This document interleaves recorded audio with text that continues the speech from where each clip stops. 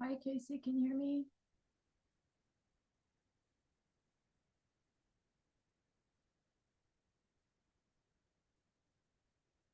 Hi, can you hear me?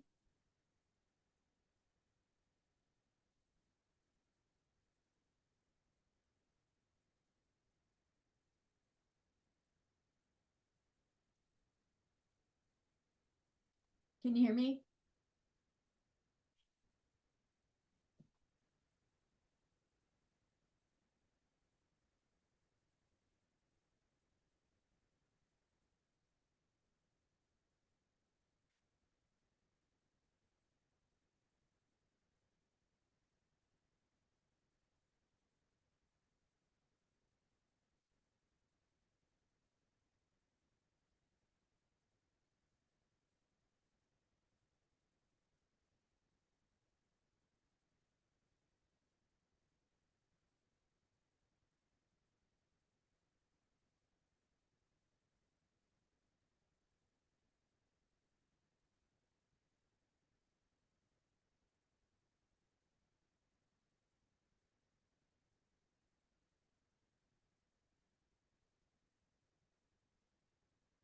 Hello.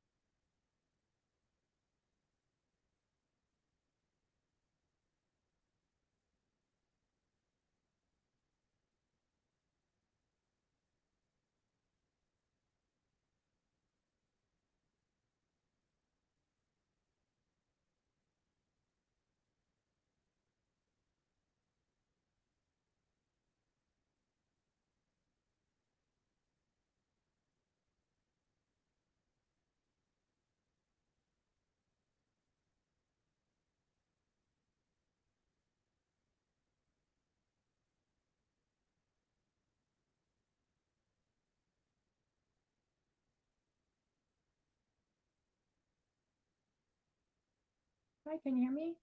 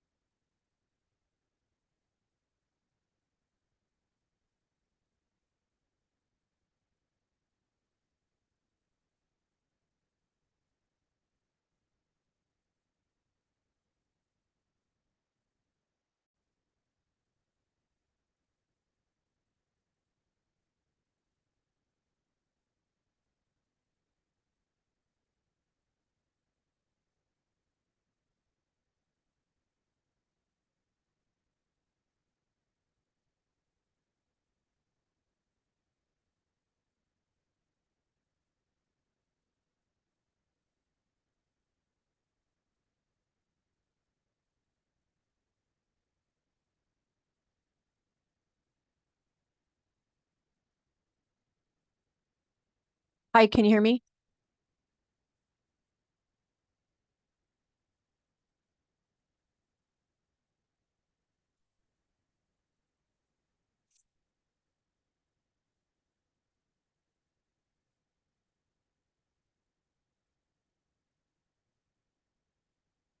Sorry, Teresa, I was in the other room. Yes, I can hear you. Oh, okay. You can hear me. Okay, I'm sorry. I was just checking. Thank you.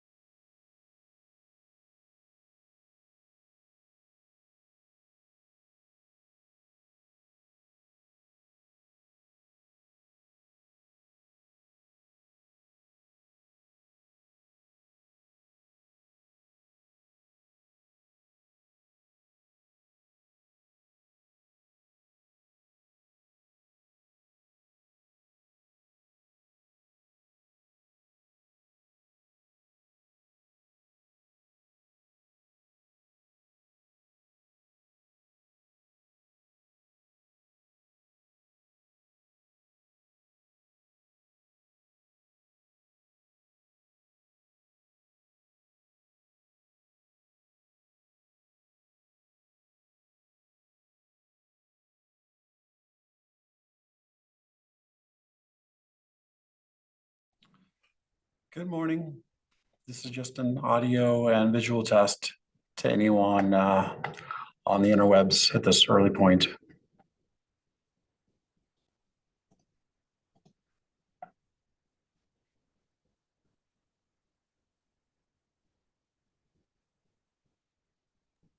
Yeah, I could hear you. I'm the court reporter. Thanks so much. Appreciate it. Thank you.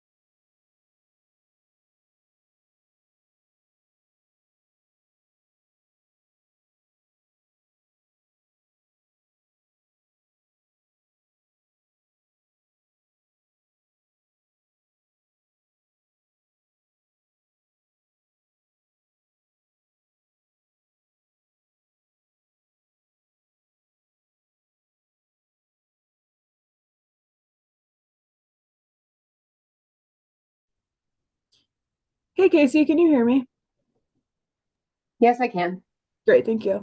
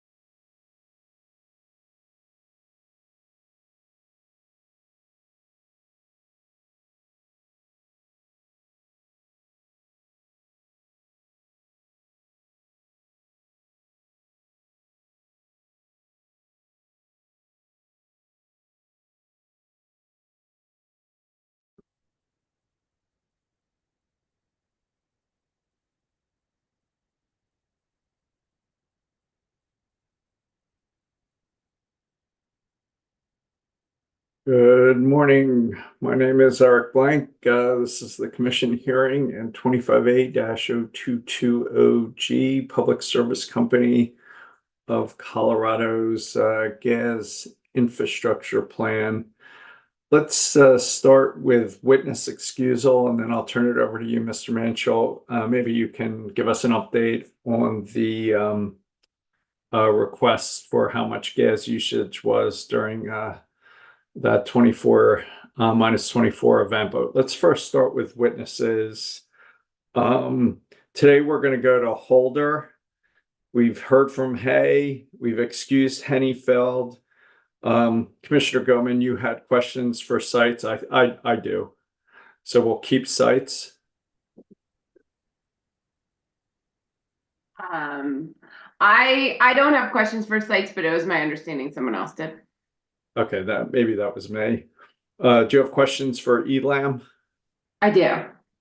Okay, so we're keeping ELAM. I've already excused Shay. Do you have questions for Metler? For Kenny? No questions for Kenny. Do you, Commissioner Plant? No, not for Kenny. All right, we can excuse Kenny. Metler? Yes. Metler. Brandt? I do, yes. Okay, we'll keep Brant. Brown, No. Commissioner Plant. No, I do not. Brown can be excused. I have questions for Singh. How about Chang? Mr. Barissa? Thank you, Chair. Apologies for the interruption. I believe CEO waived their cross of Ms. Fickling, and so wanted to confirm whether or not the commissioners have questions for her. Commissioner Gilman? I do not. Commissioner Plant? No. I think Ms. Fickling can be excused. I have us have already released Iliff, Burnett, Chang, Commissioner Plant, Nope. Gilman, Commissioner No. Gilman. Chang can be excused. Swain, No. Commissioner Plant. Nope. Swain can be excused.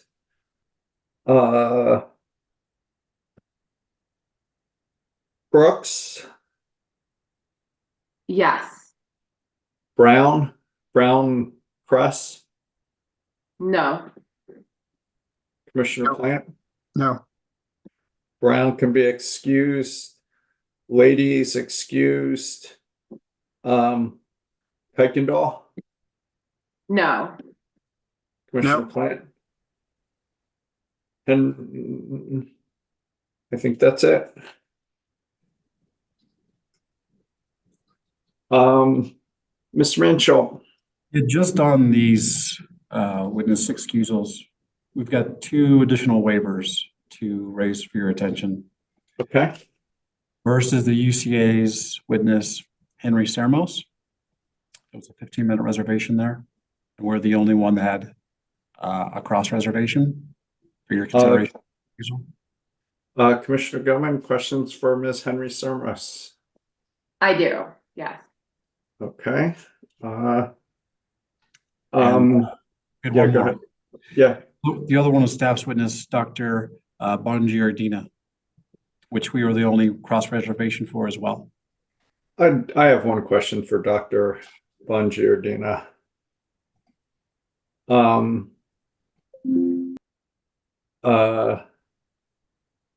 Ms. Berman. Thank you. Just wanted to reiterate that Miss Elam will not be available until this afternoon at 3. She's in transit, but we'll let you know if she's available any sooner. Oh, she's not available to 3. I thought she was only available before 3. Apologies, no, after 3. Ooh.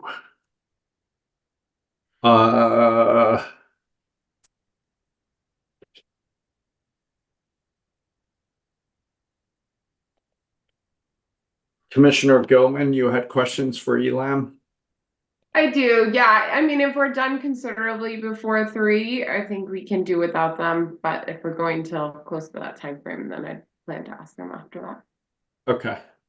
All right, we'll see. I feel like we're down to 3 hours across, so we may be well done before 3. And Commissioner Gilman, we can bring everybody back at your discretion. Thanks for the clarification. I thought she was only available before 3. Mr. Dixon. Sorry, first of all, my camera's not working, so I'll be signing off and trying to fix that. But I want to confirm, so Mr. Kuykendall has been waived? Mr. Kuykendall is excused. All right, thank you. And as I said, I'm going to sign off and try and get back on, see if I can get my camera working. Sounds good. Mr. Mansholt, I think the company was going to give us an update on the information we requested. Yes. And we are hot in the process of trying to wrap it up. It is not quite finished yet. We got a crack team working to compile all the information now to make it presentable and understandable. It very likely will take a period after the lunch hour to be completely wrapped up. But, you know, sometime right after lunch or around that area is when we're currently expecting it to be presentable. All right. Maybe we'll just go through the hearing. We'll finish up when we finish up, and maybe we'll just come back at 3-ish and take Ms. Elam and hear from the company. So that'll give you to 3. So that's what I'm thinking. Finish at lunch, take a 3-hour break, and come back at 3 and conclude from 3 to whatever 4:30. Any other preliminary issues before we jump to Mr. Holder?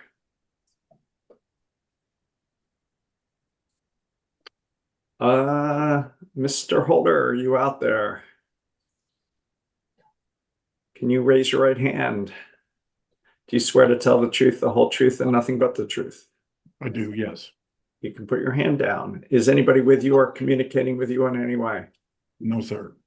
If that changes, you'll let us know. Absolutely.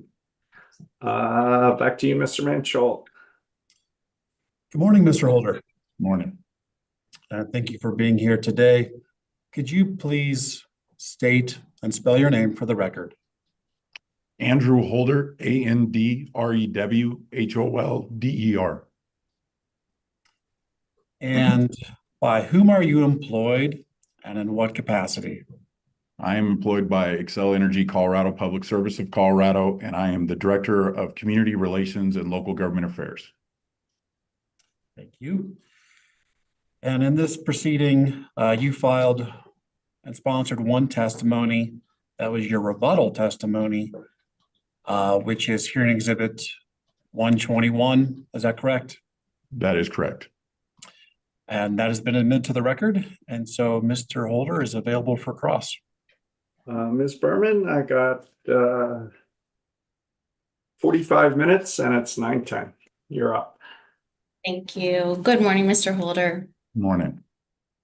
For the record, I'm Sarah Berman representing CC4CA, and I'd like to focus my questions on community engagement. You filed rebuttal testimony in the GIP due to the large number of intervener recommendations related to community outreach, correct? I did, yes. And in your testimony, you stated that you and your team of area managers serve as the primary liaison between public service and municipalities and counties, and that your mission is to strengthen relationships with local governments and community stakeholders to promote alignment on energy infrastructure, programs, and initiatives, correct? That is correct. If you look at my on page 4, it kind of goes through the different functions that my team holds responsibility for Xcel here in Colorado. Thank you. Can you tell me what metrics you use to determine if you are successful in your stated mission of strengthening relationships? It's a great question. Relationships aren't a measurable encounter. We do not look at this from a transactional perspective. And I just want to lead that up front. We ensure that our area managers are embedded within their community and do year-round engagement to make sure that we're fostering relationships. All of my area managers live and reside in the areas that they are territorial responsible for, so that not only do they represent the company, but they are also community members and neighbors. We also work around the clock. We have a number of franchise agreements with municipalities around the state, 124 to be specific. We are required to meet with those annually. That is the one metric that we do keep tabs on to ensure that we are meeting with our jurisdictions on an annual basis at a minimum. Do you and your teams survey local governments on the quality of their experience working with your area managers? We have a number of different surveys that we utilize. We do an annual survey, not only to our local governments, but also to our community members to ensure that we're getting brand perspective, communication strategies, and then also relationship status with how we're serving our communities and ensuring that we take that feedback to revisit any approaches we have to make sure we're serving our communities the best of our ability. And relatedly, do you conduct any formal reviews of your staff where you solicit input from local governments and community stakeholders? Absolutely. So we attend the Colorado Municipal League's annual conference, which they hold generally the third week of June on an annual basis.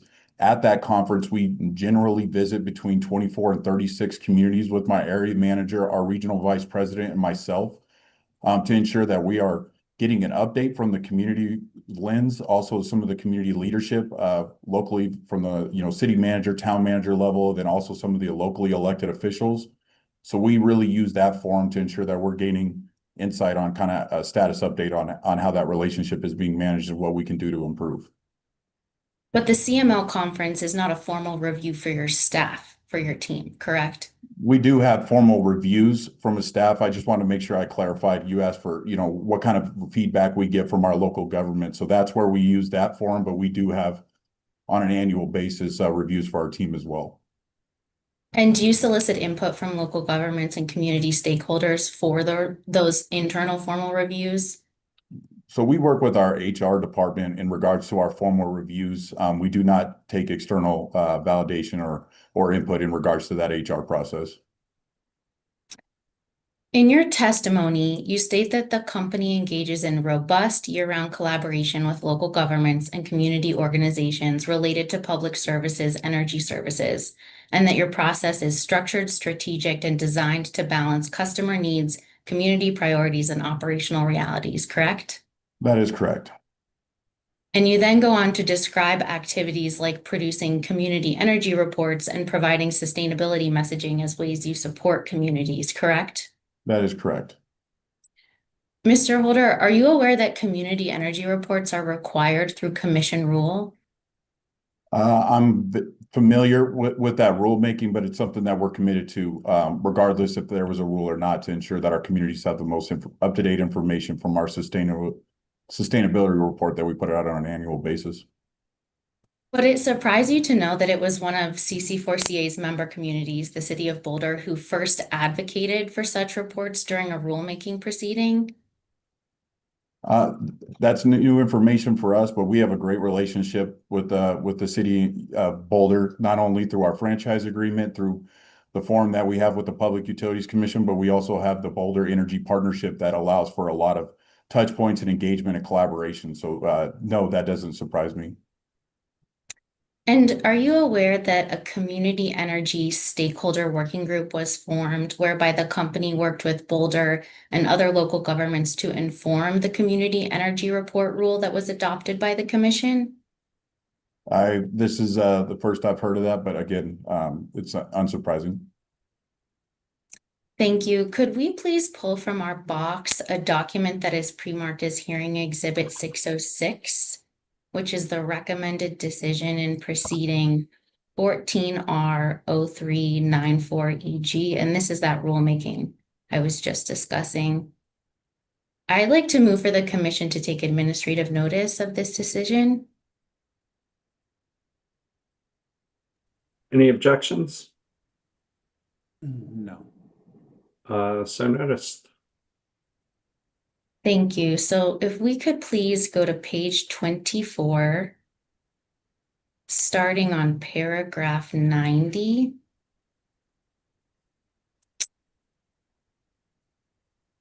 Thank you. So this decision discusses community energy reports throughout this section. And if we could please scroll down to paragraph 96, the decision discusses the stakeholder working group that filed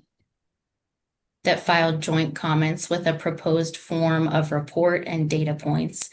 And the decision states the adopted rules are intended to implement those joint comments. So Mr. Holder, in describing that working group in paragraph 96, the ALJ states that the stakeholder group is comprised of members of local government staff from several municipalities, as well as staff from the company, correct? Yeah, as you're presenting this on on the screen, yeah, that's what I see. We can take down the exhibit, thank you. So would you agree that local government proposals, when advanced through collaboration with the company and memorialized in commission rule, can lead to sustained benefits for all communities the company serves? Yeah, we value our partnerships with our local governments, and we continue to work with them year round, not only for infrastructure projects, proceedings that are moving forward through the Public Utilities Commission process, or also local initiatives and programs that we do have available. So we take their input, very strongly. We appreciate our partnership around the year with all of our different jurisdictions. So to answer your question, yes, we do appreciate the collaboration that we have with our communities. Thank you. Let's turn to the franchise meetings that you mentioned earlier. Mr. Holder, your rebuttal testimony states that the municipalities served by the company operate under franchise agreements, which themselves require at least one formal meeting annually, correct? That is correct. And you go on to say that these franchise meetings are not perfunctory and they cover strategic topics such as rate changes, rebate programs, generation mix updates, and major initiatives like wildfire mitigation, correct? Correct. We bring an onslaught of information to our communities, and we generally spend the time that the communities want to on the varying topics that are important to them. So it varies from community to community based on what their priorities are for that given year. But to answer your question, yes, there's a number of topics that we cover in those, and then that's in joint collaboration with our communities on what they want to discuss. Thank you. And per the company's standard franchise template, these meetings are held at the request of the franchise community, not something the company does by default, correct? I would say that's incorrect. We do have that requirement in our franchise agreement, but we have a number of communities that we serve that we do not hold a franchise agreement with. We continue to meet with them on an annual basis. I'll give you a specific example. The town of Berthoud does not have a franchise agreement with Public Service of Colorado, and we meet with them on a very frequent basis to ensure that we're aligning on different initiatives, infrastructure investment, and then just ensuring that our public works team and our operations teams are in alignment, so that we can kind of navigate the different items that are going to happen in a community on a given year. Thank you. And can you explain how you track whether and how often these meetings happen? So we have a number of different ways that we track from an internal standpoint. But generally speaking, we do these through our quarterly touch points that I have with my different team on my staff. Like I mentioned, I have 8 area managers that have different geographic territories around the state. They report back in regards to when they've hosted those meetings, who was in attendance, and we keep that internally on record. Do you know if every franchise community who is eligible for these meetings has consistently held such meetings? Again, that just depends on the community. Our communities that we serve vary from 150 residents all the way to the city and county of Denver. So these vary at the request of our collaboration and our relationships with these different communities. So unequivocally, it's not standard across the board. We do meet and we offer that invitation up to each one of our communities each year. Some, due to bandwidth or staffing considerations, do not take us up on that option. I'll give you another specific example. We serve the town of Peets in Weld County that has a community of less than 230 residents. They have part-time staff out there, but we work with them around the year. At times, they don't take us up on franchise meetings, but we have other ways of ensuring that we're having formal and informal communication with those representatives. For the meetings that do occur, have you developed a standard template for your area managers to use to develop content for those meetings? I wouldn't say that we have a standard template because, again, we remain that we need flexibility given our different varying jurisdictions that we have. Having a blanket carte blanche approach to each one of our communities is inauthentic, and that's not our approach to community engagement. Like I mentioned earlier, we don't look at this as a transactional relationship. We want to make sure that the communication is 2 ways. So we want to make sure that all the way from agendas to how we interact with our communities stays flexible and meets the needs of our community. So it does vary. And are you familiar with CC4CA's recommendation in this proceeding that the company should use these meetings to present its 5 to 10 year GIP plans with local policies and plans in mind, and provide the opportunity for feedback, proposals, and data sharing, and also to actively solicit information from the jurisdiction on known or anticipated annexation and development plans? I do see those, and I know I responded to those in my rebuttal testimony. I know I addressed it originally, then there was 2 caveats that start, I believe, on page 21 in regards to that acknowledgement that I did see those. And does the company generally agree with those 2 recommendations? Again, we're open to how we work this together with our communities. Like I said, it is a relationship. We view it as such. We do not look at this as a transactional relationship where we're looking to check a box. We want to make sure that this is flexible, meets the needs of our communities. So we are, one of the caveats I address is just rigid timelines in regards to what we need to be discussing with our communities, because it is not pertinent to all of our communities. For example, the gas infrastructure plan has 36 impacted communities. Like I mentioned earlier, we have over 120 communities that we serve here in Colorado. That is not pertinent or relevant for those communities to be having those type of conversations. So we want to make sure that we have that flexibility to meet their community needs and discuss what is pertinent to them for any given year.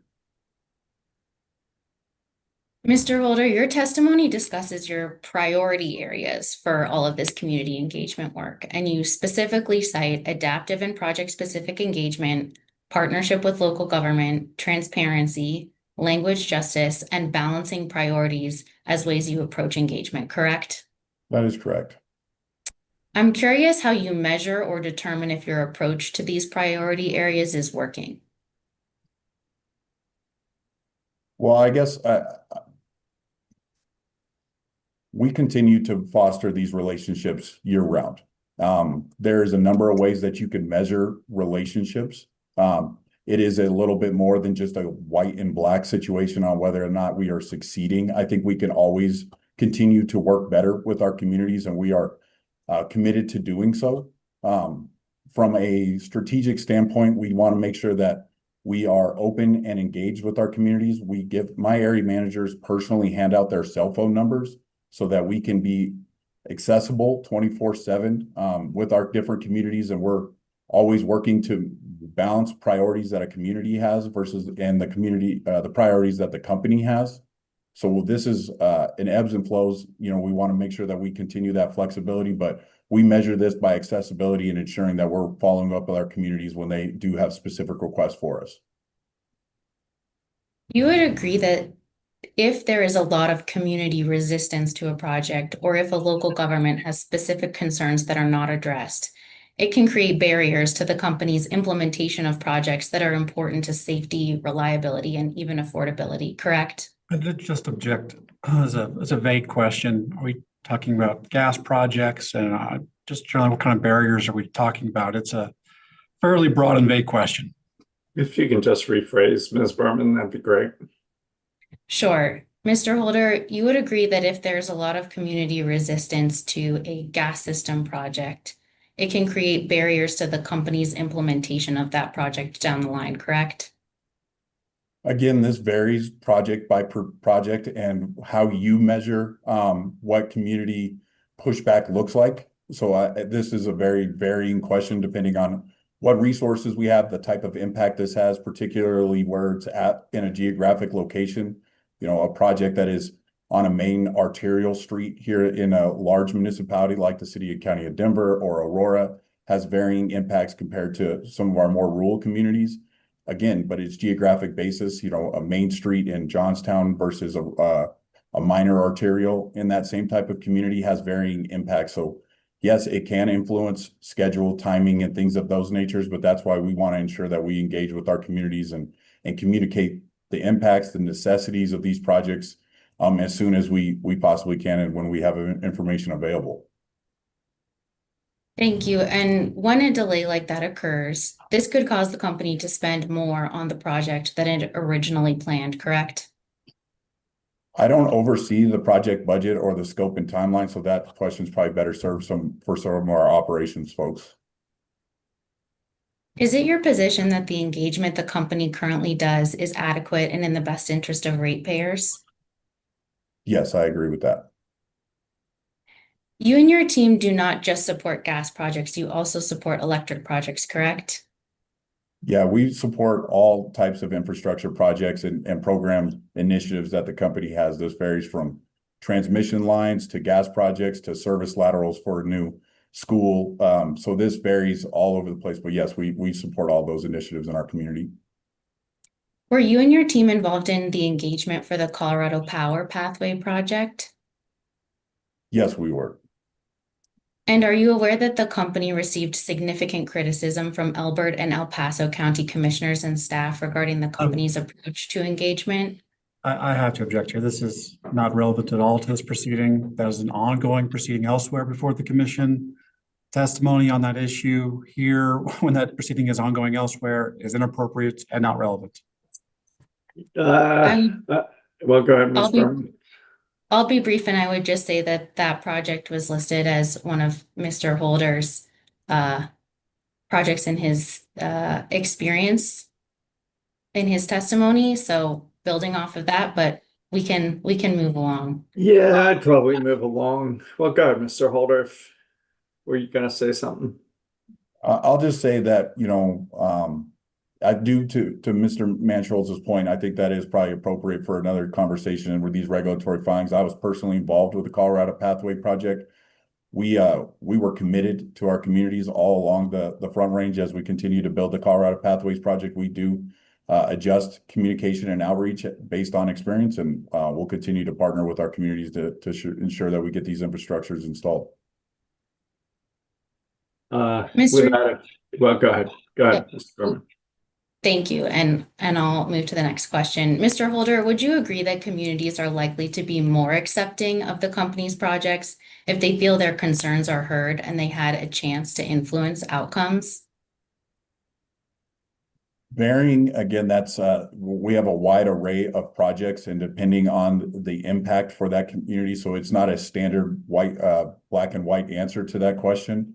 Depending on the size, scope, impact for that community varies on what that could look like, and also just the relevancy for that community. These communities, as much as we love to talk about energy every day here at Xcel Energy, the community has a number of different priorities, whether that's new schools, new developments that are going on, public works projects. So we're always trying to balance community priorities and the things that we're trying to do within that community, and making sure that that partnership and relationship balances both priorities at the same time. Thank you, Mr. Holder. No further questions. Thank you, Ms. Berman. I have 20 minutes for staff.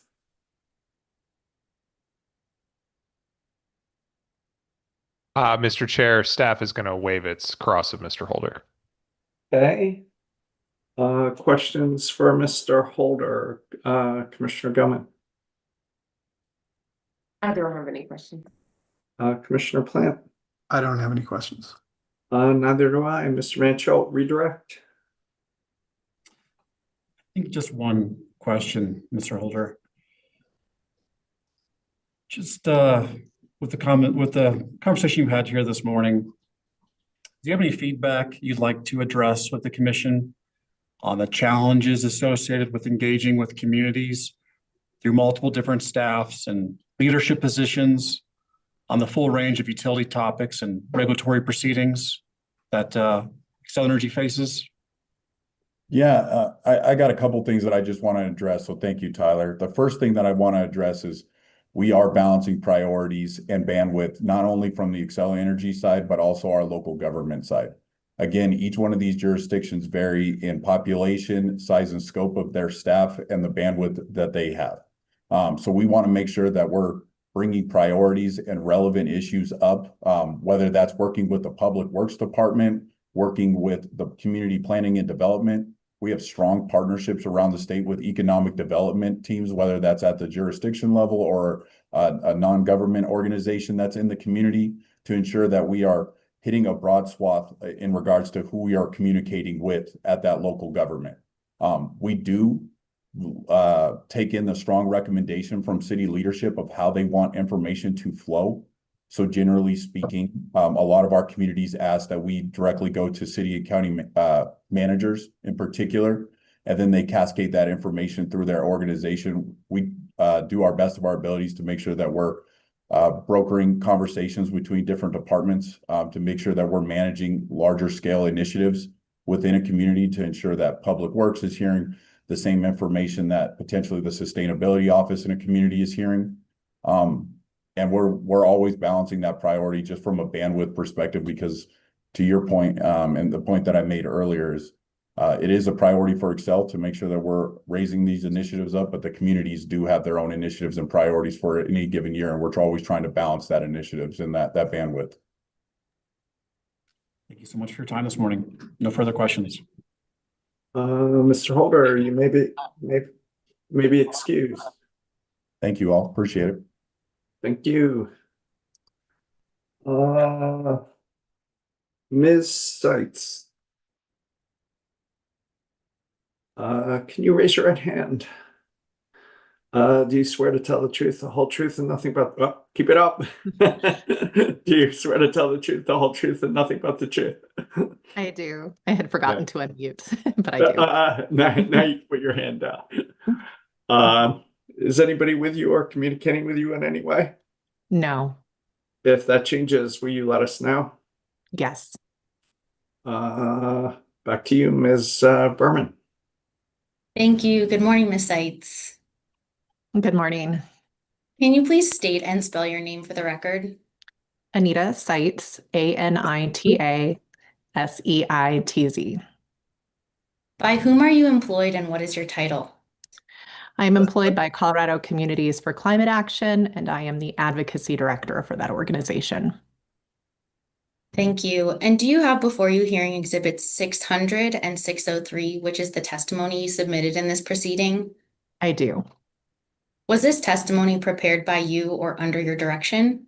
It was. And if I asked you the same questions today as contained in that testimony, would your answers be the same? They would. Ms. Seitz is available for commissioner questions.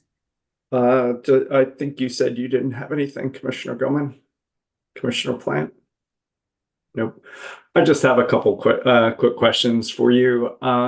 On page 7 of your answer testimony, you recommend that we disapprove the budget presented in the GIP, and the company is proposing to increase capital spending by 30% from 2024 to 2026. In a declining sales environment. I'm just curious if you have any concerns about the financial incentives to increase capital spending and sort of the capital bias in current regulation, and how you view that in terms of implementing the recommendations you propose. So just thoughts on that.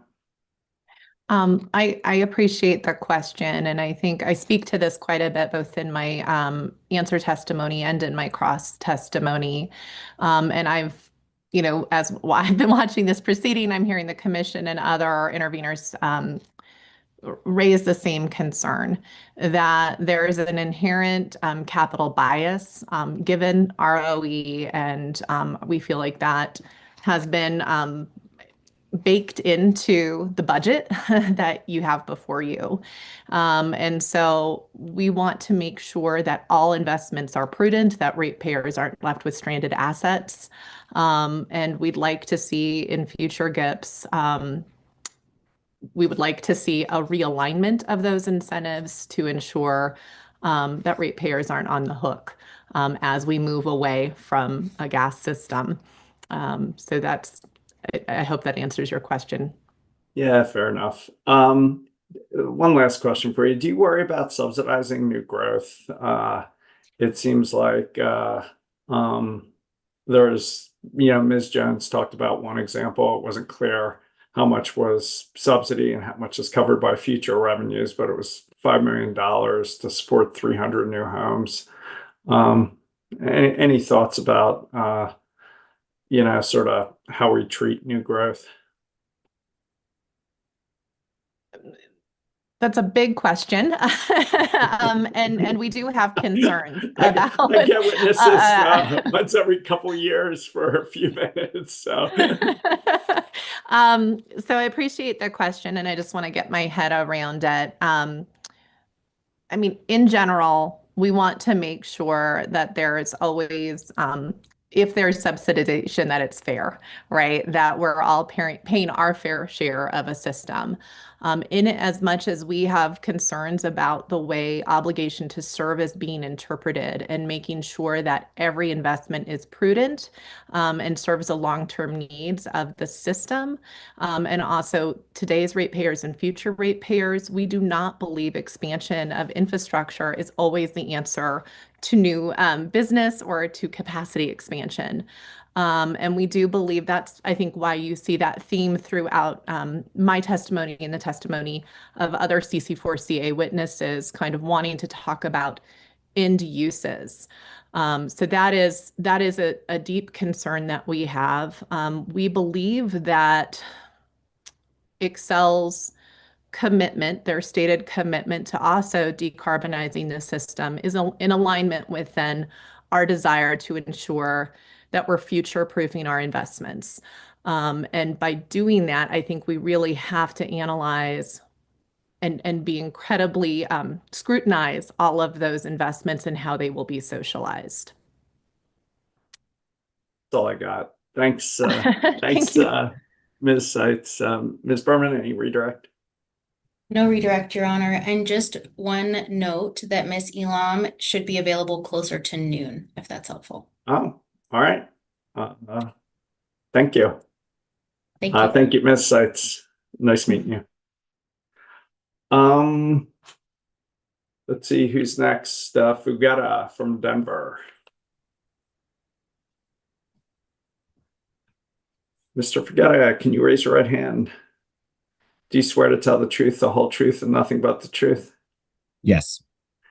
Is anybody with you? Can put your hand down. Is anybody with you or communicating with you in any way? No. If that changes, will you let us know? Yes, I will. Back to you, Mr. Solomon. Thank you. Mr. Fugeta, would you please state and spell your name for the record? Yes. Vincent Fugeta, Vincent. Last name Fuggetta. And where are you employed in what capacity? I'm employed by the City and County of Denver, and my title is Energy Policy Advisor. Okay. And did you submit hearing exhibit 500 answer testimony and hearing exhibit 502 rebuttal testimony in this case? I did. If you were asked the same questions today, would your answers be the same? Yes. Okay, Mr. Fugeta is available for cross-examination. Mr. Mansholt, I have 30 minutes and it is 9:40. Great, thank you. And good morning, sir, and thank you for being here and being a participant. Good morning, Ms. Mansholt. Good to see you. I'd like to begin by bringing up the stipulation. It's hearing exhibit 1100. And as we bring that up, it is correct that Denver agrees with the recommendations in this stipulation? That is correct. And we could please go to page 3. If we look at the introduction section in the first paragraph, it states that this joint stipulation identifies recommendations to which the joint stipulators agree and represents a good faith effort to identify areas of intervenor alignment to promote efficient use of commission and party resources. Did you follow along with me there? Yes, I did. Okay. And in terms of the actual recommendations in this stipulation, if we scroll down to page 4, that's where the recommendations really begin on page 4, correct? Yeah, that's correct. I believe with section 3 design day. Great. And if we go to page 14, please. We scroll down. This is where the recommendations end, page 14. Is that correct? Yeah, I believe so. If there's nothing beyond that. I believe the rest is just signature pages. We could scroll down to show you though.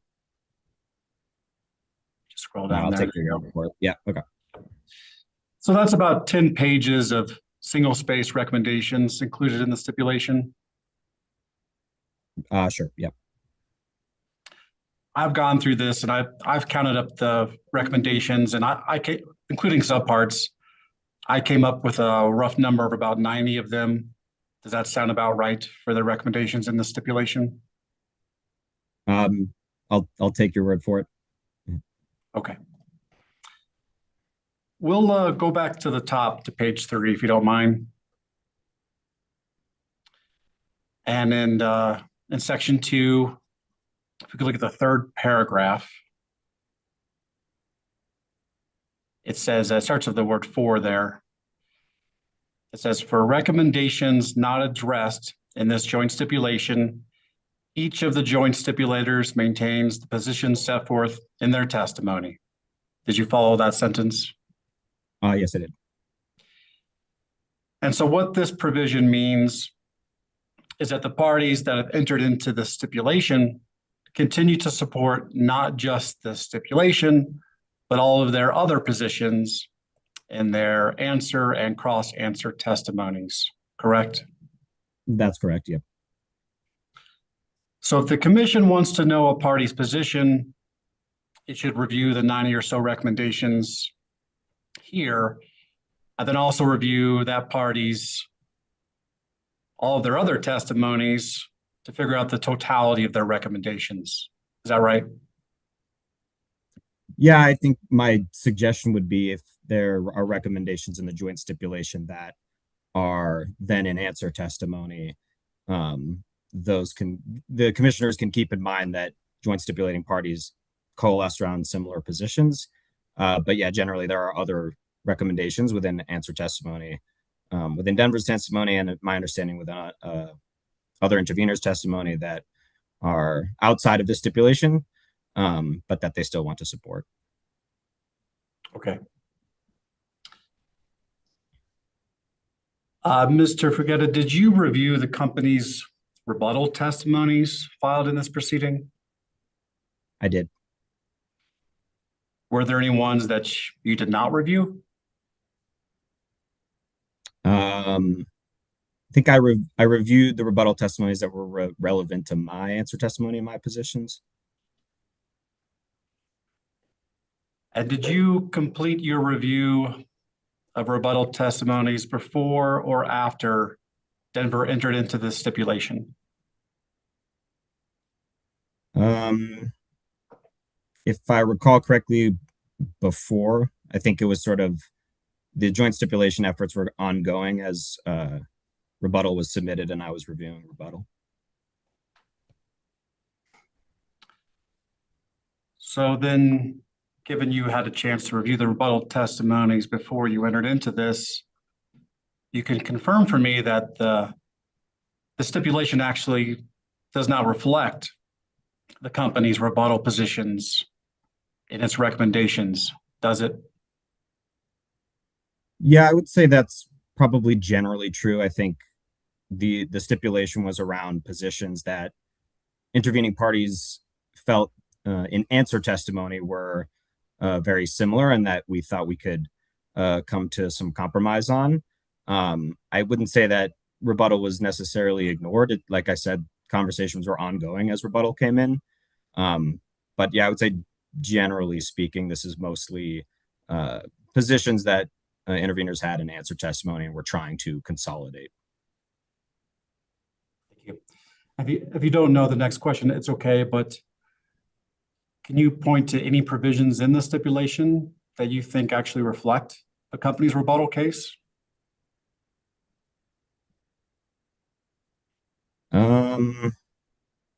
I don't know. I wouldn't know specifically. I mean, I think that there was, I mean, not to get into too much of what was discussed during negotiations, but I think there was, yeah. Sorry. I know there was an echo there. I heard that as well. Maybe you want to try again. Apologies for the echo you got there.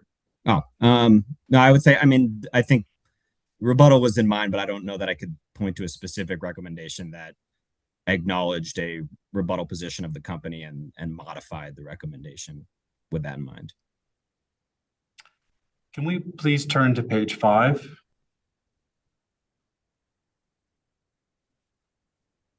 And towards the top of this page, there's a sentence here that says, the commission should order that in its next GIP, public service, semicolon, and then there's a list of recommendations that the stipulation includes.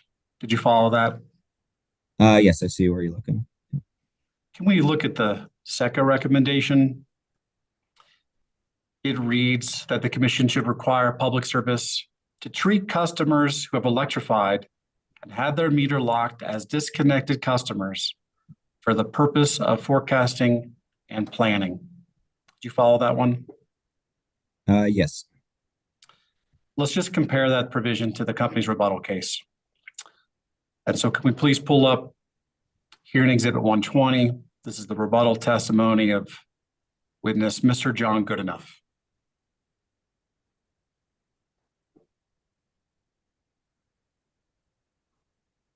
Sorry, my screen froze. Give me just a second. You said 120? Please, and no problem.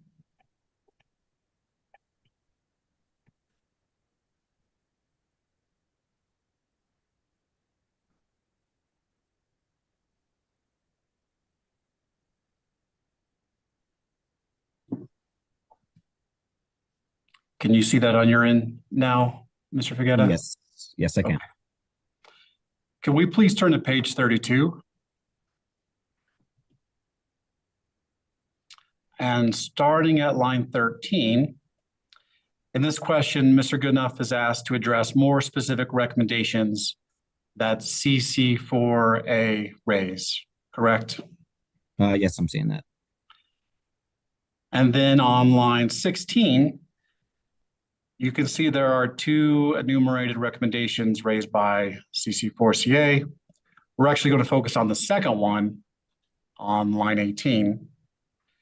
It says, the commission should direct public service to treat customers who have electrified and had their meter locked as entirely disconnected customers for the purpose of forecasting and planning. Follow that with me? Yes. Okay. Mr. Goodenough responds to this on page 33. Let's go there.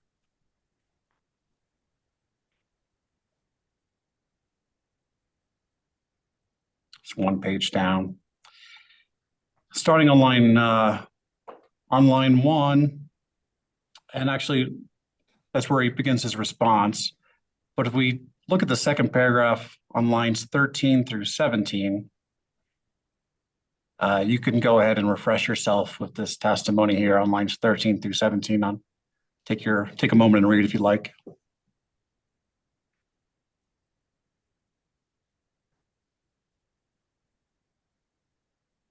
Okay. Yep. In these lines of testimony, Mr. Goodenough explains that CC4CA's recommendation is not an issue because customers that have stopped service are not counted as customers in the company's forecasting of customer count, correct? Correct. So sorry to go back and forth here a bit, but can we go back to the stipulation at page 5? That's here in Exhibit 1100. So we were talking about this provision number 2. It has essentially just ignored Mr. Goodenough's rebuttal testimony on this point, correct? Yeah, again, I would say that these conversations were, this joint stipulation was about coalescing around to answer testimony to positions, and I'm sure folks were reviewing rebuttal as these conversations were ongoing, but I think, yeah, Mr. Goodenough's rebuttal testimony does address this point, number 2. You're probably not going to be surprised to learn that there are other provisions in the stipulation that have also ignored our rebuttal case, right? I wouldn't be surprised to know that some of the recommendations may have not taken into account the rebuttal testimony. Yeah. Okay. There's at least one more I'd like to look at. If we go to page 8, please. And this is the Spear Canal project section we'll be talking about. In provision 1A, The stipulation asks for an analysis of whether all subparts to the project are needed to meet updated design day capacity in the CHP aligned scenario, correct? Yes. Okay. Just going to go through an exercise now to show you that how the company has on more than one occasion already explained and complied with this recommendation.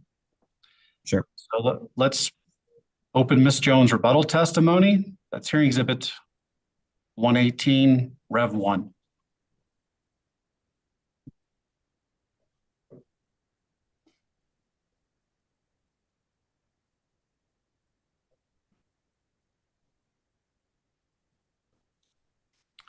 And we will go to page 138 of this large testimony. And here in lines 1 through 3, the question asks whether the company previously provided an assessment of the need for the Spear Canal project under the CHP aligned portfolio. Do you follow that? Yes. And in lines 4 through 7, Ms. Jones explains that the company actually provided that exact analysis in her direct testimony. Is that what Ms. Jones testifies? Yeah, that is what Ms. Jones testifies here. I think, though, the caveat, though, is that the stipulation is suggesting that the company used the updated design day methodology that was proposed in the stipulation. Okay, well, maybe we'll come back to that. On lines 7 through 10 here, Ms. Jones explains that the CHP aligned forecast analysis provided that the scope could be potentially limited to the portions needed to address the loss of supply point A and the electric generation assets. Is that what she testifies in lines 7 through 10? Yes. Right. Now, to your point, let's go back to the stipulation.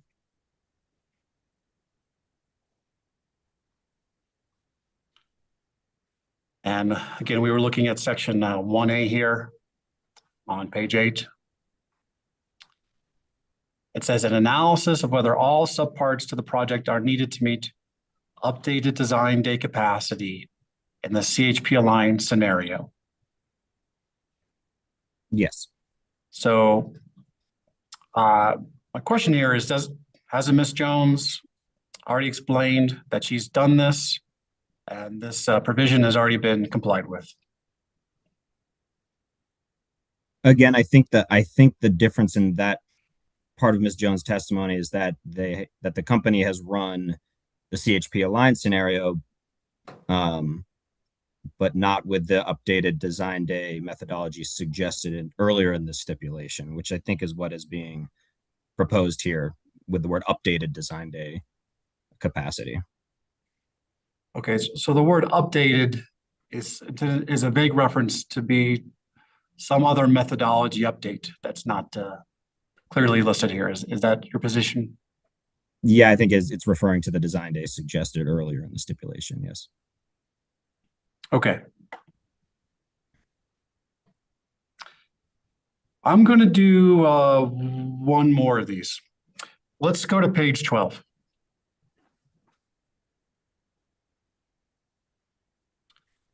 And we'll look at provision 5. It states in the first sentence that the commission should direct public service to assume neither full electrification nor continued gas service when it receives rebate forms. You're still with me? Yes. So now let's look how the company addressed this in rebuttal. We'll open up Mr. Murphy's rebuttal testimony again. That is hearing exhibit 119.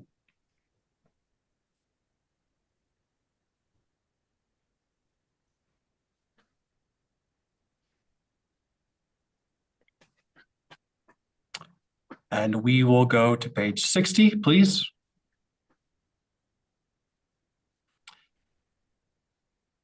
And we'll look at lines 6 through 10.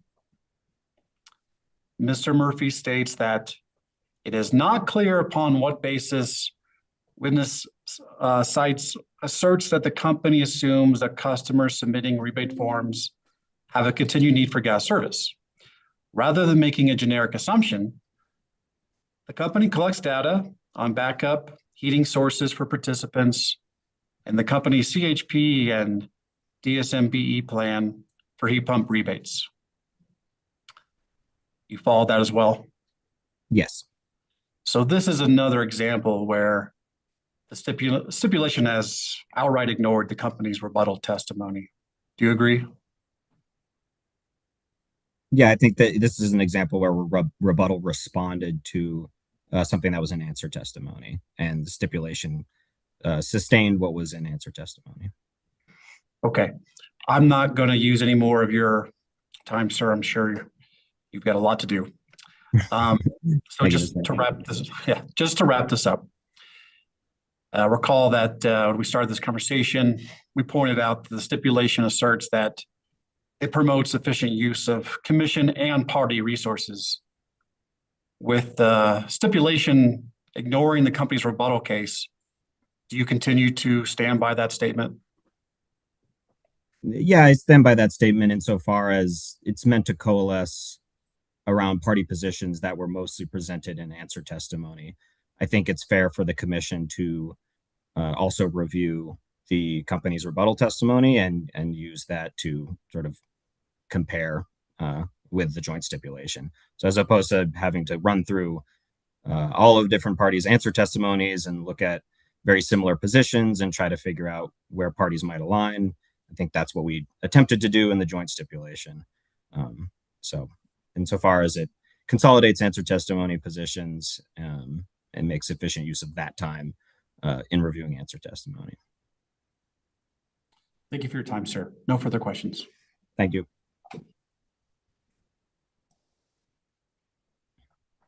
I think we're to you, Commissioner Goman. I just a few questions. Good morning, Mr. Fugetta. Yeah. Fujetta. Fujetta. Okay. No worries. I'll probably promptly forget that, and I'm sorry. That's okay. I don't know if you were listening yesterday, but it's my understanding that the company's assumptions for market electrification in some of their forecasting scenarios essentially include results from a 2022 home energy use survey that they conducted, in which the newest homes would have been built in 2020, about from 2016 to 2020. And so I'm just curious, in trying to better understand what we're seeing in the market in terms of trends related to mechanical systems and electrification.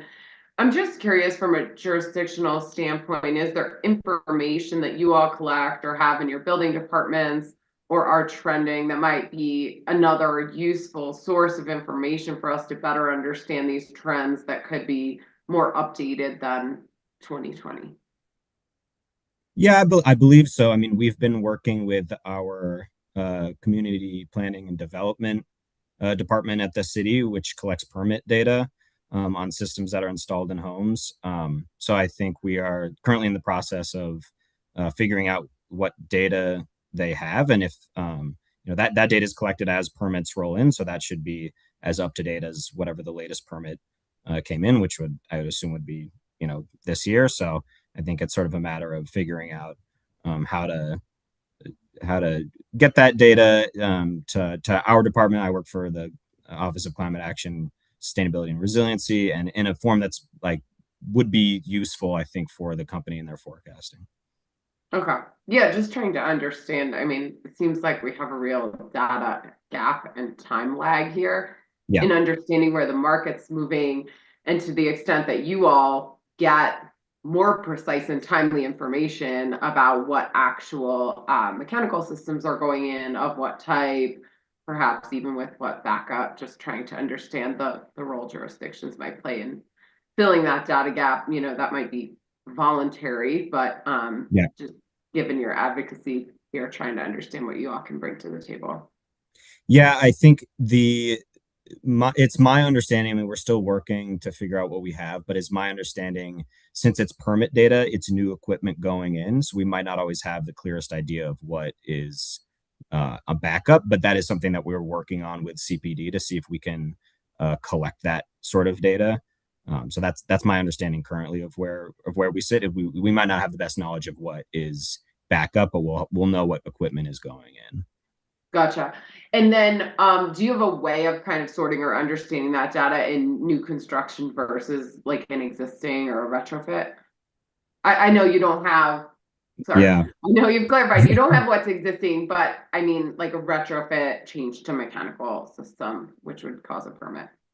Yeah, retrofit we would, and I believe we would have new construction as well. I don't know what's in CPD's database that would allow us to distinguish between the two. But we would collect that data for both, as you would need a permit to install something in a retrofit as well as for a new construction project. Okay, just one other question on what you all might have or track with regard to mechanical systems. Mr. Brandt points out in his answer testimony that mechanical systems are generally sized to manual J, 99% temperature standards, which are, you know, as he puts it, at least 20 degrees warmer than the company's design temperatures. I was just curious if there's any way to correlate the information you get in permits to better understand not just the type, but also the sizing and really kind of specifically the oversizing potential of these, which could better help us understand the correlation at those very extreme temperatures. I don't know exactly, but I would assume permit data includes the equipment size.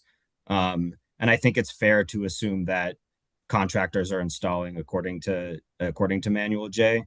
Yeah, I would think I'm kind of guessing here, but I would think we would know the square footage of the residence and the size of the equipment, and so we could figure out how that equipment was sized. I think I'm trying to think like if there might be folks on CPD that maybe better understand what proper sizing is.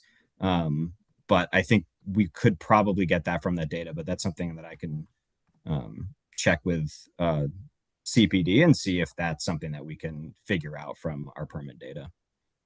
Okay, yeah, just trying to understand how we fill some of these data gaps kind of in the most accurate and timely way possible. Yeah. Moving into our next phases of this. Those are my only questions. Appreciate it. Thank you. Thank you, Commissioner Goman. Commissioner Plant? I have no questions. I just have one. Any advice about how to sort of reconcile the recommendations in the stipulation with the company's responses on rebuttal? Is that something you can help us with in the statement of positions, or it'd be nice to not have to have the commission try and figure this all out. So any assistance you can offer us? Yeah, I think that's fair to say that statement of position gives intervening parties an opportunity to comment on the joint stipulation. I think we've had new information, or we have more information from the hearing as well. So I think parties sort of reserve their opportunity to take a statement of position that might say, we still maybe mostly support the joint stipulation, but here's where we might change a few things. So I think I hope that Denver can help in that regard with our statement of position, that other parties will take sort of the same approach. But yeah, I think as I told Mr. Mansholt, I think the joint stipulation was meant to coalesce answer testimony positions to simplify sort of review of answer testimony. So to the extent that the commission is going back and looking through answer testimony, I think it's helpful in that regard. So if you see multiple sort of recommendations from different parties, that there was a good faith effort. I think these talks went on for a couple months. They went on during the holidays, so there was a lot of effort to put in to try and figure out how to simplify some answer testimony positions. But yeah, I think that's Denver will do that with our statement of position to try to put the joint stipulation in context with the company's rebuttal, everything that we've heard in the hearing, and give sort of our final thoughts. That'd be appreciated. Mr. Solomon, redirect. That were you direct. Thank you. You may be excused, sir. Thank you. Thank you, Chairman. I have Metler next. Ms. Metler, can you hold up your right hand? Swear to tell the truth, the whole truth, and nothing but the truth. Yes. You put your hand down. Is anybody with you or communicating with you in any way? No, If that changes, will you let us know? I will. Back to you, Mr. Hyatt. Good morning, Ms. Metler. Can you please state and spell your name for the record? Good morning. Yeah, Erin Mettler, ERINMETTLER. And who are you employed by and in what capacity? Rewiring America, and I am the Regulatory Policy Associate at Rewiring America. And are you testifying on behalf of the conservation advocates in this proceeding? I am. And did you submit answer testimony in this case, which is marked as hearing exhibit 701? I did. The record hearing exhibit 701 has already been admitted into evidence, and Ms. Metler is available for commissioner questions. Commissioner Gelman. Thanks. Good morning, Ms. Metler. Good morning. Thanks for joining us. I just have a couple of questions, really. So in your answer testimony, you had asked for more transparency and understanding of the spending around routines moving forward. And I know that the stipulation, I think, addresses this in asking for a pilot program akin to California's economic screening tool to better streamline NPAs for safety routines and things like that. You know, and the company points to a significant burden in providing more detail on routines. So I'm just trying to sort out with the stipulation in your answer testimony, you know, what you see as the path forward, especially considering rebuttal testimony as what would be a reasonable pathway to get additional screening and transparency around, especially things like routines. Yeah, that's a really good question. And I guess aside from what's in the stipulation agreement, one that I guess we haven't fully like addressed as a like group or a coalition, other than providing like additional transparency into the types of projects and where they're located and like the driver for each of those routine projects. As I stated in my testimony, I think this is something that if you want a little more clarity on, I can bring it back to my group and we can add it to our stipulation, or not stipulation, sorry, our statement of position at the end of the proceeding, if you would find that helpful. Yeah, just trying to understand how that would get operationalized. I think you point out there's a very significant amount of spending here. But the companies expressed concern, so trying to figure out what a realistic path forward looks like. Another question around targeted demand areas. You support the concept of targeted demand areas, kind of early identification of areas where reduction in demand could perhaps avoid or delay a future project. And I don't think the company identified any in this proceeding, including in its kind of 10-year mandated look at potential projects. Does that sound accurate? Yeah, that is my understanding. And I was curious, you know, what tools you think the commission has or could deploy to get better early recognition of these targeted demand areas or areas that could be becoming constrained before there's really an identified project. Yeah, so I addressed this a little bit in my testimony, but I think a lot of this would come down to like system planning, modeling, both on the electric side and the gas side.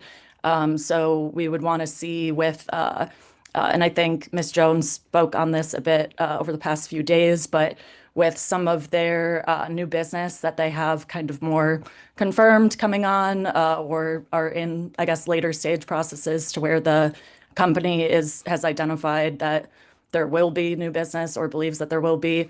I think that can be used to identify additional targeted demand areas. And I think that's true on the electric side as well, where If we notice that there is not a constraint on the electric system and there isn't likely to be, just given current system planning parameters and items, that I think we could identify kind of overlap between both those areas that don't have electric constraints, but that might be seeing gas constraints. I don't work for Excel, so I don't know like the specifics of all of their system planning, but I believe that probably, yeah, looking into new business, large loads, and things like that can identify constrained areas in the future.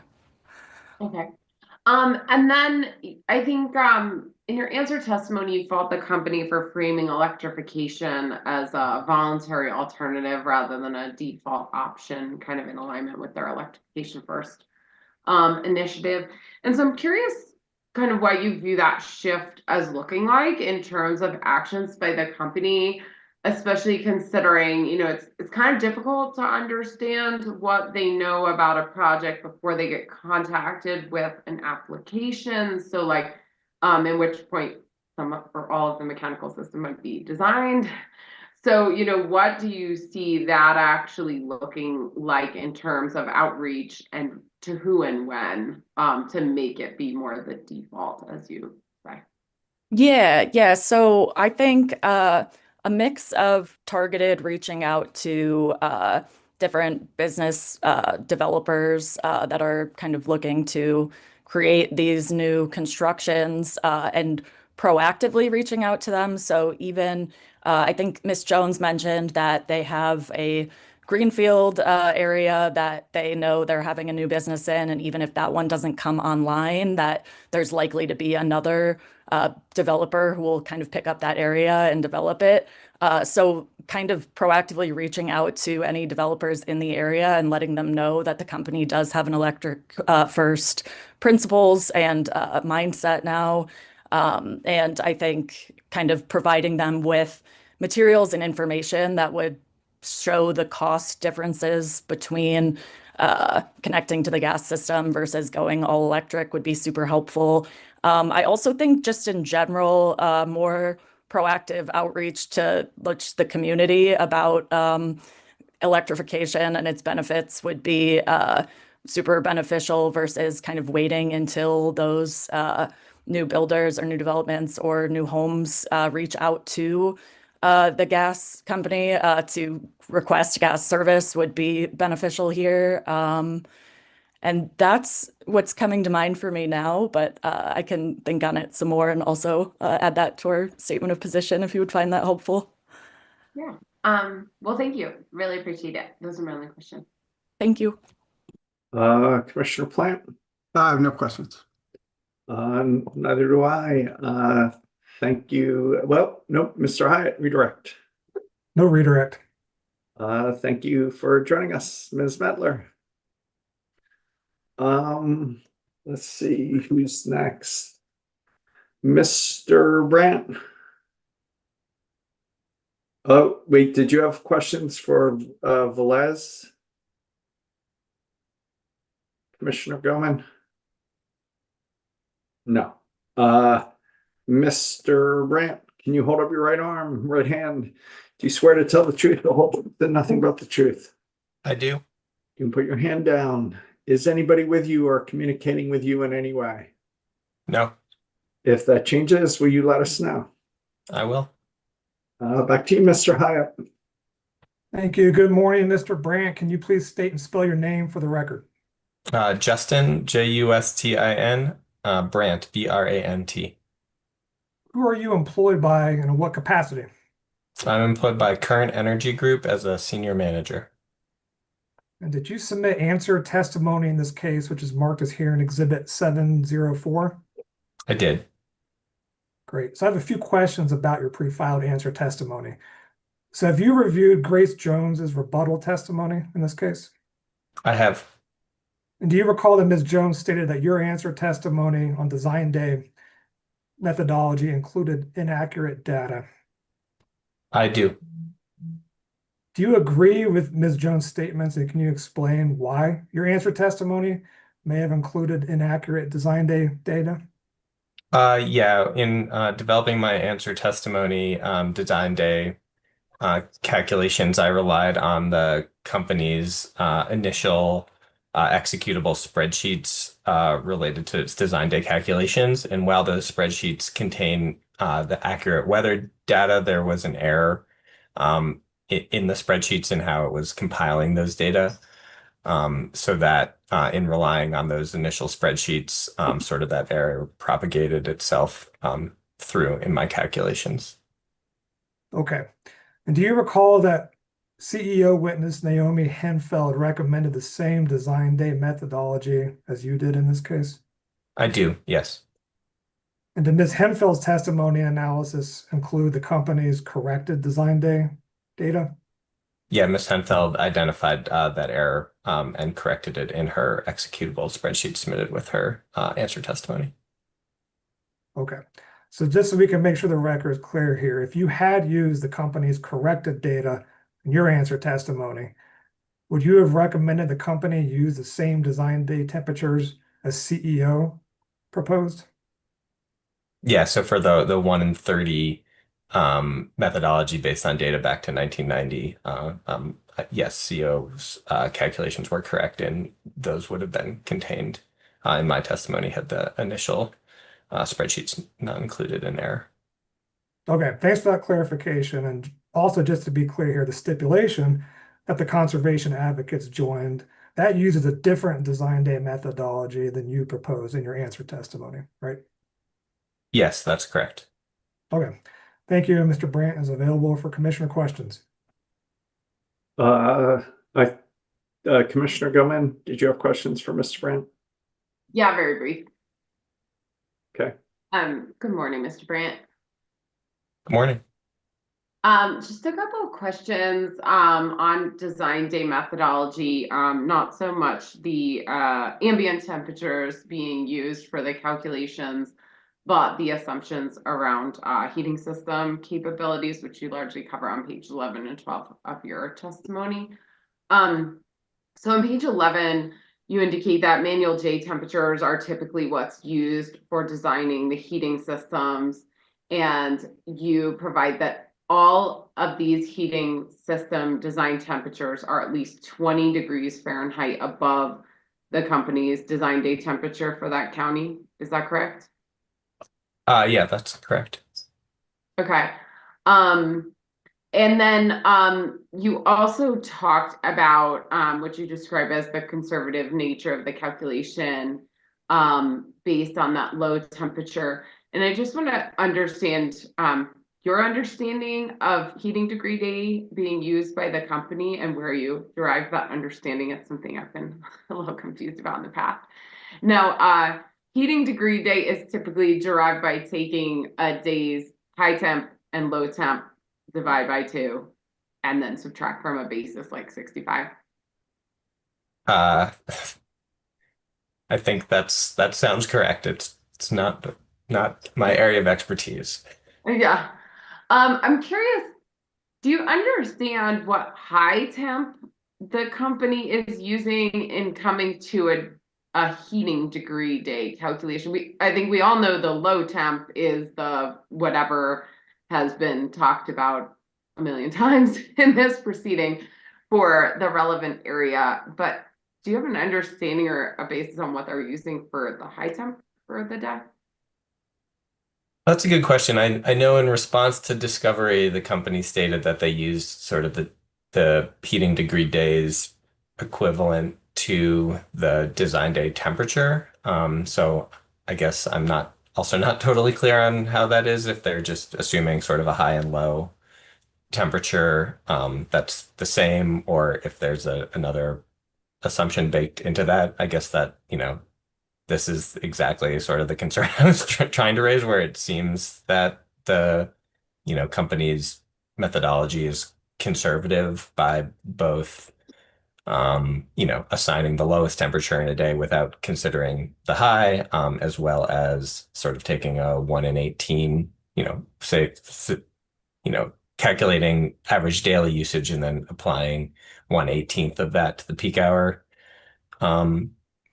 demand rather than 1/24th. So I guess that's all to say. I don't know exactly what the company's doing there, but it's a good question. Okay.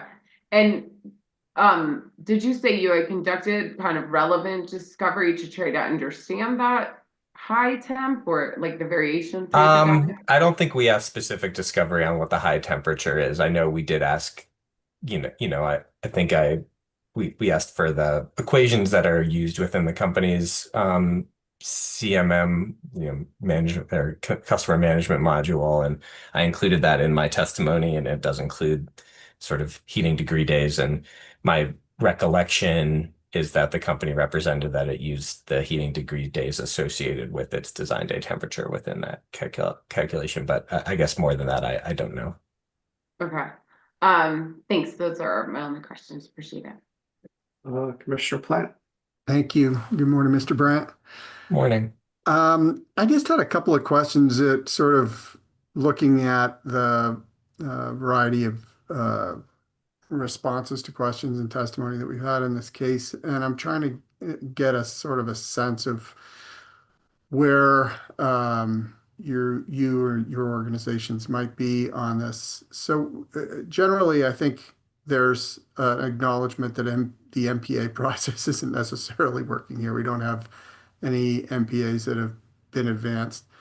I think what we heard from CEO is that they would like to sort of look at the rules process and try and hone the rules for the next GIP. The company is proposing a sort of an ongoing CPCN based on a certain criteria for qualifying MPAs as we're going through time. And I was just, and I think that the joint stipulation is talked about creating a sort of a stakeholder group to evaluate the MPA process. I'm wondering, in light of these, various different approaches to doing this, where if you feel like there's agreement, we heard from, I think, Mr. Murphy, that there was alignment among stakeholders regarding the evaluation of MPAs, whether you believe that that's true and how you think we should move forward, the commission should move forward as we're trying to create an MPA process that will work in the future. Yeah, that's a big question. I guess, first I'll say, I'm not, the conservation advocates is a big group of organizations, so I don't know that I'm able to speak for the full for all of those organizations in answering this question. And certainly we will try to elaborate on it in our statement of positions, just because different organizations might have different views on this topic. I mean, I think there's a few different things on the MPA piece. I mean, first of all, there's significant testimony around the sort of the cost benefit analysis and potential changes to that. Like, I don't know that a rulemaking is necessary on that. I think, the commission had conducted an M-docket on that, and the company sort of still methodology still doesn't comply with a lot of the directives there. So, I mean, I think there's an opportunity in this proceeding to try to at least move the ball forward around cost benefit methodologies and how we're considering, how we're doing the analysis related to non-pipeline alternatives within the sort of GIP process. And then, I think more broadly, it does seem like some sort of rulemaking, but also engaging stakeholders and more deliberately and earlier in the process would be helpful, including local governments. I think in preparation for this GIP, my recollection is there was one stakeholder meeting around non-pipeline alternatives, I think, because that's required, where the company was very preliminary information. And the information presented might not have been was that there would be NPAs brought forward in this gas infrastructure plan. And then when we saw the plan itself, the results were different. So, I think there was not sort of any meaningful engagement with stakeholders and conversations around sort of what the project's company was considering, how it was doing the analysis. So, I guess it seems like that could benefit everyone if there was a way to have sort of meaningful engagement and conversations around these projects before we get into a litigated proceeding. Thanks. One of the things about and we've talked about this with the company, one of the things around the cost benefit analysis as it relates to electric load is that the electric load is basically seen as additive onto the peaks and directly increases capacity needs on the electric system. One of the things that I think the stipulation was advocating for was thermal energy networks. And one of the things that we know about thermal energy networks is that it's a very efficient and particularly efficient at the areas of the highest peak. So when it's coldest out, it's most efficient on heating, and when it's hottest out, it's most efficient on cooling. In your view, how should the cost benefit analysis look at these different dynamics associated with different types of heating as it relates to the electric system and its contribution to peak capacity needs? Yeah, I think that's a good question. I mean, I guess I still continue, and I didn't testify on cost benefit methodology in this proceeding, though I have in other proceedings, and I'm familiar with that. That was my colleague, Mira Fickling. I still think there's a lot of value in looking at cost benefit analyses, not lumping all the electric and gas systems together for non-pipeline impacts together, but looking at them separately as well. I think that when that was done, according to Ms. Fickling's testimony, my recollection is a lot of the projects were cost effective in that it really was this question of gas or of electric system impacts, which it's challenging to identify the magnitude of those impacts as well as sort of what business as usual might be, especially given the distribution system plan that the company's filed. So I think we need to do better in terms of thinking about thermal energy networks. I don't believe that's been included in non-pipeline alternative analysis to date by the company. I know that can be challenging to do because those projects are maybe a little more unique, but seems like it should be one of the tools in the toolboxes there, thinking of these things and considering the impacts. Thanks. And one of the things that, obviously the company's come forward with this idea of having a pre-established MPA screening that would sort of ex ante approve the MPA for CPCN and then would provide concurrent recovery. One of the things I was interested in hearing your perspective on is if we were to attach some sort of a performance criteria to MPAs that are approved through that process, what kinds of measurable objectives should we use as performance criteria for that kind of recovery? I guess that's something I haven't specifically thought about. So I don't want to, not trying to dodge your question, but that might be better referenced in our statement of positions. Okay. Just looking at, is it number of participants, the offset infrastructure costs? Is it, a variety of, reduction of emissions? Is it what kinds of criteria should we include if we were to consider a performance-based criteria for recovery on those MPAs? And you don't need to answer right now. If you want to give it some thought and refer to it in the SOP, that would be fine.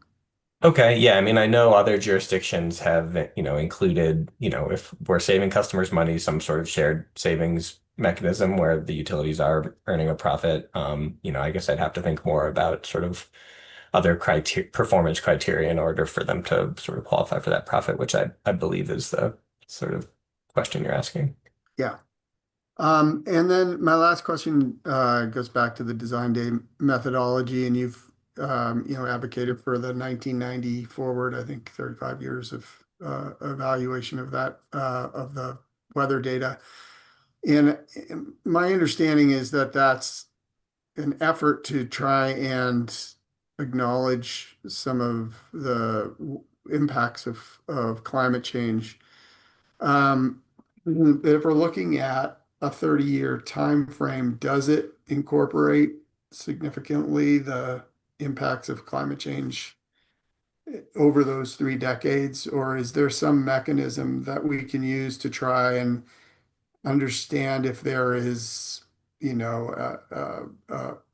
a sort of increase that's happening in terms of that minimum temperature in a trend line across that 30 years that could give us a more accurate number?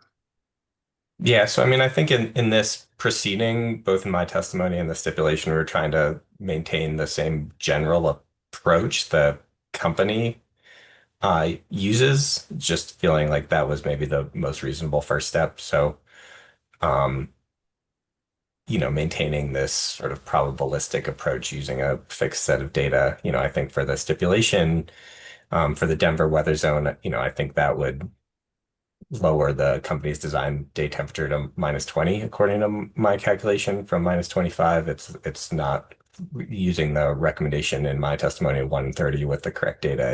It's not as much of a change. I'm sure there are other mathematical ways to take into account changes within the data set, and how would you include them? I'm not a statistician, so I don't know them off the top of my head, but I think it could be worth thinking about. I know there are other gas utilities do use different methodologies, whether it's just the coldest time or some other sort of statistical quantification of what the appropriate data is. So I mean, I think it is safe to say in general that the low minimum temperatures are generally going up within the company service territory. It does seem to vary weather zone to weather zone. And I'm sure there are mathematical ways to sort of account for that, rather than just using a shorter data set. But I think that's what we were recommending, just based on, not wanting to totally go back to the drawing board, but, more modifying the company's proposal or methodology that they currently use. I appreciate that. That's all the questions I have, Mr. Chairman. Thank you. Thank you. I don't have any additional questions. Mr. Hyatt, redirect. Yeah, I think just one quick question. So, Mr. Brandt, you noted in response to Commissioner Plant's questions that conservation advocate witness Ms. Fickling was a primary witness who talked about cost-benefit analysis issues. Do you recall that? Yes. Would Ms. Fickling also be the primary conservation advocate witness to discuss MPA issues just more generally? I would say it would either be Ms. Fickling or Mr. Kenny. I can't remember if Mr. Kenny also touched on that within his testimony, but he is sort of the policy witness for the conservation advocates. Mr. Hyatt, I don't know if Ms. Fickling I know she was excused, but if it would be possible to recall her to get some of her perspectives on these issues that I raised with Mr. Brandt, I'd appreciate that. Sure.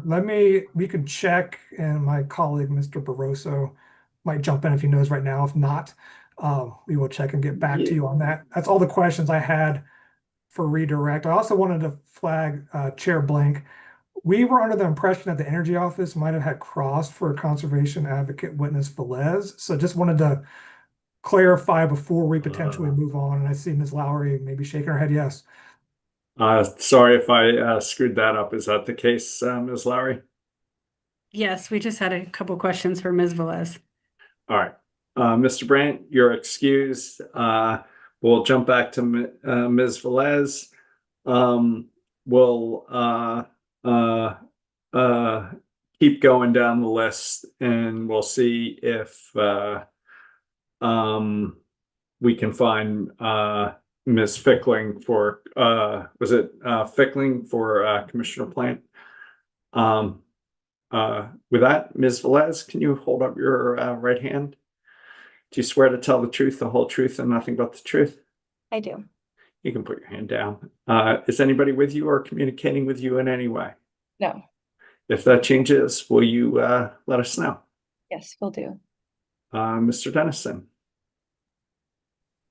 Good morning, Ms. Velez. Could you please state and spell your name for the record? Yes, good morning. My name is Danielle Velez.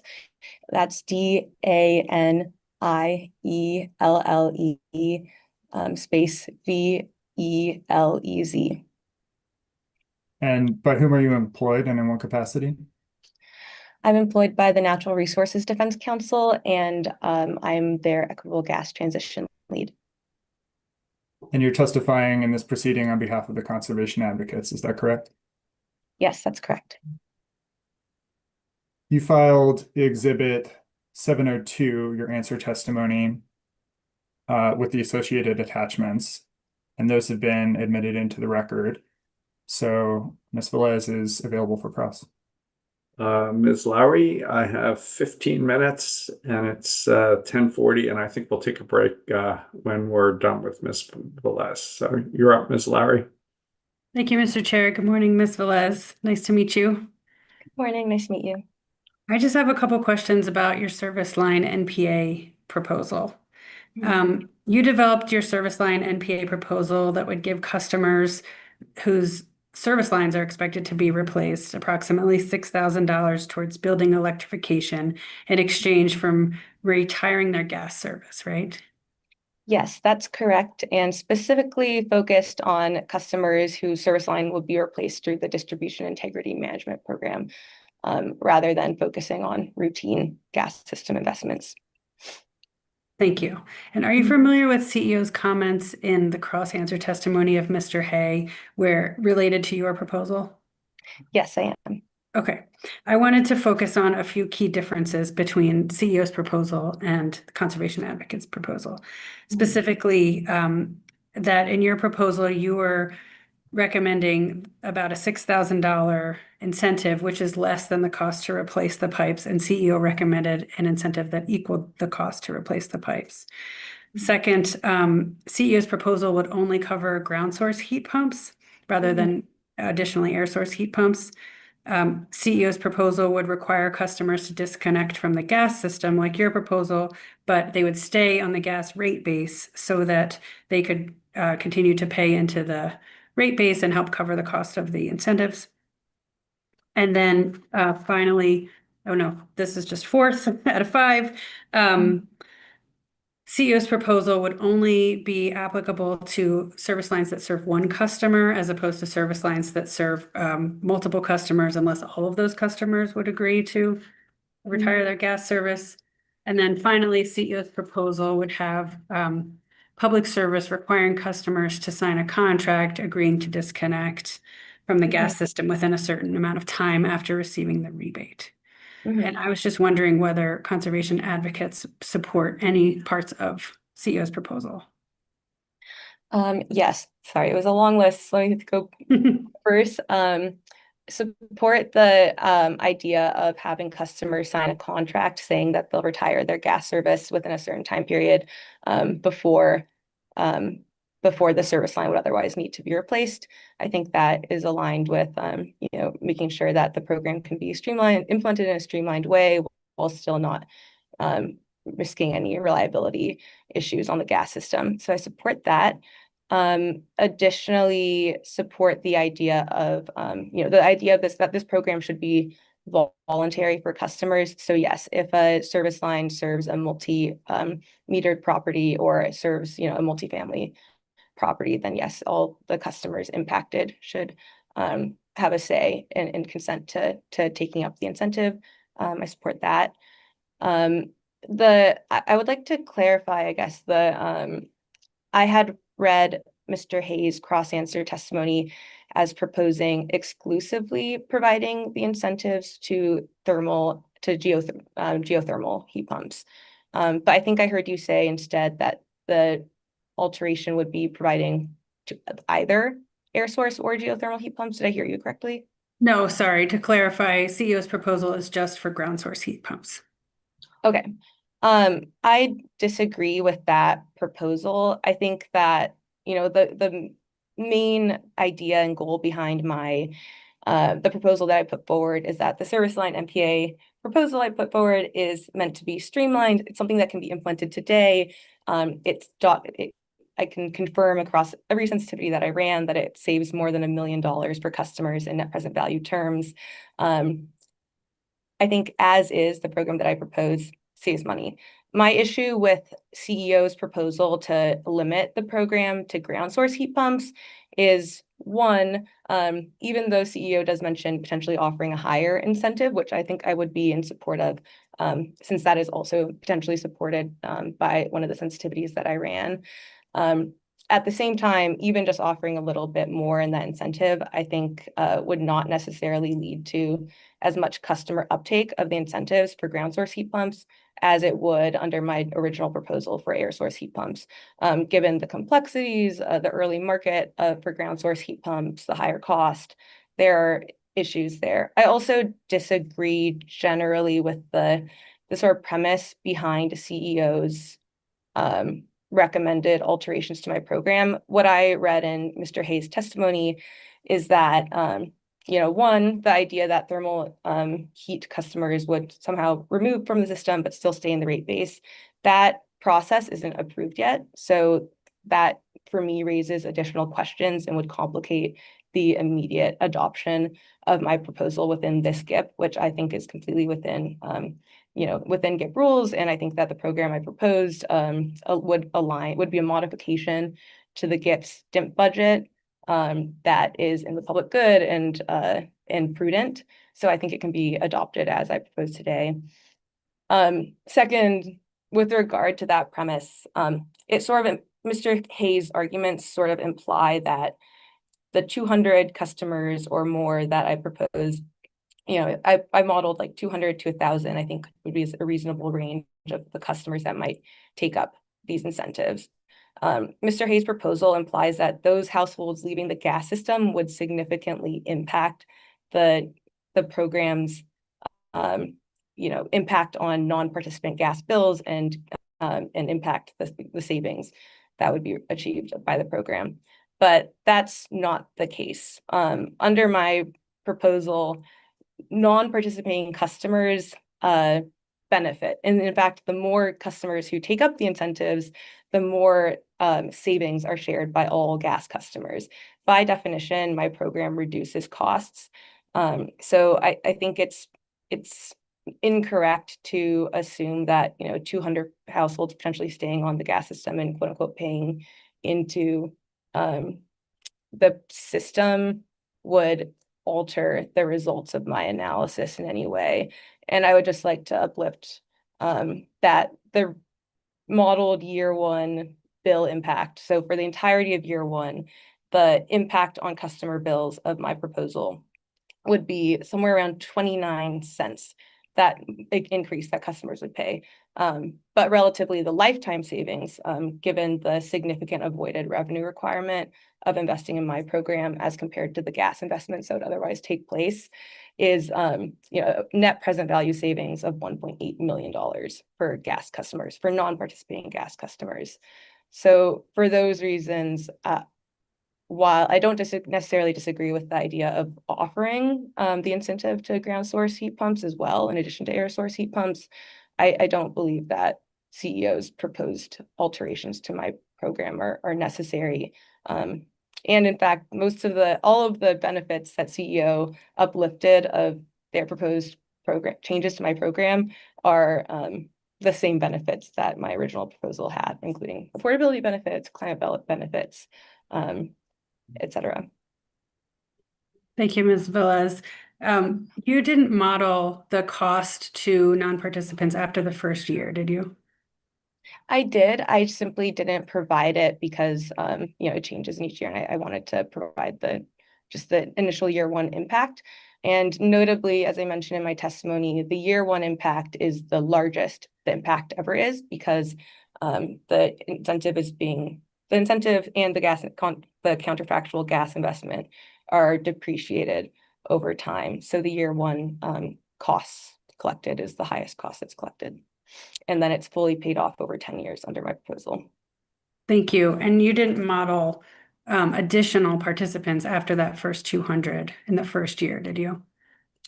I did not model additional participants after the first year, but I did model a sensitivity in which 1,000 households take up the incentives in the first year, which I think is a high range potential estimate for the number of households that would take up the incentive.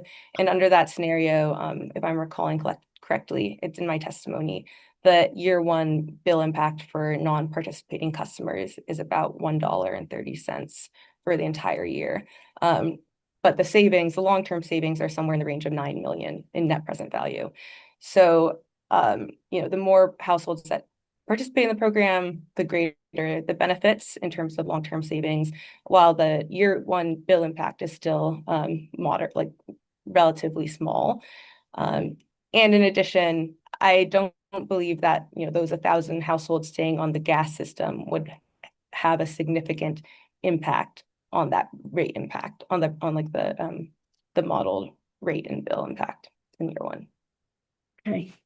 Thank you, Ms. Velez. Those are all my questions. Of course, thank you. I don't think there were any commission questions. So, I see both colleagues shaking their head now. Mr. Dennison, any redirect? Just briefly, Chair. Ms. Velez, you were just talking now with Ms. Lowry about the modeling that you did in support of your proposal. And I think you mentioned that you had modeled some results on bill impacts beyond the first year, but that those weren't included in the kind of top line summary of your testimony. Can those results be found in any of the attachments to your testimony? In the spreadsheet attachment that I provided, if you go to the rate impacts tab, in every year you can see the rate under each of the 4 scenarios that I modeled. So you can see what the rate impact of my proposed program would be under a scenario that's aligned with the company's clean heat goals, and under a scenario in which throughput remains constant throughout the time period of the modeling. And you can also see what the counterfactual rate impact of the gas investment that would otherwise take place would be over the same time period and under the same potential throughput scenarios.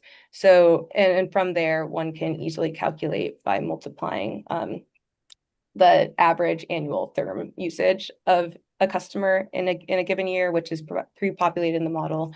You can multiply that rate times the number of therms to calculate what the bill impact would be in each year. Okay, and you also talked a bit about participation beyond the first year, so the impacts of customers participating in subsequent years beyond year one.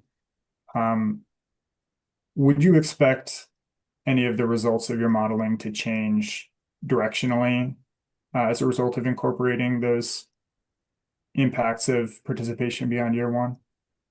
No, I do not believe they would change directionally. As I discussed in my testimony, one big thing that I would like to note is that the assumptions that I made for both the cost of avoided gas service replacements and additional modeling assumptions were conservative estimates, like low range estimates that were intended to provide the most robust program possible and ensure that the program really would achieve savings under every scenario. So as I mentioned, like under every sensitivity that I modeled, you see more than $1 million in net present value savings for customers.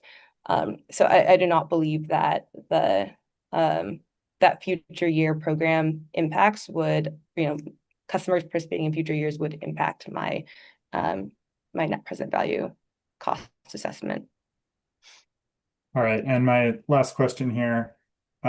You spoke with Ms. Lowry about some of the modifications that CEO proposed that you support, including the proposal to have participants sign a contract to disconnect from the gas system by a certain point in time. You recall that? Yes, I recall that. Okay, and did you happen to hear some of the discussion with Mr. Gardner earlier in this hearing? Yes, I did. Okay, and do you recall him talking a bit about the runway and level of visibility that the company has into upcoming DIMP projects? Yes, I recall hearing that. Okay, would this modification involving a contractual agreement to disconnect by a certain point in time, would that address any of those issues in your view? Yes, I believe it would address Mr. Gardner's concerns regarding, the potential for a project to change. That, I think the implication was that a customer might end up wanting their gas service to continue, and it could be too late for the company to implement that change and address the reliability issue. So I believe that having the customer sign a contract would address Mr. Gardner's concern. And I would also note that in my testimony in implementation recommendations, I recommended that the company specifically focus and target in customers who are facing DIMP service line replacements that are more than a year out. So giving customers and the company that adequate time period to plan, and also offering these incentives to all customers who would be impacted by service line replacements through DIMP over the next 10 years. So that gives more than enough time, in my opinion, for both the company and customers, especially those who are in closer to that 10-year out project period, time to plan for the potential electrification. All right, thank you, Ms. Velez. Thank you. You may be excused, Ms. Velez, Thank you. Ms. Spurso. Yes, thank you, Commissioner. Ms. Fickling is available for any commissioner questioning. I think ideally, if we're still able to take a break now, she could join after 11 a.m. But whenever the commissioners are ready, she is available. Yeah, let's take a break till 11:05, and we'll come back with Ms. Fickling, 11:05. Thank you.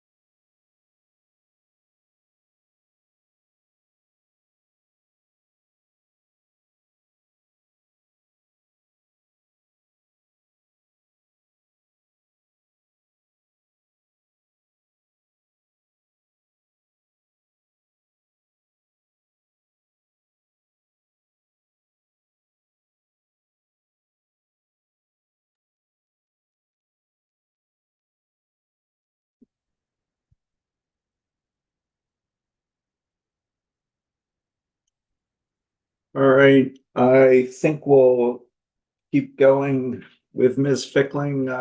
Commissioner Gilman, did you have a preliminary matter before we go on with Ms. Fickling?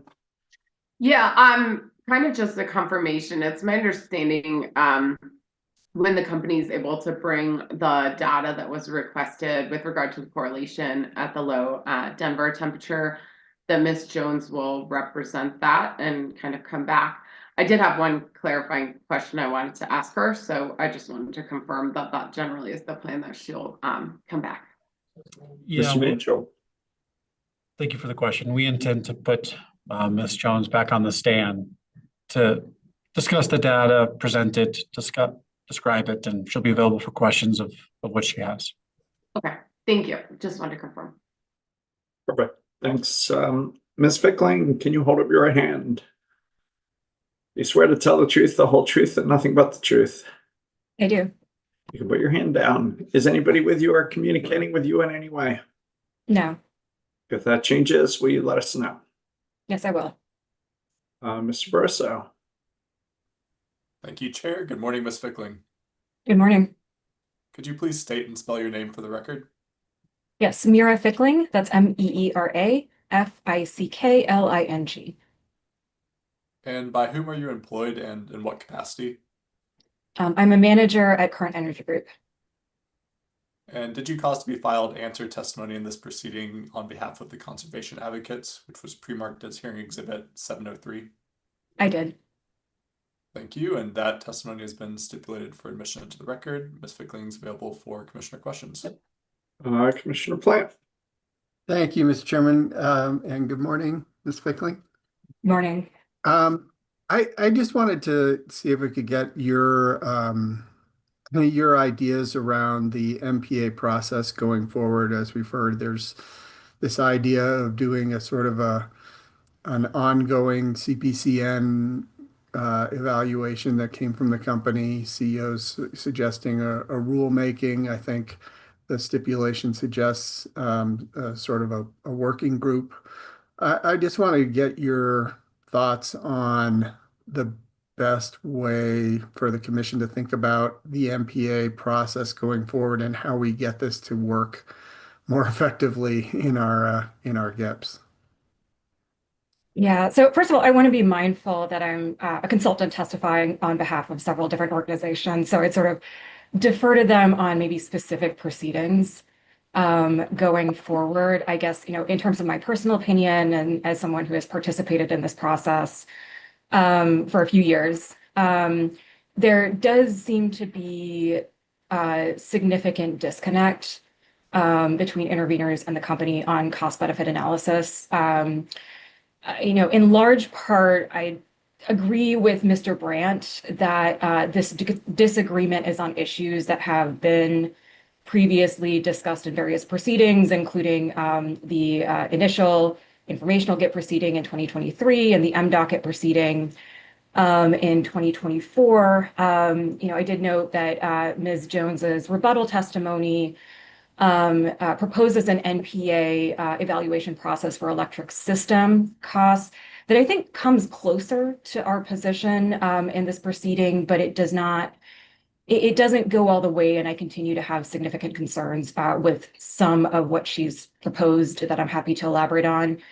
But in terms of proceedings, I think in the stipulation, we supported a rulemaking on NPAs for SSI investments in particular, which I know the commission decided in RRR in the last proceeding would require a rulemaking to require of the company. So certainly that seems like a fruitful way forward. But also, I agree with Mr. Brandt that there is also an issue in the implementation of the outcomes and the discussion from previous proceedings. Are you familiar with any existing models that the commission might look at either in other states or other jurisdictions where they seem to have gotten the calculations more correct than we do?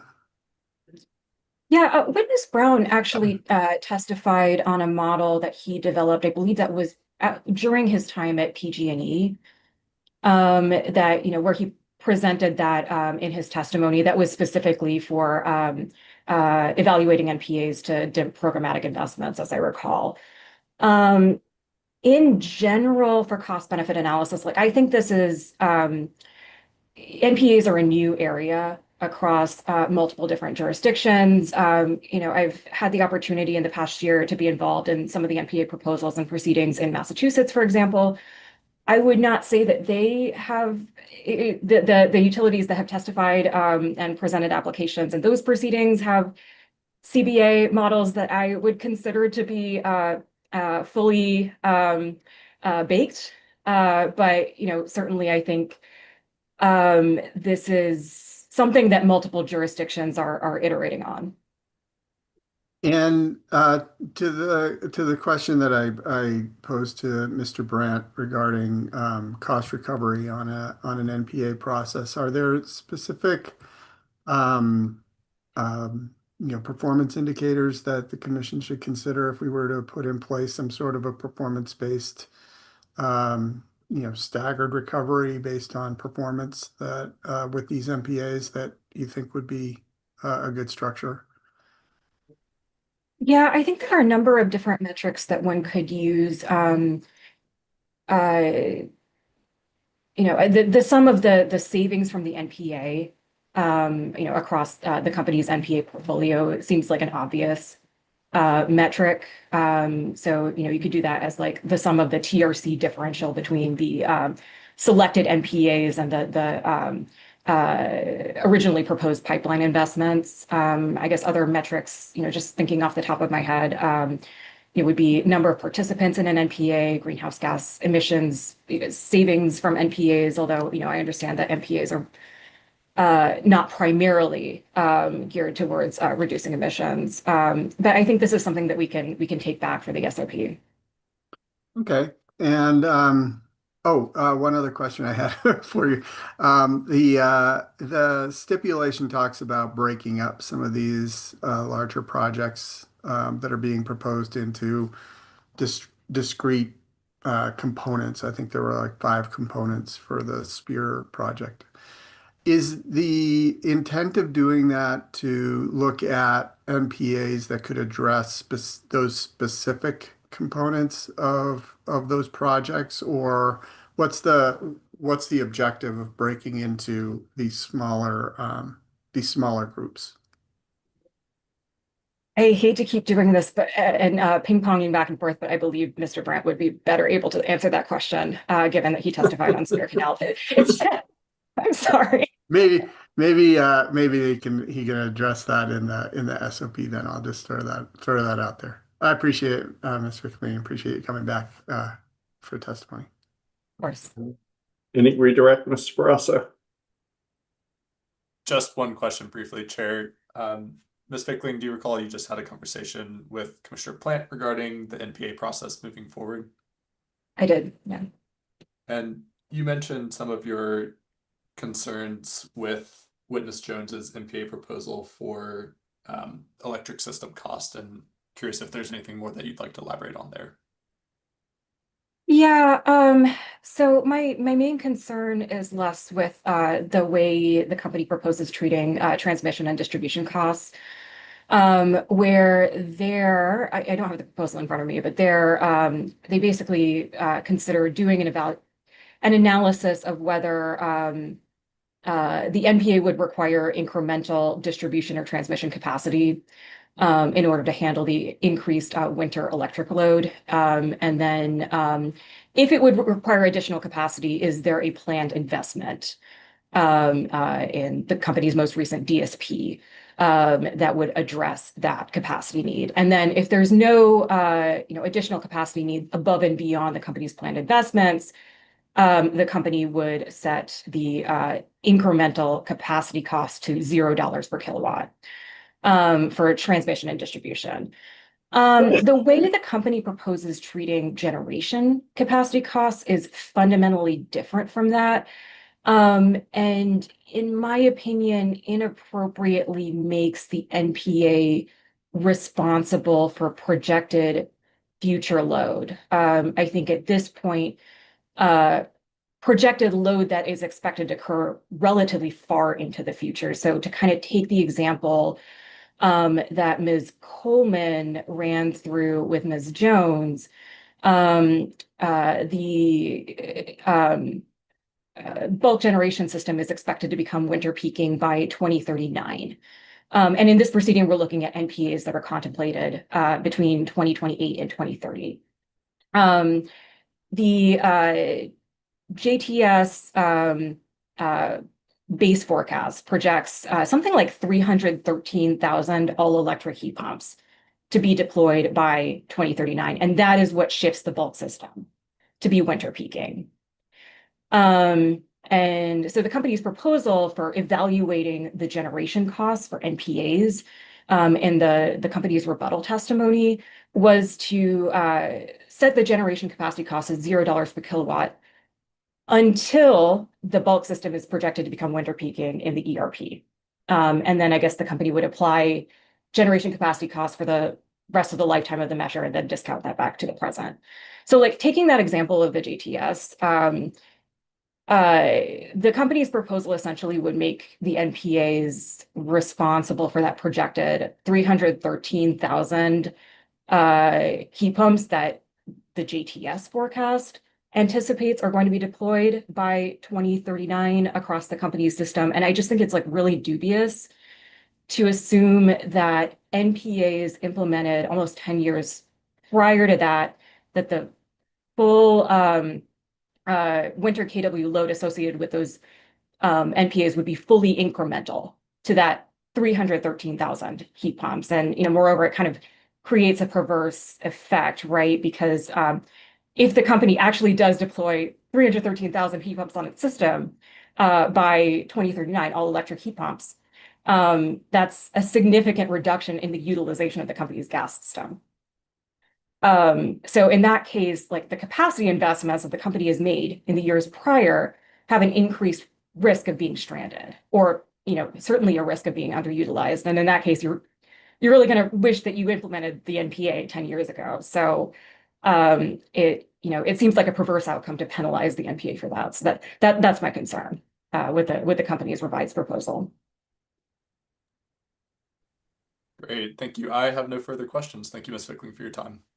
Thank you. Thank you, Ms. Fickling. You may be excused. Next on my list, I have press witness Singh. Ms. Singh, can you hold up your right hand?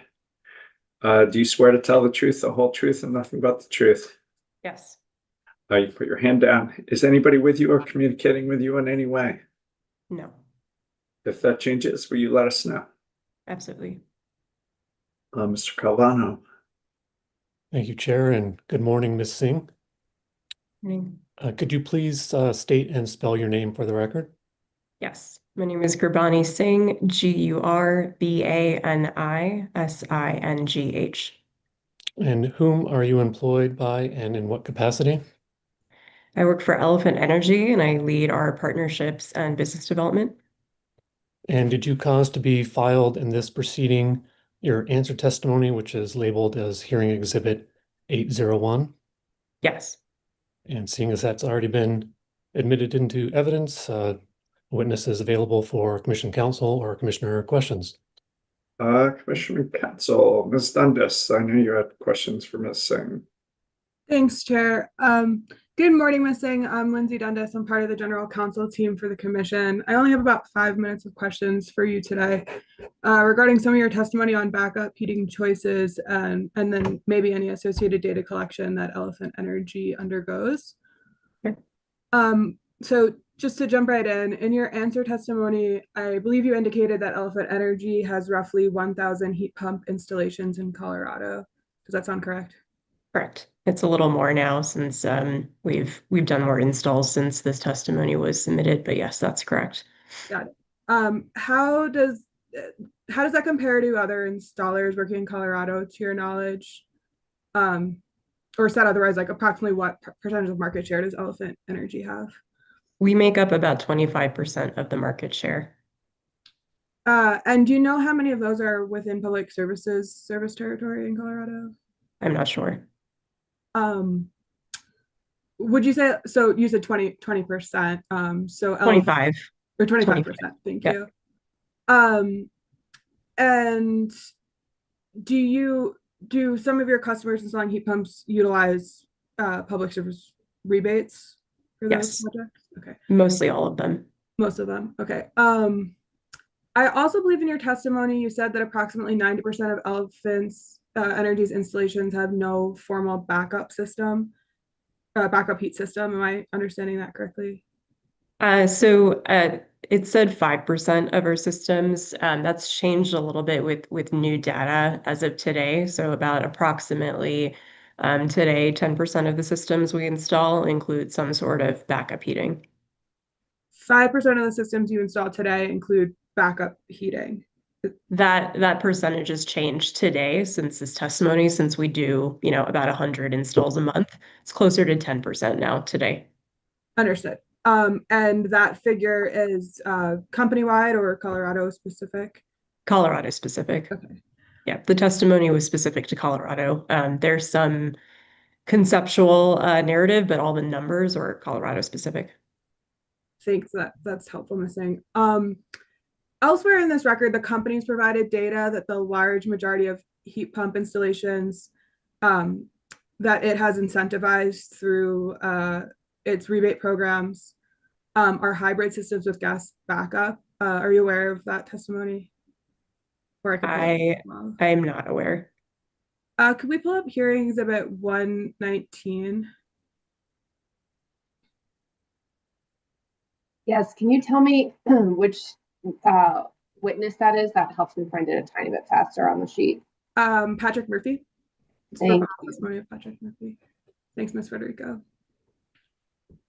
I lecture all the other council, but then don't follow the same rules. And can we go to page 60?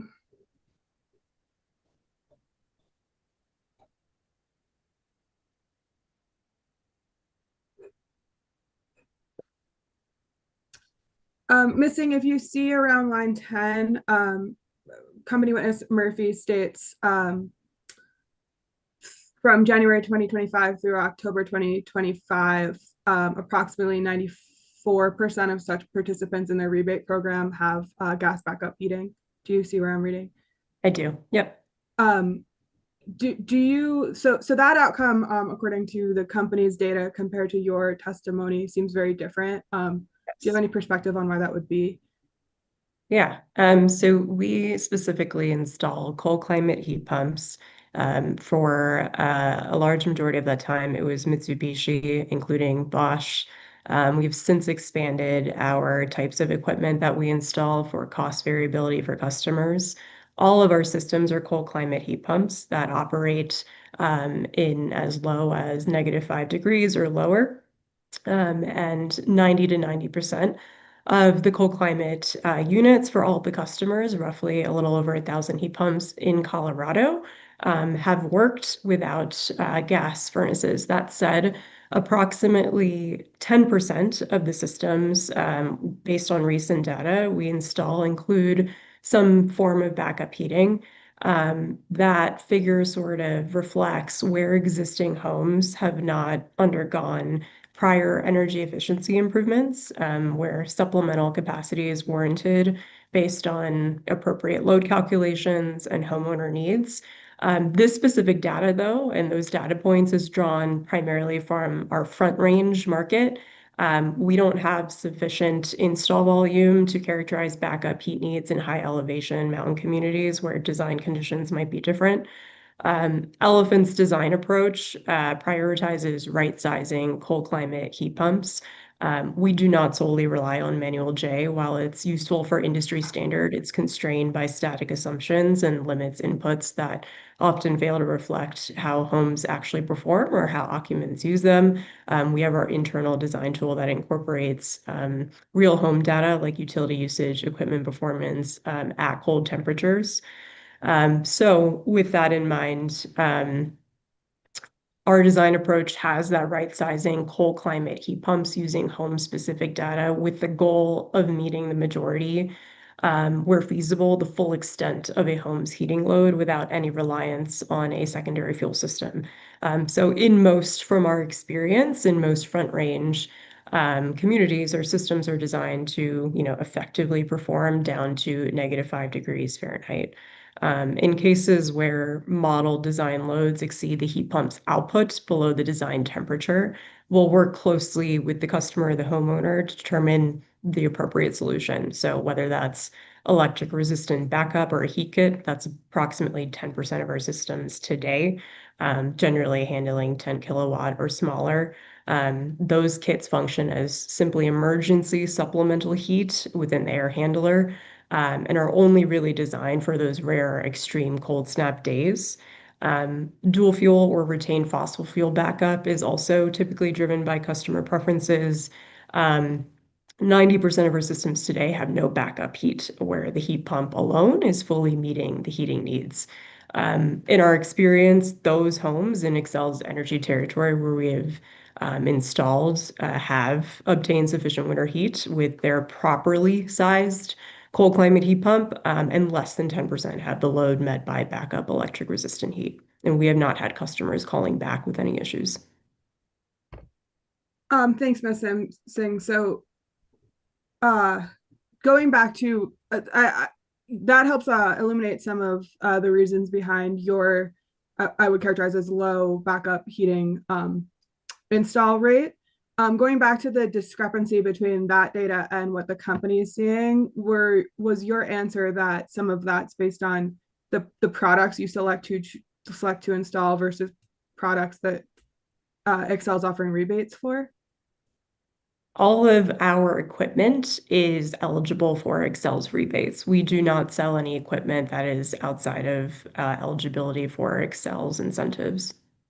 So then if you're installing approximately 20% of the heat pumps in Colorado, and that is roughly 20% of this data reported by public service, what's your understanding of the discrepancy between your rate and those other providers' installation of backup heat rates? Yeah, just small corrections, about 25%. It could be higher since we continue to install more heat pumps. To be honest, I'm not sure. I would have to, work with an Excel Energy team, and we'd welcome that to understand the discrepancies. Could you tell me a little bit more about the home specific data that you collect prior to installation? Yeah, absolutely. So we rely on a mix of home-specific measurements, weather design data, when available, real operating data to determine whether a heat pump can meet the full design load or whether some backup capacity is prudent. So that concretely, that typically means building envelope and geometry, what the home actually needs, square footage, the floor plan layout, number of stories, the ceiling heights. Insulation levels is really important between the attic, the walls, the rim joists, if that's visible or known, window, door type, single, double pane sliders, getting really in the weeds. But air leakage is really important as well, and infiltration assumptions based on specific tests if they're available, like a blower door, otherwise a conservative estimate based on how old the home is and its condition. As well as orientation, shading, sometimes matters for load distribution, less for peak heating, but still relevant. We also take into account mechanical and distribution constraints, whether the system can deliver it, existing ductwork condition or sizing, or emitter type if hydronic, supply or return locations and balance issues, static pressure, airflow feasibility. Can you actually move CFM needed with noisy and inefficient operation? We also take into account local climate and design temperature. What is the home simply asked to do? Are there design temperatures for the home's location? Are we at elevation? Microclimate adjustments. We don't really serve the mountain adjacent areas. We've done a couple of projects through Excel and Energy Outreach Colorado, but we're mostly in the Front Range context. And then lastly, heat pump performance data is really manufacturer capacity tables within the heat pump performance data is really critical. So whether the equipment can meet the load at cold temperatures. So example, is the outdoor temperature bins at 47 degrees and 17 degrees Fahrenheit, depending on the model. And then lastly, just the actual energy use data for the home is the best reality check when available, and we collect 12 months of customer data before we actually do any install. And that 12 months of data is collected from prior bills. Yes. Customer bills. Okay. And is that level of home specific data that you just described as part of the pre-installation process industry standard? We go above and beyond industry standard because we have seen that the industry standard still tends to lead to oversized equipment. Okay, so would that be one reason for this large discrepancy between the numbers in your testimony and the numbers in public service testimony on backup heating install rates? I don't want to speak to the discrepancy with Excel because I personally don't know what their process is, so I wouldn't want to make those assumptions. Okay, thanks, Ms. Singh. Just a few more questions. We just talked about the data you collect prior to installation. What about post-installation? Is there any follow-up done by Elephant Energy? We are not collecting post-installation to date. Our product team is working on doing that sort of post-installation capacity. We haven't had the need to do it. If we had customers calling us back with issues on cold snap days or during the winter that their heat pump is not working, we would do more of that data, but there hasn't justified a need to collect more data post-install. Okay, so there would be no way for Elephant Energy to give any insight into like electrical usage pre and post install. Is that correct? We would be able to if a customer allowed us to collect that data. We're just not doing that actively today. Understood. Do you have any anecdotal data about how your heat pumps have performed on cold snap days or days approaching design day temperatures? Yeah, I actually included one in the testimony. Would you like me to read it? No, I can find that in hearing exhibit 801. Okay. You need to read if so. Okay. I think that's all of the questions I have for you today, Ms. Singh. Oh, I guess just one more. Is there, again, you said that there's quite a bit of pre-installation data collected, very little post-installation data collected due to lack of perceived need on Elephant Energy's part. To your knowledge, is there any data provided to the commission for either pre or post installation electric use data in this record or elsewhere? I'm not aware. Okay, thanks, Ms. Singh. That's all I have for you today. Thank you. Can I just ask one follow-up question to see if I can help clarify Ms. Dundas's concern?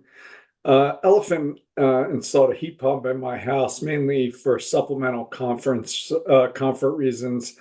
My house has forced water natural gas heat as its primary heat source, but my guess is that Elephant categorized my install as not requiring backup because Elephant didn't install backup. Is that one possible explanation for the difference in backup data that Ms. Dundas is questioning? I'm assuming you didn't list my house as backup because you didn't install backup.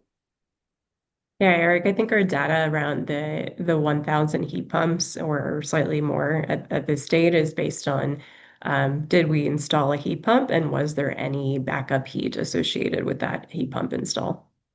That Elephant installed, Yes, right? So you would not have included me as No. requiring backup power, even though my primary source of is fossil fuel based. So Yes. that would explain the difference in the data, I would think. I have one more question, but let's go to you guys, and then I'll conclude with my question. Commissioner Gilman, questions for Ms. Singh? Yeah, just a few. So when you talk about right sizing the equipment size, are you familiar, especially like in the Front Range in the Denver area, what ambient design temp or outdoor design temp you're designing to meet?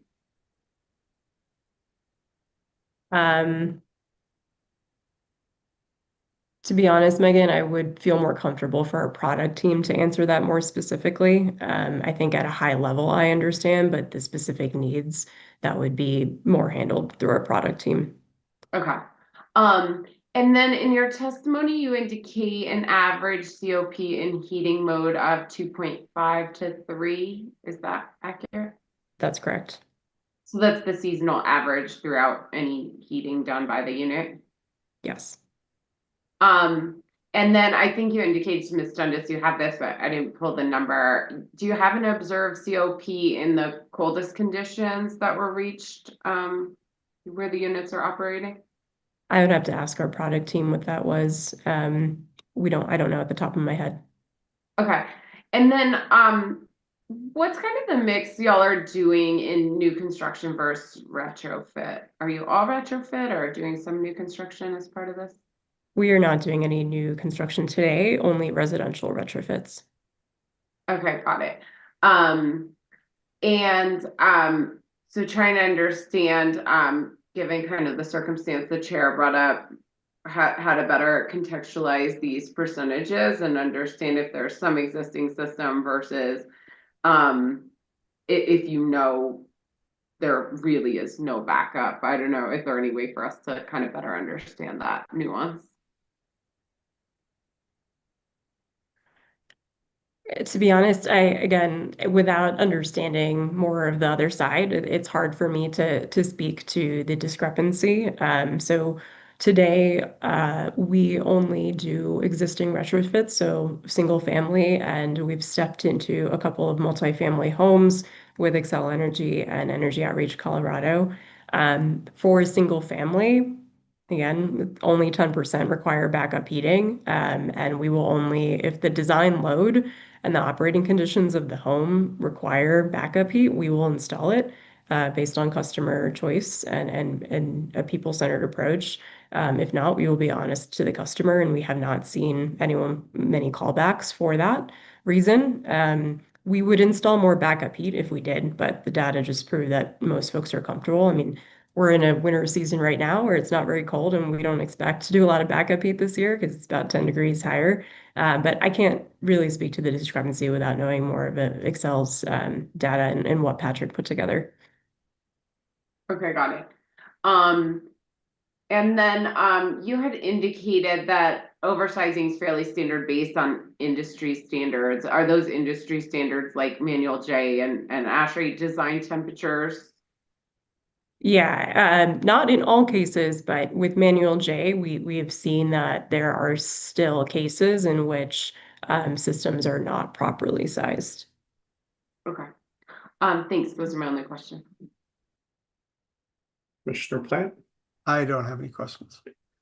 I just have one question for you. If you have an all-electric house that relies on a heat pump in a cold weather environment, I know you said you didn't do much in the mountains, but you could assume it for purposes of this question. Your answer testimony talks about a backup resistant heating element.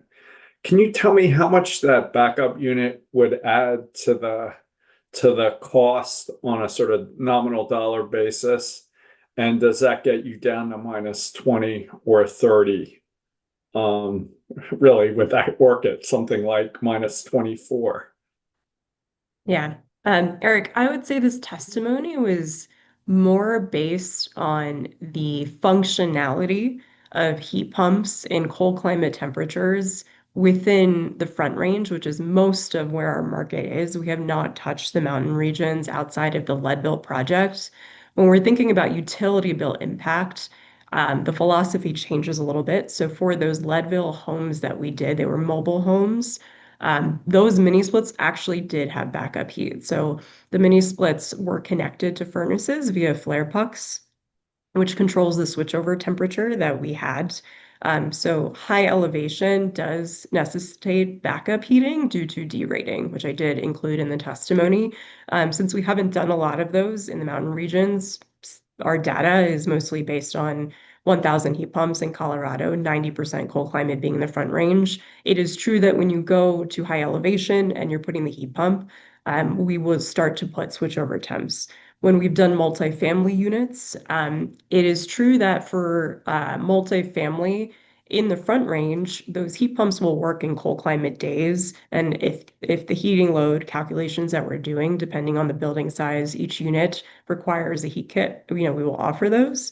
However, because we have dipped into serving more low-income customers now, and there is a high need to make sure those bills don't increase, we will do dual fuel for that. So we will install both a heat pump and a furnace to make sure their bills are either neutral or, if they're on gas and they're going to a heat pump, likely will go up. So they're not seeing increase on those cold snap days. So just picture an all-electric house on the Front Range. What happens when it goes to minus 24? Does the resistance heating kicks in? Yes. As part of the air handling, so you get warmer temperatures coming into the heat pump. Is that sort of the intuition behind it? That's exactly right. And how much does that backup resisting heating cost over and above the sort of cost of the unit? So you're asking how much it would cost in terms of utility bill impact or the system itself? Just the capital cost of the electric resistance backup. I would have to look at data. I don't think it's a nominally huge cost and not like 5,000, 10,000. It might be within the 1 to 2K range. But I don't think it's nominally higher in terms of cost. And would that get you down to minus 24 in a safe manner? We haven't done enough homes that have hit minus 24. Again, like I don't think there's strong enough data to support that. Most of our homes have hit sort of in the Front Range, -10, -15, so I'm not sure. But the science behind what you're talking about, in which the controls are the switchover temperature, would still exist and would operate the same way. I just don't have enough specific data since we haven't done enough of those homes. But it did, in the last 5 years, it did go to minus 24 in Denver. Yeah, and in those cases, yeah, it's 1 or 2 days of the year, right? So a lot of customers That's are one, saying, maybe one every 20 years, but exactly. So it's not a gotta high need. work. I mean, a lot of customers are not, they're saying they'll use a backup heater, they'll use a space heater, they'll warm up a cup of tea on that day. If the heat pump is working well most of the year, customers are not really motivated to get into the system weeds of this for those 1 or 2 days. Some are if they have a baby or there's specific conditions they need to worry about from a health perspective, but majority are not. Mr. Cavano, redirect. Just very briefly, Ms. Singh, we've been talking about all the customers that Public Service has already worked with for heat pumps, and they noted that there was a large percentage of gas backup. But if they were Elephant Energy customers, do you think that that number would be as high? I do not. We do a very good job educating customers on why cold climate heat pumps work in cold states like Colorado. We also operate in Massachusetts. It's a cold climate state. Massachusetts, the state itself, and MassSafe program also incentivize all electric as much as possible. So because that state is very cold in the winter, sometimes colder than here on a routine basis, the fact that they are doing this in different states and putting a lot of subsidies towards this means it does work. So we have a sales team that educates customers on really the functionality and why they can feel at ease and comfortable about the cold climate heat pumps working most of the winter. We are very honest, though, about when it hits, -10 or negative temperatures or just anything below 40 degrees, 30 degrees, what that looks like. And most of the time, it's less about the functionality and their utility bill impact. But from a functional perspective, we would not see that change, no. And so the final question, and you believe it is very likely that it would be unnecessary to have that much gas backup in a lot of these systems. And in other words, it's very likely that if any of these systems needed a backup, they could be using the electric backup that you had mentioned before. Yes. Thank you. That's all I have. Thank you for joining us, Ms. Singh. Appreciate Thank you it. so much. Appreciate it. I have Crooks next. Ms. Berman. Just a quick update, Mr. Chair, that Ms. Elam is now available. All right. Let's go to Mr. Crooks, then we'll go to Crooks, then Elam. So, Mr. Crooks, can you raise your right hand? Do you swear to tell the truth, the whole truth, and nothing but the truth? I do. You can put your hand down. Is anybody with you or communicating with you in any way? No. If that changes, will you let us know? I will. Back to you, Mr. Cabano. Thank you, Chair. Dr. Crooks, could you please state and spell your name for the record? James Crooks, Janescrooks. And could you please tell us who you're employed by and in what field? I'm an associate professor at National Jewish Health. Okay, and did you cause to be filed hearing exhibit 806 on behalf of CRES and PSR Colorado in this proceeding? Yes. Okay, and knowing that that is already admitted into the record, he is available for Commissioner questions. Commissioner Gutman. Thanks, Mr. Crooks, Dr. Crooks. I'm sorry if I got it wrong.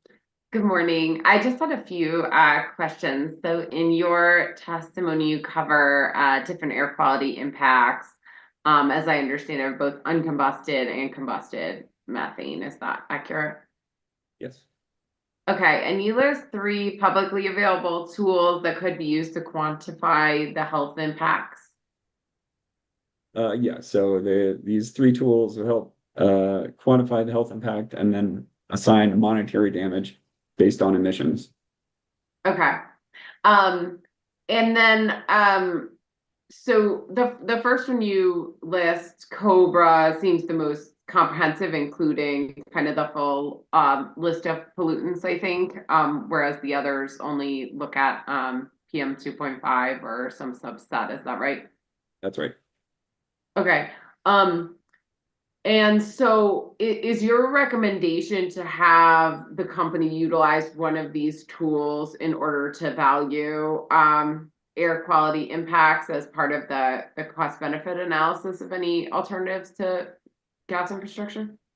Yeah, so whether it's PSC or it's the commission or some third-party vendor that is hired by one of those 2 organizations, my recommendation is to use one of those tools in order to inform the cost benefit analysis and more fully integrate health costs into that analysis. Okay. And would the impacts shown in one of those tools be overlapping with the social cost of carbon or social cost of methane being already quantified in the cost benefit analysis? No, they'd be completely separate. Okay. And then you also want the company to estimate and disclose the VOC emissions from its current and proposed gas infrastructure and estimate how those emissions, as well as NOx emissions from burning gas, contribute to secondary PM 2.5 and ozone formation. Curious if you're confident they can do so. Do you believe they? I certainly don't know as much about VOC emissions as you. Do you have reason to believe the company is able to make the calculation you suggest? I believe they would be able to make the calculation. I don't, it seems probably not feasible that they could go out and measure VOC emissions from every single leak in every single part of the state because there are so many of them. But, measuring some of them and then extrapolating is probably possible. Okay. And then what would that then be an input for? If the company either estimated or measured the VOC emissions, what does that value then get us? Well, so what that can do is, some of the VOCs have health burdens associated with them just because they're VOCs. I don't know that it would be super easy to model the healthcare cost or mortality cost associated with that. Unfortunately, there just hasn't been as much research. But we do know that VOCs undergo chemical reactions to help form ozone. And we have modeling tools that are very good at doing sort of estimating how that happens. On the particulate side, I think we have modeling tools to do that too. I'm less familiar with them. But we do know that, VOCs help form ozone. We know that VOCs help form secondary particulate matter. The modeling tools like COBRA, or especially of the three that we've been talking about, that COBRA is the one of them that can do this, but they can actually do some of the atmospheric chemistry as well as the transport of the pollutant downwind as it's transforming into other kinds of pollution. And then once you know where that pollution is moving, you can figure out, okay, well, this number of people live there, and that estimates sort of health burden. Okay. And so the end output from a tool like Cobra would be a monetary value on the pollutants. Yeah, so there's sort of two outputs. There's one of the additional, mortalities, the additional hospitalizations, the additional, asthma attacks that we predict based on some change in emissions or difference in emissions at the emission source. So whether a neighborhood has, all gas appliances or no gas appliances, you can sort of, in principle, you can estimate like what's the difference in asthma attacks or mortalities based on that original difference in sort of upstream. Once you know the difference in some sort of health outcomes, we know roughly what value monetarily to assign to those health outcomes, and then you can calculate a monetary difference. And that is what would get plugged into a cost benefit analysis. Okay. And does that last step come from Cobra, that applying the monetary value to each of those health outcomes, or that is something like manually that's done afterward in a different process? I'm not specifically sure about Cobra. I do know that it produces the difference in health outcomes. I'm not sure about the monetary differences. There are sort of standard numbers to use in the literature, particularly on the mortality side. You just use the government's value of a statistical life. The others, it's not that hard to find, what is the average cost of a hospitalization for cardiovascular disease. These are numbers that are out there in the literature, and you can just look up and multiply. Okay. And just curious, I don't really have a ballpark in mind to understand if it was run through, and understand maybe you haven't done this exact simulation. But do you have any sense for us? I mean, we're looking at cost benefit analysis that don't include any value. And so I'm trying to get an idea of the scale of values we might be talking about. I don't know if you have any idea for me. I would love to be able to give you that information.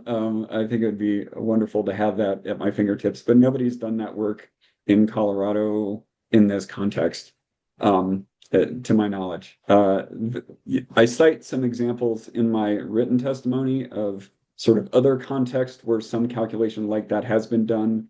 Like there was one about, car efficiency rules and how many additional mortalities were saved from that. And then you could feed that into essentially a social cost of air pollution that would be in addition to the social cost of carbon. So I did cite some examples where something like it was done.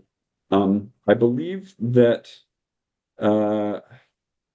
Western Water Associates did a calculation for one of the other PUC proceedings in the past year or so where they used the InMap tool, so not Cobra, but they used the InMap tool to calculate some of those numbers too.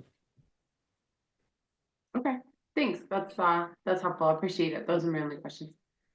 Commissioner Plant? No questions. No questions for me either. Mr. Cavana, redirect? No redirect. Thank you, Dr. Crooks. Appreciate you participating. Thank you. Let's go to Elam, witness Elam.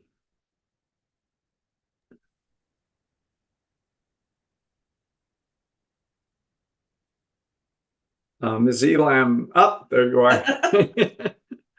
Can you hold up your right hand?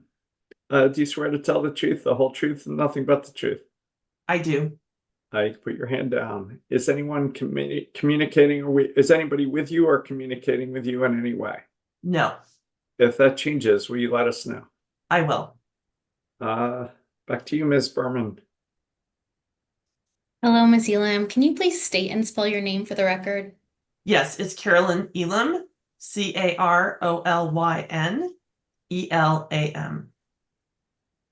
By whom are you employed and what is your title? I'm employed by the City of Boulder as a senior manager, senior sustainability manager, and I'm here representing Colorado Communities for Climate Action, however. Do you have before you hearing Exhibit 601, which is the testimony you submitted in this proceeding? I do. And was this testimony prepared by you or under your direction? It was. If I asked you the same questions today as contained in that testimony, would your answers be the same? They would be. Additionally, are you CC4CA's designated lead policy witness for the joint stipulation? I am. Ms. Elam is available for commissioner questions. Commissioner Gellman. Hi, Miss Elam. Good morning still. Good morning. I have 4 minutes left, so Barely. good to see you. So a question for you. It seems as though one of our most significant data gaps here, well, there might be a few, but is really understanding any trends in different heating fuels and the prevalence and type of backup being used, and just curious if there's any way local building departments, especially in kind of larger jurisdictions like your own, could be helpful in solving some of this data gap for us, since you all would ideally be collecting permit data and understanding kind of on a more granular basis, perhaps, than others, what's actually going on the ground. So just wanted to understand, of what use and how, if you all have that, we can make better use of that information. Yes, no, it's a great question. And certainly, starting with new construction, yes, I mean, we are collecting, as are all jurisdictions that are under a IECC or International Energy Conservation Code version that have performance requirements within it, are collecting information around the equipment that's going in, its sizing, its efficiency. So within the permit records, we would have that all received, and certainly under the 2021 IECC, which is now the state minimum code for Colorado. That includes Manual S, Manual J, documentation and certification. So we would have that information available. I think I did listen to your conversation with Mr. Fugetta this morning. It would certainly require a little bit of permit mining, but certainly something that the city of Boulder and I'm sure other jurisdictions could provide to help close some of that information gap. Similarly, on what we would call more substantial alterations or level 3 alterations, which are renovations, which is another point in time where we would expect a material change in equipment sizing, we similarly collect that information. It's all regulated under Energy Conservation Code. Okay. And could that conceivably include like understanding the primary heating fuel, the existence and fuel associated with any backup, and also kind of to this question of system oversizing and understanding really to what temperature? I mean, I know you probably don't have the exact correlation, this equipment should work to this exact temperature, but you all have sizing standards, and I'm presuming you would understand from the building permits how the sized equipment complies with your sizing standards. Yeah, your summary is accurate. We would have the information around all mechanical equipment that is included in the construction project itself. So that would include any backup. In the case it's electric resistance backup, it would include the sizing of that in terms of kW. So we would understand what the electric demand potential was at design temperatures. The Manual J, Manual S would calculate the loads. So we would have that information contained within the permit record. Okay. And then you provided some information about the Pearl Street Mall MPA progress in your testimony. And you had indicated that despite presenting this project to Boulder in 2021 and getting approval to move forward with the MPA in 2024 from the commission, that you've seen little to no meaningful progress being made on implementing the MPA from the city's perspective. Is that accurate? Yes, that's accurate in what I stated in my testimony. So as far as I understand, the city is not even aware what properties are subject to the MPA. Well, we have a general idea, so we certainly understand the geographic boundary, but we also understand that some buildings within that geographic boundary may be served by a different gas line, because there's also gas lines that run in the adjacent streets to Pearl Street, and so the exact properties are not clear.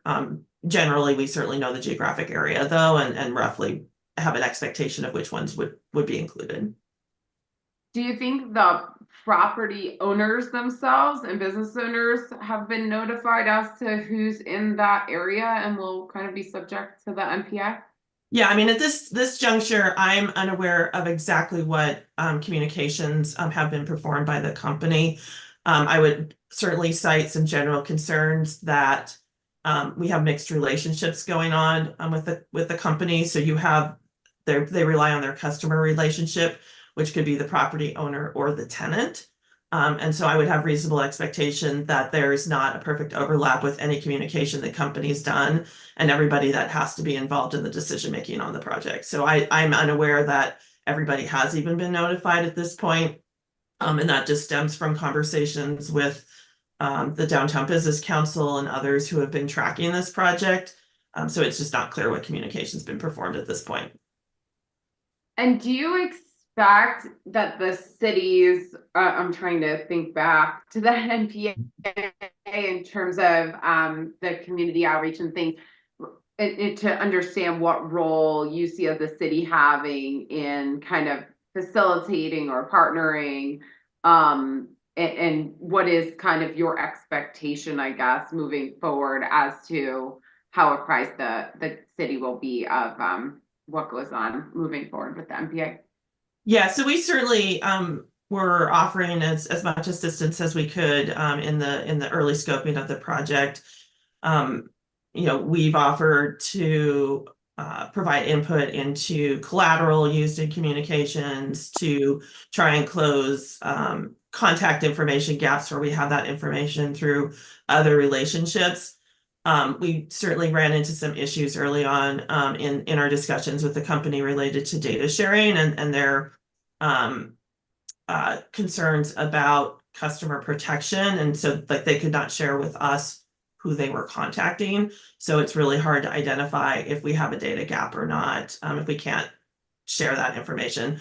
And I say this despite the fact that through our partnership with the company, we do have a standard non-disclosure agreement in place that in the city's opinion would allow for that sharing, but obviously we can't force the company to share information with us that they consider to be data privacy protected. Okay. Okay. Thanks. Those are my only questions. Appreciate it. Commissioner Plant? No questions. Ms. Elam? Ms. Berman, redirect. Just one question. Ms. Elam, in response to Commissioner Gilman's questions, you mentioned your mixed relationships with the company. Can you please briefly elaborate on what you mean by that? I'm trying to remember back. Again, I don't want to say anything negative. I'm certainly acknowledging that the company needs to protect information, but we certainly wanted to have a collaborative approach to approaching the Pearl Street. Is that what you're referring to, Ms. Berman, or a different part of my conversation? Yes, that's right. Great. No further questions. Thank you. Thank you, Ms. Elam. Why don't we take a break till 12:45 and we'll come back with Ms. Jones, UCA, and staff. Lunch till 12:45. Thanks all.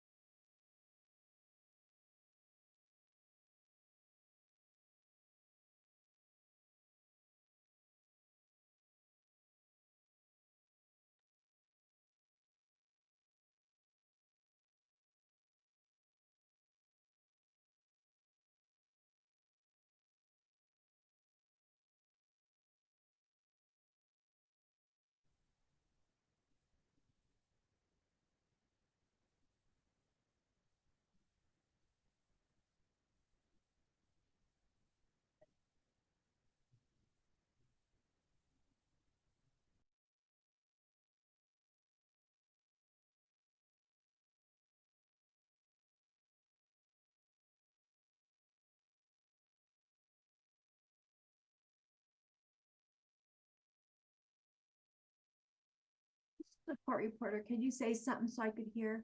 Yeah, I can hear you. Okay, good. Thanks. I guess why don't we give the company a little more time? Well, Ms. Jones, why don't we turn to UCA? What's your preference, Mr. Mansholt? We are now in the final stages of making them Box.com exhibits. So we're not quite ready, but closer to the end of hearing, it'll be all good to go. We will have something to present and discuss. Okay. Let's go to Mr. Pereira. Mr. Pereira, you out there? Can you hold up your right hand? Do you swear to tell the truth, the whole truth, and nothing but the truth? I do. Put your hand down. Is anybody with you or communicating with you in any way? No. If that changes, will you let us know? I will. Ms. Crimpton. Thank you. Good afternoon, Mr. Pereira. If you could just state your name and spell your name for the record. My name is Joseph Pereira. P is in Papa, Ereira. And Mr. Pereira, where are you employed and in what capacity? I'm Deputy Director at the Colorado Office of the Utility Consumer Advocate. And in this case, did you author testimony which has been admitted as hearing exhibit 300? I did. And if I were to ask you the questions contained within that testimony today, would your answers be the same? They would. Commissioners, Mr. Pereira is available for cross-examination. Mr. Mansholt, I have 30 minutes and it's a little before 12:50. Thank you. Good afternoon, Mr. Pereira. Thank you for being here today. I know you also have a busy schedule, so thank you for attending. Good afternoon, Mr. Mansholt. First, want to level set on an issue. In this GIP, the company's forecasted investments and system safety and integrity plan projects are far and away its largest source of capital needs. Do you agree? I agree. Okay, thanks for that introduction and level setting. I now want to broadly discuss some background generally on the utility consumer advocate that you represent. By statute, the UCA is to promote the interests of residential, agricultural, and small business users. Is that right? Well, specifically, we represent the public interest and then those three customer classes as it relates to that interest. Thank you. And from Box.com now, I want to pull up an exhibit. It's pre-marked for identification as hearing exhibit 131.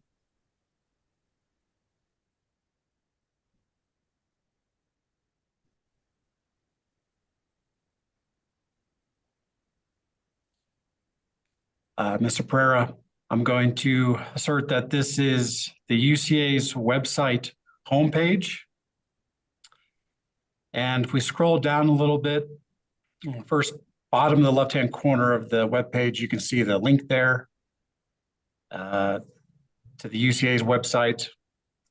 And you also see on page 2 in the top left-hand corner, you can see the date this was last accessed, which was last evening.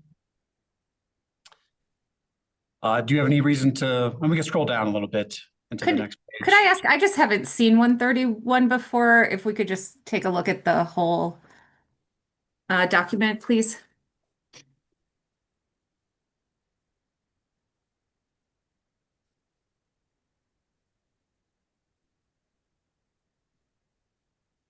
Thank you, I appreciate that.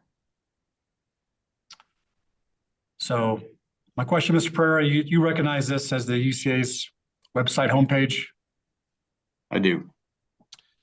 Let's go to page 3. There's a bolded line here that says, the Office of the Utility Consumer Advocate serves the public interest through advocacy in the following areas. Do you see where I'm at on the webpage? I do. Could I ask for that to be blown up just a little bit? Yeah, absolutely. Thanks for asking. Thank you. Can you see that sentence now? I can. Okay. Below that sentence, there are 5 enumerated areas listed. Is that right? Yes. Are these 5 bullet points listed in an order of importance or not? I would say they are not. Okay. Looking at the second to last bullet, it identifies serving as a technical resource in commission proceedings. Do you see that one?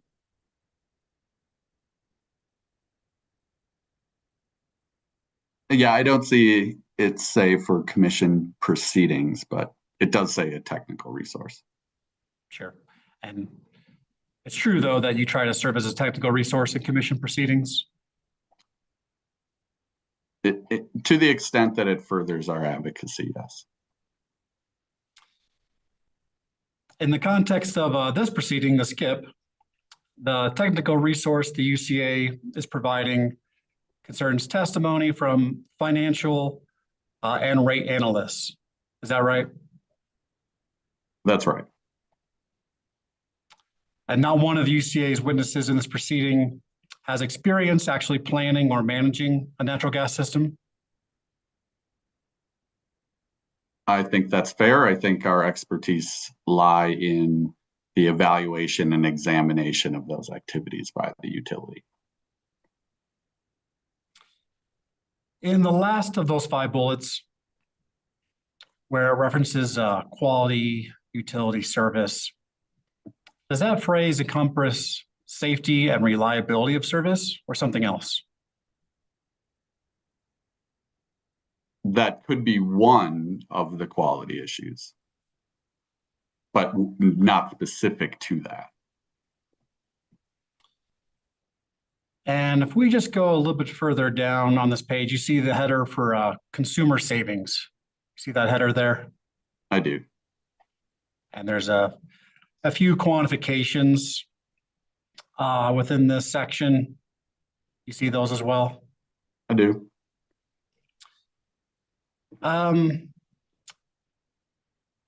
Does the UCA focus on savings for costs over other potential areas of concern like safety? It does not.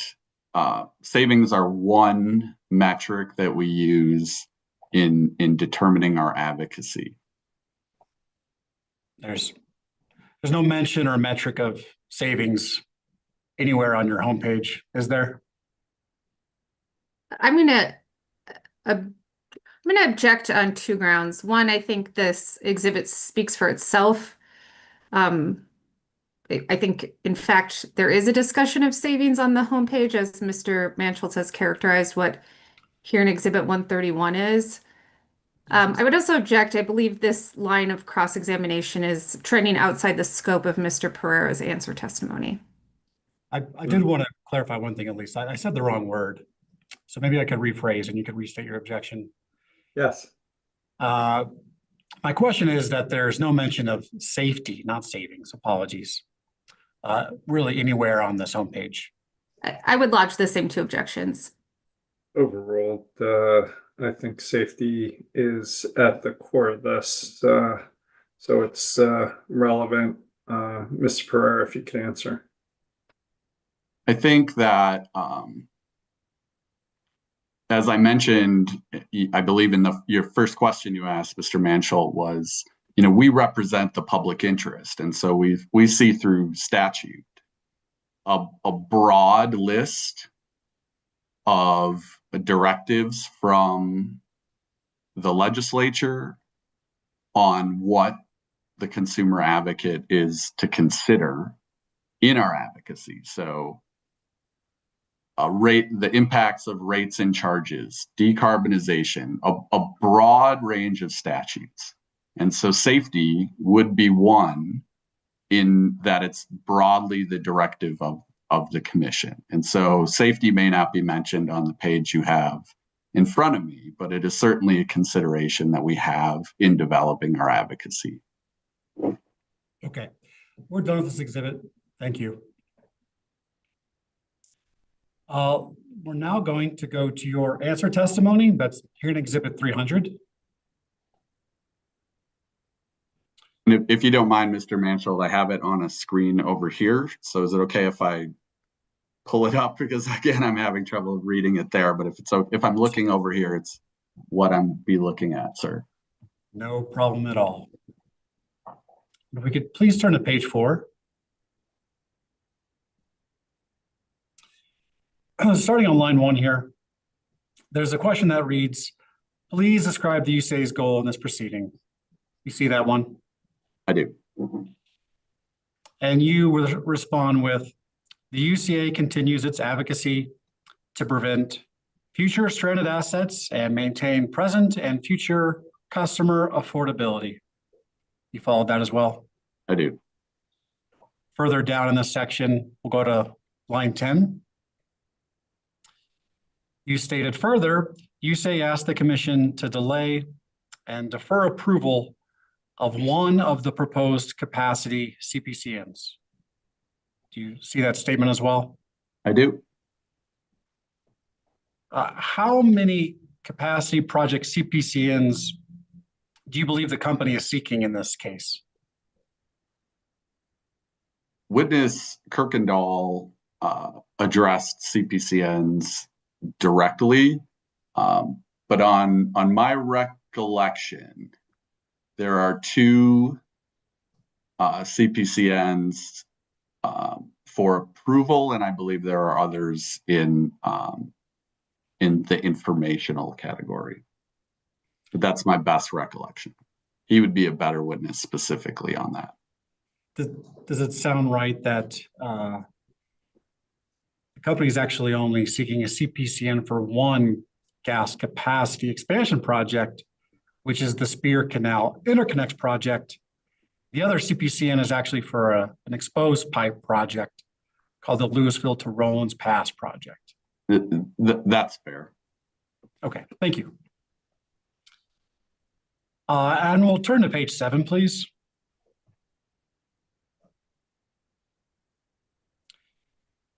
If we scroll down just a little bit, and for your own page there, Mr. Pereira, we're going to be looking at lines 12 through 14.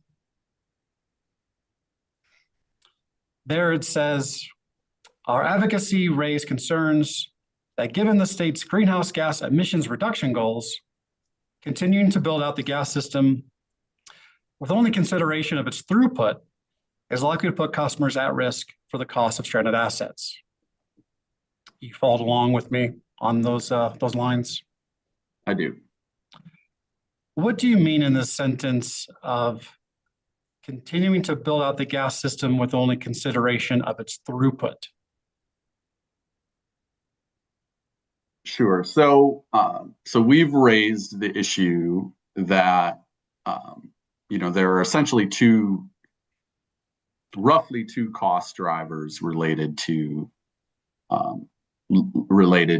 system build out, and so addressing, for example, throughput through clean heat plant, which is focused on emissions reduction. So DSM and beneficial electrification to reduce throughput has an impact on customer costs, but it actually does very little related to system build out, and particularly because that system build out is focused on capacity.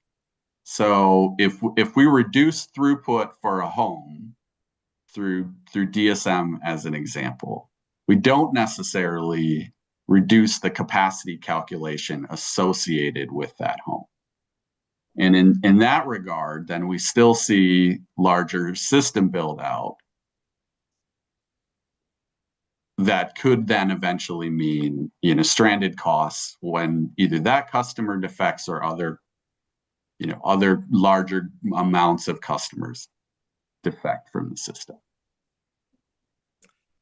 I think you confirmed this in your statement there, but you do agree that state policy to reduce carbon emissions from the gas system is largely accomplished through reductions in throughput?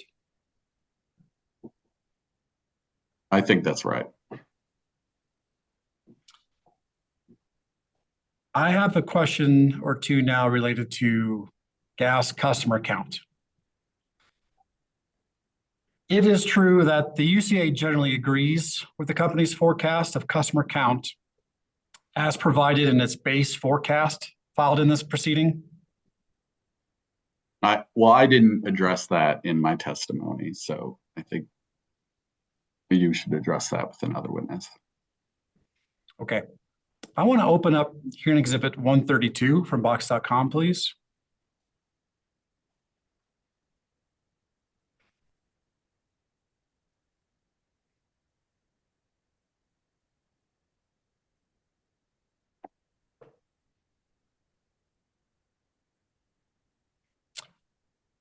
And Mr. Pereira, here you will see the UCA's initial comments filed this past August in proceeding number 25R-0309G, which concerns a rulemaking for establishing revised greenhouse gas emission reduction targets for clean heat plans. Are you familiar at all with this proceeding or these comments? I am familiar, and if I could again ask for this to be blown up slightly.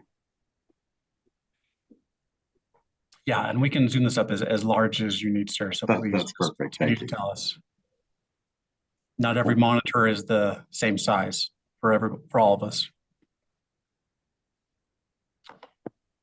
You recall in these comments that the UCA generally advocated against the commission setting a 2035 clean heat target reduction of 41% from a 2015 baseline.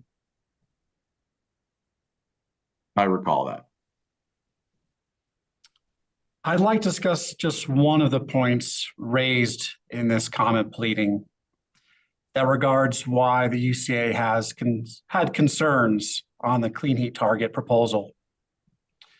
Jenna, I'm going to object to this questioning. I think it's outside the scope of Mr. Pereira's testimony in this proceeding.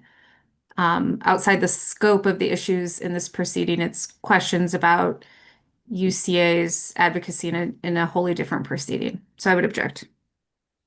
Mr. Mitchell?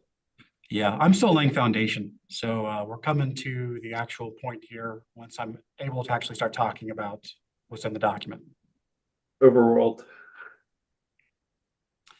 So we'll go ahead and turn to page 5 here.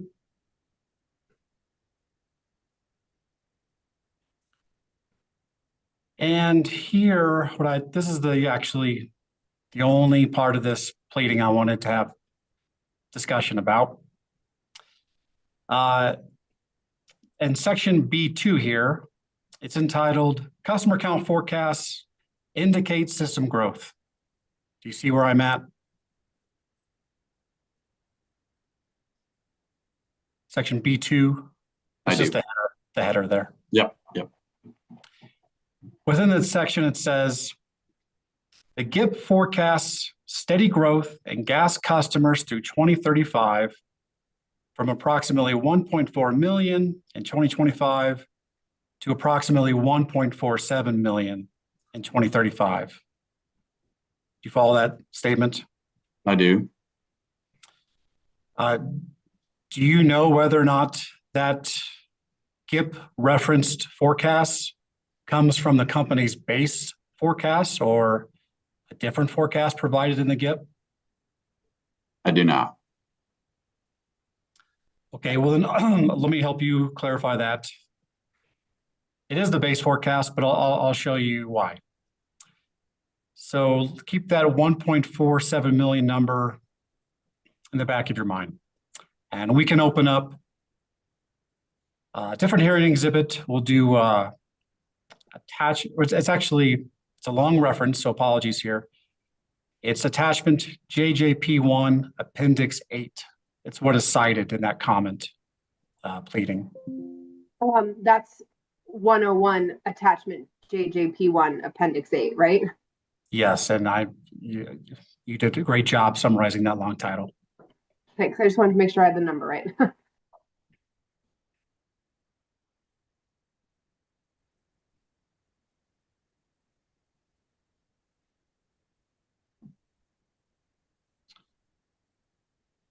There we go. You can see this is entitled the base forecast here on page 1, right? I see that. And if we look at the last row, it says 2035. If you go 2 columns over to all counties, it has the number which I believe you are referencing in your comments as the 1.47 million reference. Is that correct? That's possible. So in advocacy in the Clean Heat Plan Target proceeding, the UCA uses the company's base forecast to support its arguments, but in the GIP, does the UCA take a position that some other customer count should be used for gas planning purposes? I'm going to object. I think the form of the question is argumentative. Oh, you could rephrase, or Mr. Manshall. Oh God. It's a basic comparison question. There's nothing argumentative about it. Yeah, overall, if you can answer, Mr. Pereira. Yeah, as I mentioned, my testimony does not comment on customer count. Okay, thank you.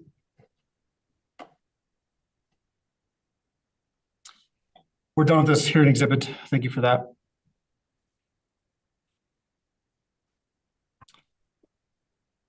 Do you agree that the company should make necessary investments in the natural gas system to ensure the system is safe, especially in light of the combustible nature of natural gas? Believe generally so. As a regulated utility, you agree the company has the responsibility to safely and reliably operate the natural gas system, right? I think it does. And do you doubt that the company has the experts that are familiar with its natural gas system to promote its safety and reliability? I think that the company has an inherent tension between those experts and other experts and members of the company that may be driven toward capital and other decision making. Okay. And if we could open back up your answer testimony here in Exhibit 300.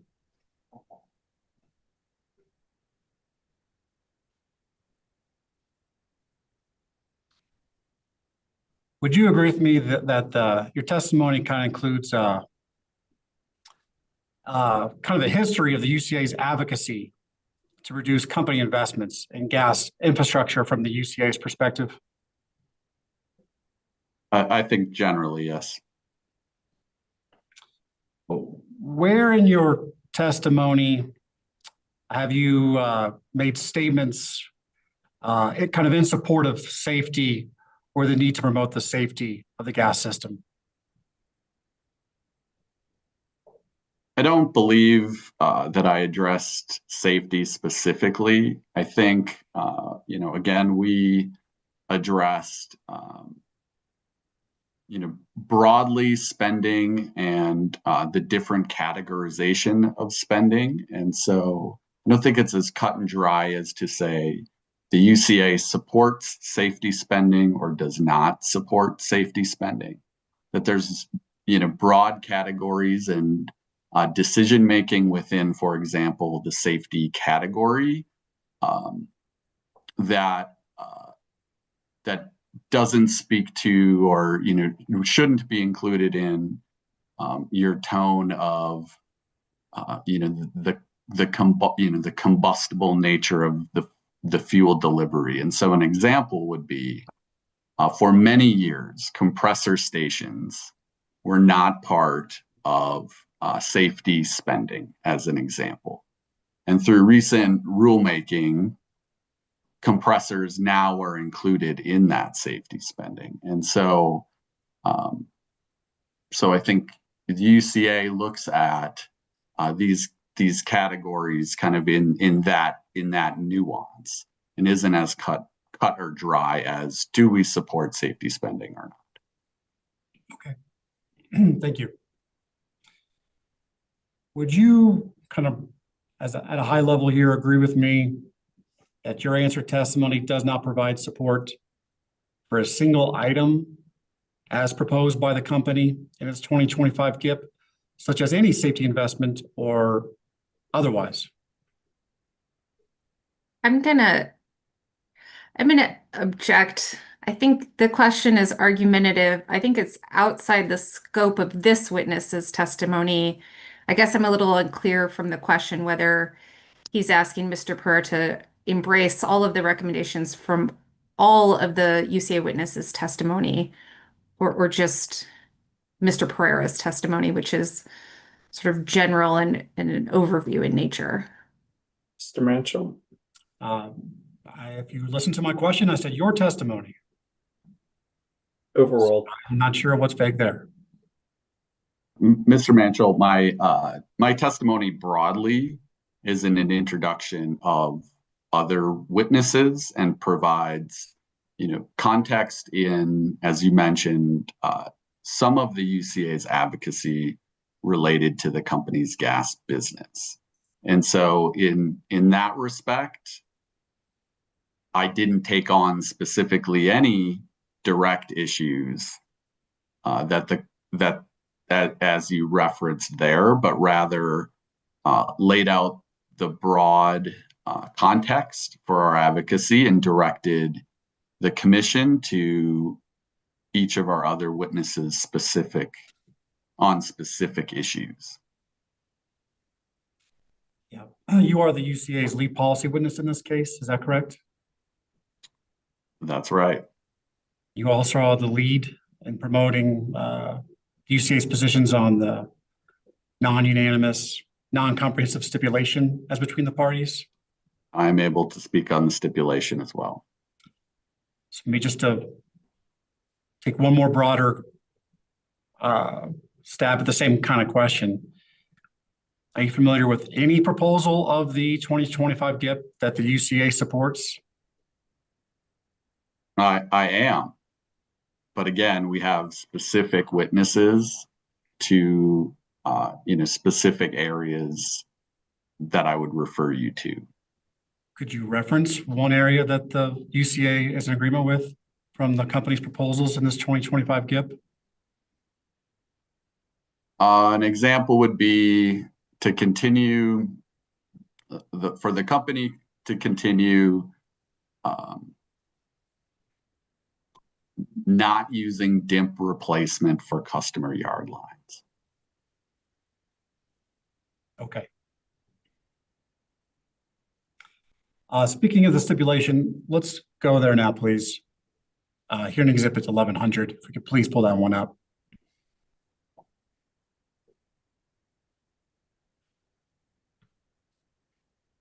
And if we could please turn to page 8.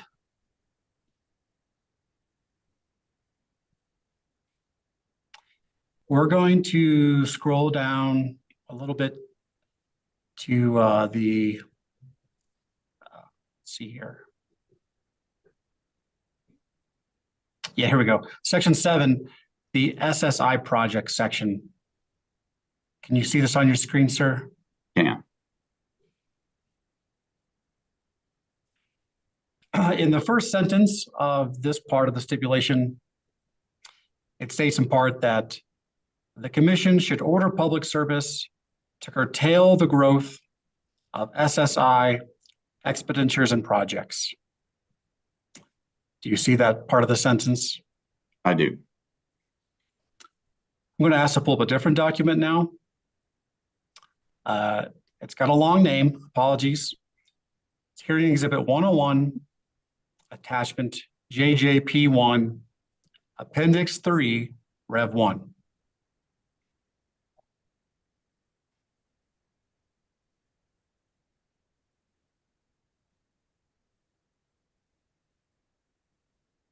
happy to repeat that. I know that was a, a long name, but in short, it's the Appendix 3 Rev 1.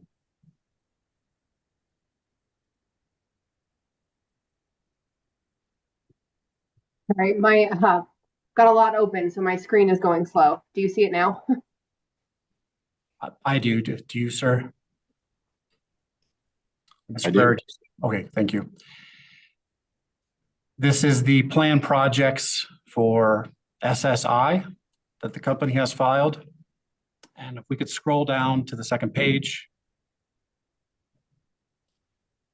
you see there's 50 such plan projects originally filed with the company's direct testimonies. If we go back to the first page, please.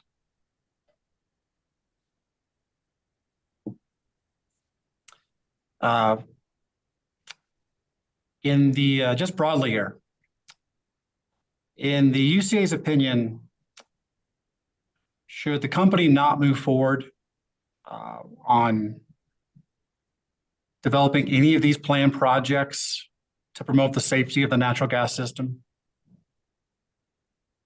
I'm going to object to this question. I think this line of questioning should be directed to witness Skluzak. He is the witness that spoke explicitly about system safety and integrity projects. Overruled. Well, we can let Mr. Pereira answer, and if he wants to refer it, he can. I would refer you to witness Skluzak. Okay. Just more broadly, will reducing the company's planned investments in system safety integrity, as the company proposed in this GIP, make the gas system less safe to customers? Can you repeat that question? Sure. Will reducing the company's planned investments in system safety and integrity plan projects, as the company has proposed, make the gas system less safe to customers? I'm going to object. I think this is outside the scope of this witness's testimony. Overruled. I think that's unknown. I think that the company puts forward a plan on how it might address its SSI spending in any particular project or plan. Well, what we don't know is, and the company has been very vague about the alternatives that it has reviewed. So, for example, has it looked at, alternatives to pipe replacement? For example, relining or leak detection, weld examination, those types of things. So we don't know. We generally know what the company has put forward related to SSI.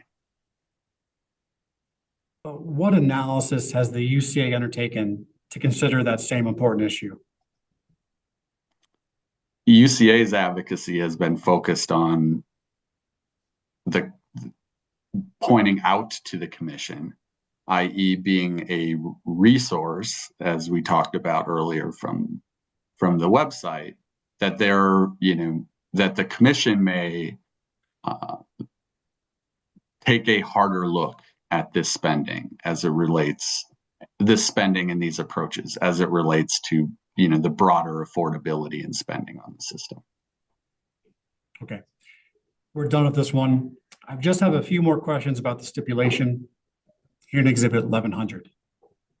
I also have that here, so I'm going to reference on my other screen if that's okay. Absolutely. Just kind of broadly here, can you identify any provisions in the stipulation that adopt any of the company's proposals made in this proceeding? Well, Mr. Mansholt, I was watching when you cross-examined witness Fajette, I believe, and I think I'd have similar answers to him in this regard. I think when we examined this document, or when we developed this document and we're talking with other parties, I think we were generally focused on agreements amongst those parties. And I certainly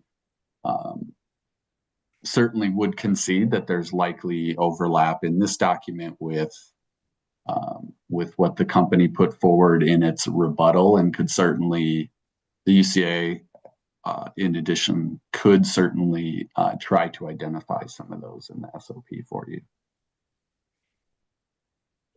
Just scroll up a little bit on this page. There's the section on the Spear Canal project. Section 6. And you understand, Mr. Pereira, that CEO, through Mr. Hay, has testified during this hearing that CEO no longer opposes the Spear Canal project, as given the evidence and information provided with the company's rebuttal case. Are you aware of that? I am aware of that. Looking at item 1D, CEO is no longer seeking a revised budget, as it now supports the company's base forecast for gas planning, and it no longer seeks additional scenarios to apply to the Spear project. Do you agree with that summary? To the extent that that's consistent with Mr. Hay's testimony. Well, in light of CEO's changed position, does the UCA continue to advocate for this CEO provision, which CEO itself no longer endorses? I think that the UCA has agreed to the stipulation, and at this point, I haven't heard anything from our team that would lead me to then deviate. I'm sure the CEO has reasons for why or why not, why this isn't, still a priority for them, and only they can speak to that. And just for record clarity, then, the UCA is still opposed to the use of the company's base forecast for purposes of planning the Spear Canal project? That's right. And I think you could refer to witness Kirkendall further. Okay. Just one more line of inquiry about the CHP aligned forecast. You agree that the information in this record shows that actual customer heat pump adoption is falling well short of the projections in the CHP aligned forecast? I think the company has stated as such. And do you disagree with that information? I have no reason to disagree. And the company has also put forth information that customers are far and away choosing dual fuel heating systems, not all electric heating options, which does not align with the CHP aligned scenario. Do you agree? I don't know that I've seen that to agree or disagree. So if you have that and Sure, could pull it up, I'd appreciate it. Yeah, certainly can try to help. We're going to pull up Mr. John Goodenough's rebuttal testimony here in Exhibit 120.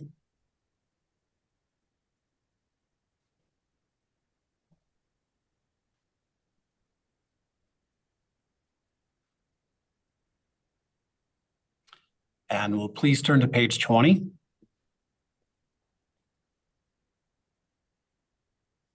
If you look down, starting at line 11, it says, additionally, as company witness Mr. Patrick J. Murphy addresses in his rebuttal testimony, analysis of participant backup choices has shown a roughly 94% rate of gas backup retention compared to the assumption of 52% all electric adoptions in the CHP aligned scenario. Do you follow me in that sentence? I do.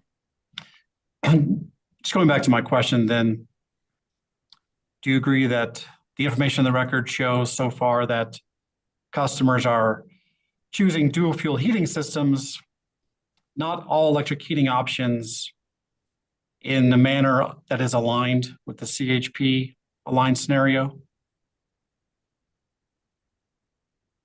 I see that Mr. Goodenough says Mr. Murphy says that.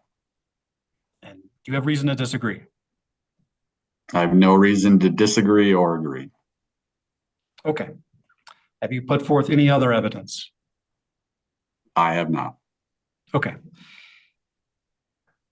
To wrap this up, given the actual adoption of electrification measures is not consistent with the assumptions in the CHP aligned scenario, there's no factual basis in this record to support use of the CHP aligned scenario, correct?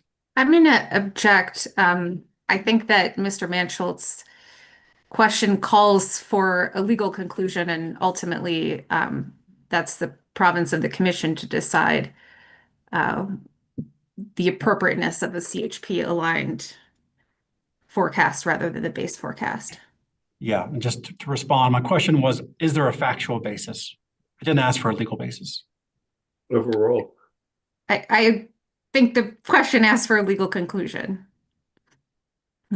I'm happy to restate it again, so you can hear this factual basis question. Given the actual adoption of electrification measures is not consistent with the assumptions in the CHP aligned scenario, there's no factual basis to support use of the CHP aligned scenario, correct? I don't think that's correct. I'd specifically refer you to witness Henry Sermos, but broadly, I believe the commission gave direction to the company to align with that scenario. Whether the company has been successful in fulfilling the requirements that the commission has put forward for it, I think is a different issue. Okay, thanks so much for your time. No further questions. I think Commissioner Gilman, questions for Mr. Pereira? Maybe I'll just try one. I was actually going to ask Ms. Henry Sermos, but since you're here, it's a pretty high level question about kind of proceedings, so maybe appropriate for you, maybe not. Apologies, I'm rapidly developing a cold, so I'm doing a lot of sniffling now. I suppose you're familiar. Ms. Henry Sermos supported the idea of the commission in some way engaging a third party to either vet or develop forecasts, in part due to issues with compliance and speed of the company's forecasting process. Are you generally familiar with that? I'm generally familiar. Okay. And that's a concept that had been brought up in the GIP docket decision as well. And so I'm just looking at her testimony, and I know you kind of understand our procedural schedules and how things might go. So that's why I just really want to get a high level sense. In her suggestion, she had indicated that stakeholders, especially the state agency, should be involved in that if that were to occur, and that any report should go to them at least 6 months before the filing of the GIP. And I'm just trying to understand what the big picture schedule here would look like, right? So that, I mean, part of the concept was to try and really reduce the lag in this whole planning process so that we can use more current information. And so just looking at that 6 month recommendation, and a little concerned and trying to figure out how you could conceive a process like that, like from a regulatory standpoint, an engagement of a third party could work in a more timely manner. Sure. Thank you, Commissioner. I think it's most important, and you might ask Ms. Sermos this same question, but I think from my perspective, the most important part of that is getting useful, vetted, somewhat agreed upon forecast, right? And so if that needs, 6 months gives, parties a considerable amount of time to go through that. But, if if we could have better forecasting, more aligned forecasting to evaluate, and that was, 3 months beforehand or a month beforehand, that would still be preferable to the situation we're in. And so I think the importance is the emphasis on good forecasting and less so on the time period from my perspective. Okay. Thanks, that's helpful. And for you, the main interest, and I can ask her, I think I'm the only person who retained her, so I was just trying to figure out if you had answers enough for me. The main interest there is forecasting, which, as I understand from the company's process, is kind of the first step, and then there are several months of other processes that happen after they're done their forecasting. So I guess you would conceive this could happen in that interim after they're done their forecasting while they're developing the other parts of their filing. I think that's right. I think, as you're well aware, across proceedings, right? We just see, endless litigation about forecasting, whether it's electric or on the gas side. And then these forecasting issues envelop much of the proceeding. And so these proceedings end up mostly about arguments about forecasting, and other issues, need to be put on the wayside. So digging into specific projects, for example, developing alternatives, all of these other things become much more difficult lifts when all of our resources have to be focused on forecasting and the inputs relative to forecasting. Okay, thanks. Those are my only questions. Commissioner Gellman, can you let us know if you want to let Ms. Henry Sermis go or not at some point? Yeah, I don't think I need her. I mean, it was just those kind of high level questions, so I'm not sure she would have, far more specific response to this concept. So I think I'm fine with the answers Mr. Perry gave at this point. All right, Ms. Henry Sermis can be excused. Commissioner Plant? I have no questions. Yeah, I just have one or two high-level ones. In your answer testimony, you talk about the capital bias and current cost of service regulation and how over many cases and years, this may have led to continued high company investment levels that you assert may not be in the public interest. To address this capital bias, UCA suggests a variety of actions that the PUC could take in this case. At the same time, it often seems to me that, and as Mr. Mancho highlighted, there's asymmetries in information, resources, expertise, ability to control filings and settlement agreements, and other core elements of the litigation process that may make it challenging for the regulatory system to fully manage the impacts of these capital spending financial incentives. It also can be difficult, again, as Mr. Manchol highlighted, to determine, for regulators to determine how to set investments like those for safety. Given this, should we be looking at breaking the link, at least at the margin, between growth in capital spending and growth in company earnings to try and get these investment decisions on a better track? Thank you, Chairman. That's a lot. There's a lot there to that question. So I'm going to try to hit on a couple things. I think maybe I'll hit on the incentives on cost of service regulation, and then maybe some information asymmetry issues if that's okay.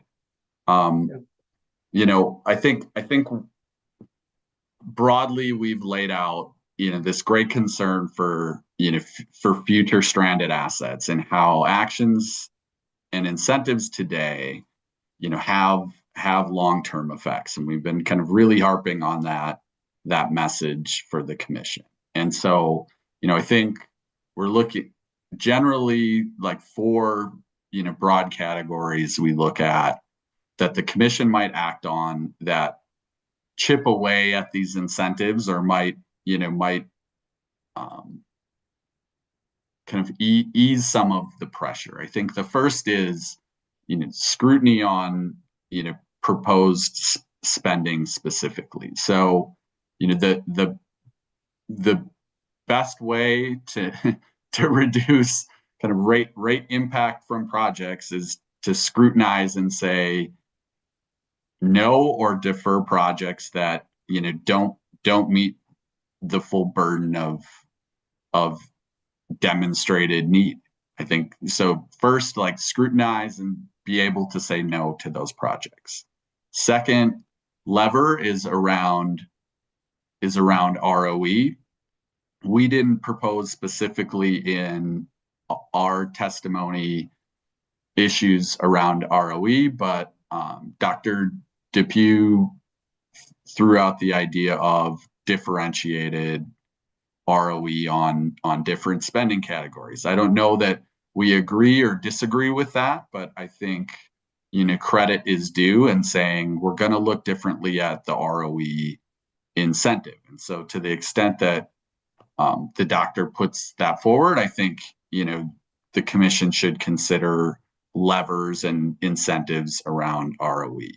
We've been talking about broadly the need for debt to play a larger role in financing these projects, and I think specifically on the gas side, how do we remove the equity incentive for projects that have huge potential for stranded assets.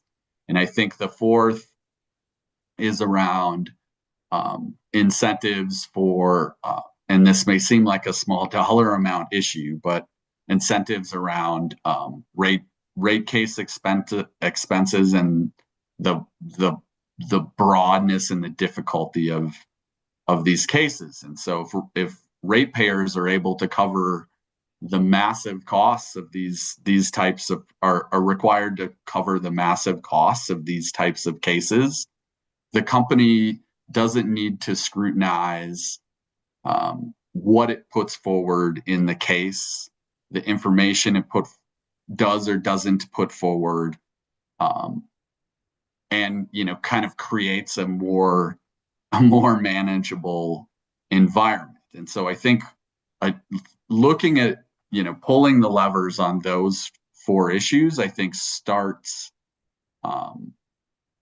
maybe giving the company pause or forces it to be more efficient or more explicit in why it needs a project or why it wants to move forward on that. I think then that's to try to tie that to the information asymmetry is, we get these huge cases that we have to try to look at. And as I mentioned just now with Commissioner Gilman, is we have to prioritize the evaluations we do, and things like forecasting and whatnot, suck all the air out of the room. But these other issues are relevant in these proceedings. I'll give you an example around information asymmetry. Sometimes it's what the company doesn't present, but sometimes it's related to what is presented by the company. And so in this proceeding, there's been attention focused on the Denver weather zone. And the company has put forward that actually there's a trend for that zone to be cooling. And so normally that wouldn't be an evaluation we would look at because we're focused on load forecasting and other things. But in this case, our team, specifically Dr. England and a new member of our team, Dr. Ibrahim, has had the opportunity to then go look back at that evaluation. And so information asymmetry. So the company put forward the graph that shows the trend in a cooling direction, but they didn't put forth the regression modeling or the statistical analysis. So our team went back and looked, and what we found out is the confidence level on what the company put forward is something like 79%. So it's not statistically significant. So the trend that the company is putting forward is not statistically significant. And if you move to a confidence level of like 90 or 95%, what you see is the band around that analysis shows there may be a cooling trend, but the band spans across 0. So there could be no trend, or there could actually be a warming trend for that weather area. And so we have these these broad information asymmetries that are complicated by the size of the case. And so when now we're kind of required to go back and look at every single small analysis and support or debunk what seems to be now significant data points in these cases. And so that all of these things combine to make it very difficult to start to deter the capital bias trend that's put forward. Let me see if I can ask a more focused question. Let's just focus on safety, which is the majority of the spending and seems to be growing. I mean, how do you respond to Mr. Manschultz? I mean, can you understand how it's difficult for us to manage it down, and that it'd be a lot more comfortable if you broke the link between capital spending and earnings growth, at least at the margin? I mean, how do we manage safety? Chairman, I think it's a question that we grapple with as well. I think Mr. Skluzak can answer this kind of more specifically, but the stipulation puts forward the idea of ranking safety projects, for example. This is similar to what we do or the commission does in wildfire mitigation, for example. I think the safety and integrity category and the spending related to it has grown immensely. Some of those expenditures, and I believe there was some discussion with a company witness yesterday or the day before about MOAP. Am I getting the acronym right? So this is huge amounts of spending to go back and look at records that that are either incomplete or need a signature on it, and that kind of thing. And so that falls into the safety and integrity category. And maybe scrutiny around those types of safety and integrity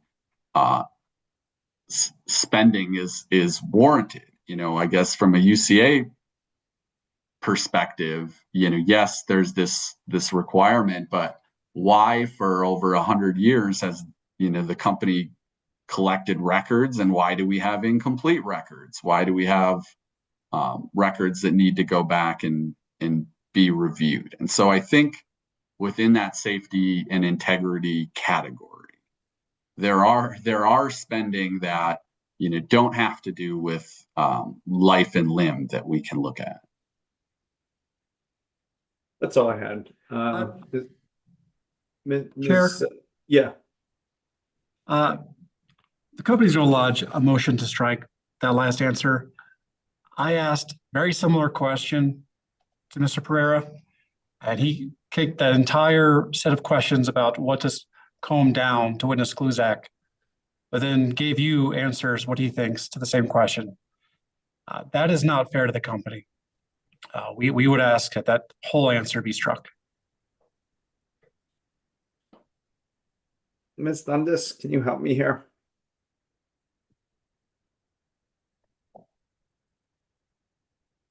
I'll be honest, Chair, I'm not sure what question Mr. Mansholt asked that was similar to your question.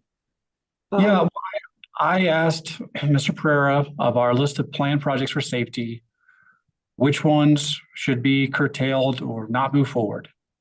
The chair asked a similar question, and in response, Mr. Pereira is giving testimony now about what specific components of safety he actually thinks should be curtailed. When I asked him the same question, he kicked it to Mr. Skluzak.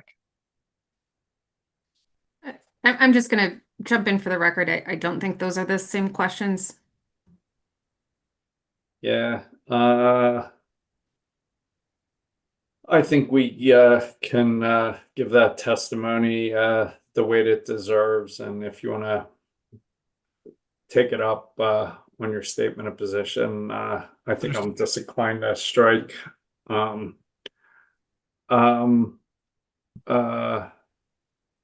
Redirect Ms. Crampton. Thank you. Mr. Pereira, you were asked a lot of questions by counsel for the company about safety or the lack of discussion of safety in your testimony. Do you recall that line of questioning? I do. Okay. And if we could just pull up Mr. Pereira's testimony, I'm going to have some questions for you, specific parts of your testimony, so it might be helpful to have that up. It's hearing exhibit 300. And if we could go to page 14, please.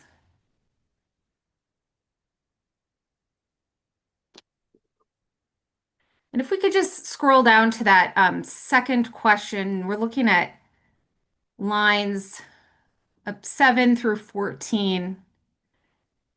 And here, Mr. Pereira, you wrote that there's a massive tension that exists to right-size gas investments, but also maintain reliability. Did you see that? I do. Okay. And that's your testimony, correct? It is. And when you say maintain reliability, are you referring to a reliable and safe gas system? I am. Do you agree with the characterization that UCA does not have regard for system safety and reliability for its customers? No. And do you think that portion of your testimony speaks, in fact, to the regard that UCA has, and the tension that that creates with investment proposals? I do. And, I think our public interest mandate broadly, includes that issue. Ultimately, we're to represent the customers that the system needs to be safe and reliable for. And so I think it's just inherent in the advocacy that we do, is to protect those customers. And does UCA also have, pursuant to its statute, an environmental directive? It does. And this specifically tension... Oh, go ahead. Specifically the statutory decarbonization goals of the state. And do you think this tension that you describe here in your testimony is the same tension that the commission has to grapple with in this proceeding? Yeah, I think we do share an overlap there. I think that there's beyond stranded assets, there's a broad concern that that uncontrolled spending, inefficient spending has the potential to cause backlash from customers related to the state's decarbonization goals. And so, it's very important that that spending is done efficiently, targeted, and isn't done in a way that seems, excessive or contrary to the interests of customers in meeting those goals. And if we could pull up Mr. Skluzak's answer testimony, hearing exhibit 303 at page 41, please.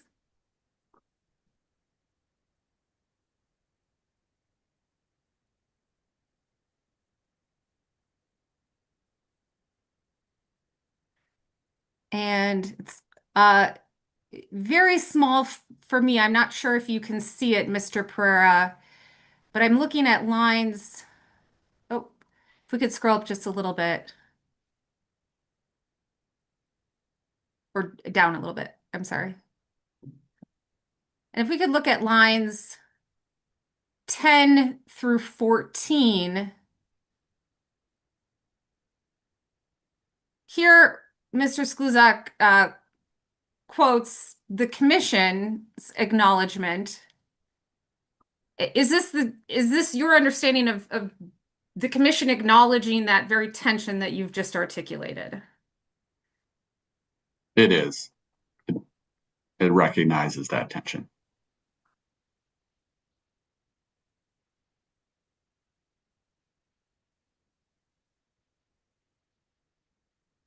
I want to talk a little bit more about this safety topic. Mr. Manschultz had asked you about any system safety and integrity projects that the UCA supports. And I think you had referred him to Ms. Henry Sermos's testimony. Do you recall that line of questioning? Yes. Okay. And if we could pull up Ms. Henry Sermos's testimony, it's here in Exhibit 302. Going to have to object. For the same reason I objected previously, this is a question where rather than answering my question, Mr. Pereira deferred issues of the question to Ms. Sermos. Now discussing Ms. Sermos' testimony in his own testimony positions would unfair prejudice to the company on the same question. I think I agree with that. Ms. Crampton, you want to respond? I guess I fundamentally disagree that Mr. Pereira didn't answer the question. He referred to Ms. Henry Sermos's testimony. I'm referring to Ms. Henry Sermos's testimony. I think the question that Mr. Manschultz asked was actually a mischaracterization of UCA testimony, and I'm seeking to clarify that. What was the mischaracterization? As I recall, he just declined to answer and said that Ms. Henry Sermos is the right one to answer. I don't think he testified on that. The mischaracterization that UCA testified to deny all system safety and integrity projects. Ms. Henry Sermos has a recommendation with respect to NPA analysis for system safety and integrity projects. Mr. Manschultz. Stand by my objection. He deferred this issue to Ms. Sermos. He can speak to it. I think you're getting pretty far afield here, Ms. Crampton.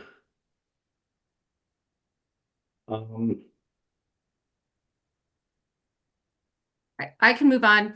Yeah, Mr. Pereira, did UCA in its testimony support the commission creating a requirement or an additional step for an NPA analysis for system safety and integrity projects? It did in Ms. Sermos's testimony. Is this an opposition of system safety and integrity projects altogether, or recommendation for the commission to add to its analysis and consideration of such projects? It's a recommendation to add an analysis.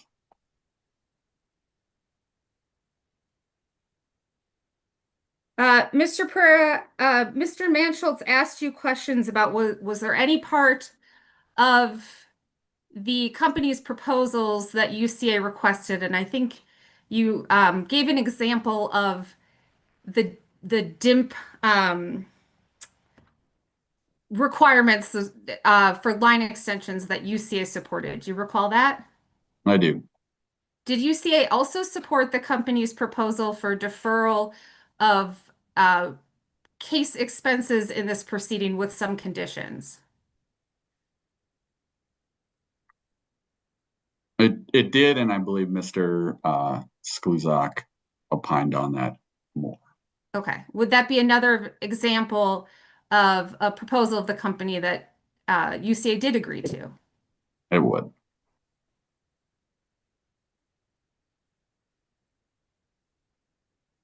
Mr. Manschultz asked you questions about whether you essentially had a reason to disagree or mistrust the company's experts. Do you recall that question? I do. Okay. And in that line of questioning, Mr. Manschultz asked whether any UCA witness that testified in this proceeding was a gas system operator. Do you recall that? I do. Do you agree with the characterization that an intervening party witness must be a gas system operator to be able to speak to the issues presented in a gas planning proceeding? I disagree with the characterization that that's necessary. And do you agree with a characterization that a commissioner has to be a gas system planner in order to effectively regulate in a gas system planning proceeding? I disagree with that characterization.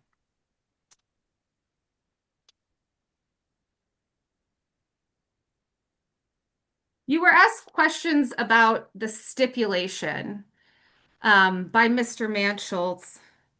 And I just want to ask, does the stipulation represent broad intervenor agreement for which UCA shared alignment with other parties? It does. And what does this broad alignment between intervening parties signal to you? It signals that generally there is agreement in the challenges with the case that the company puts forward, and also some general agreement in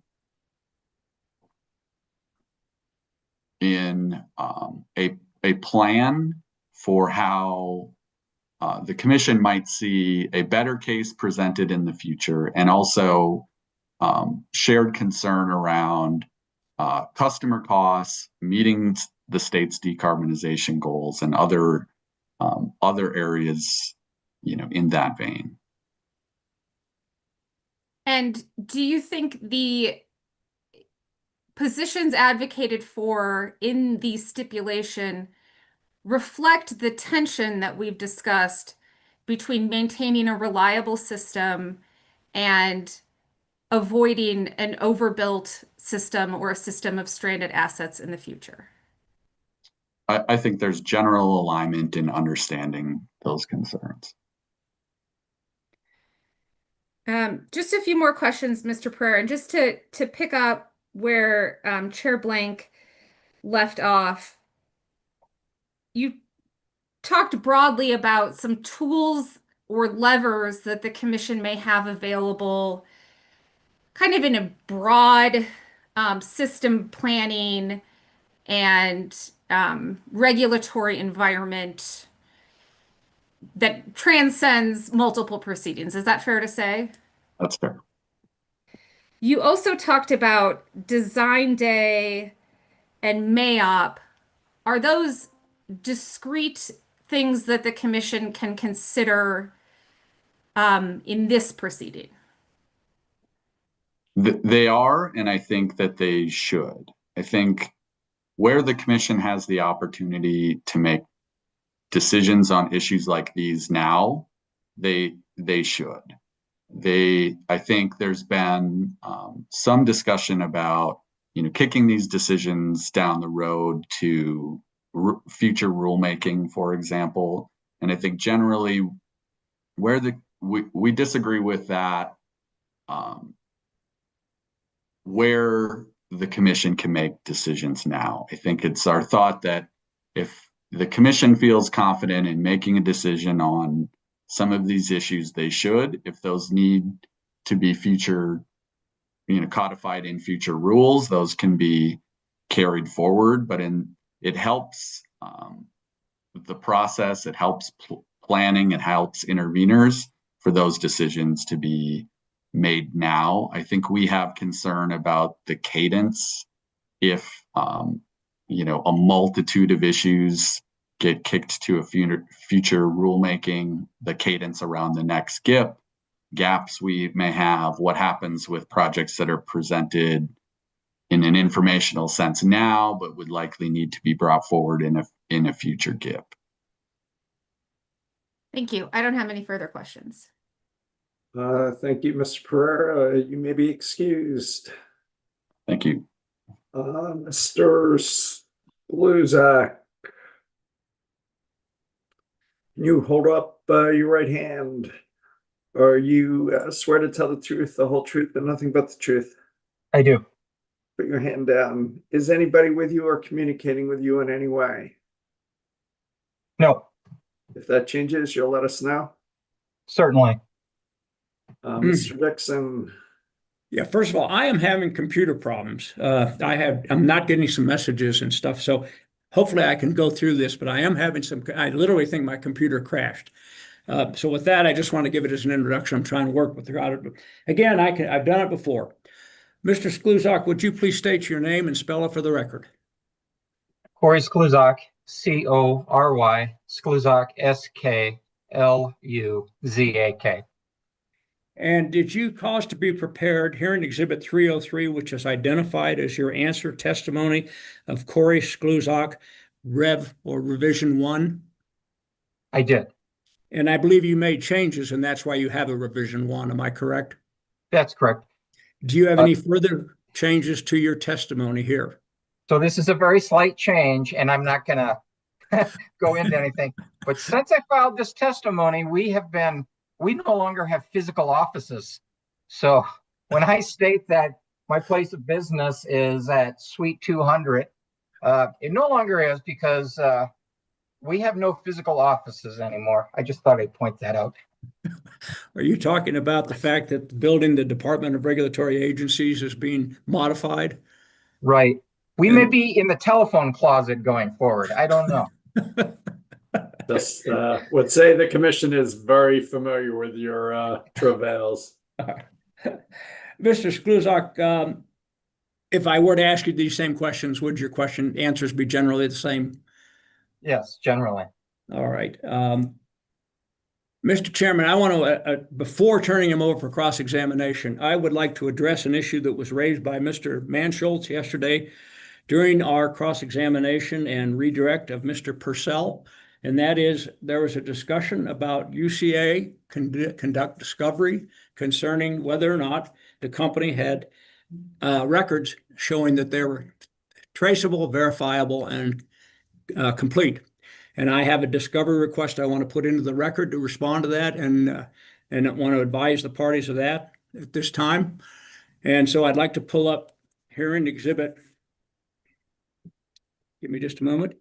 328.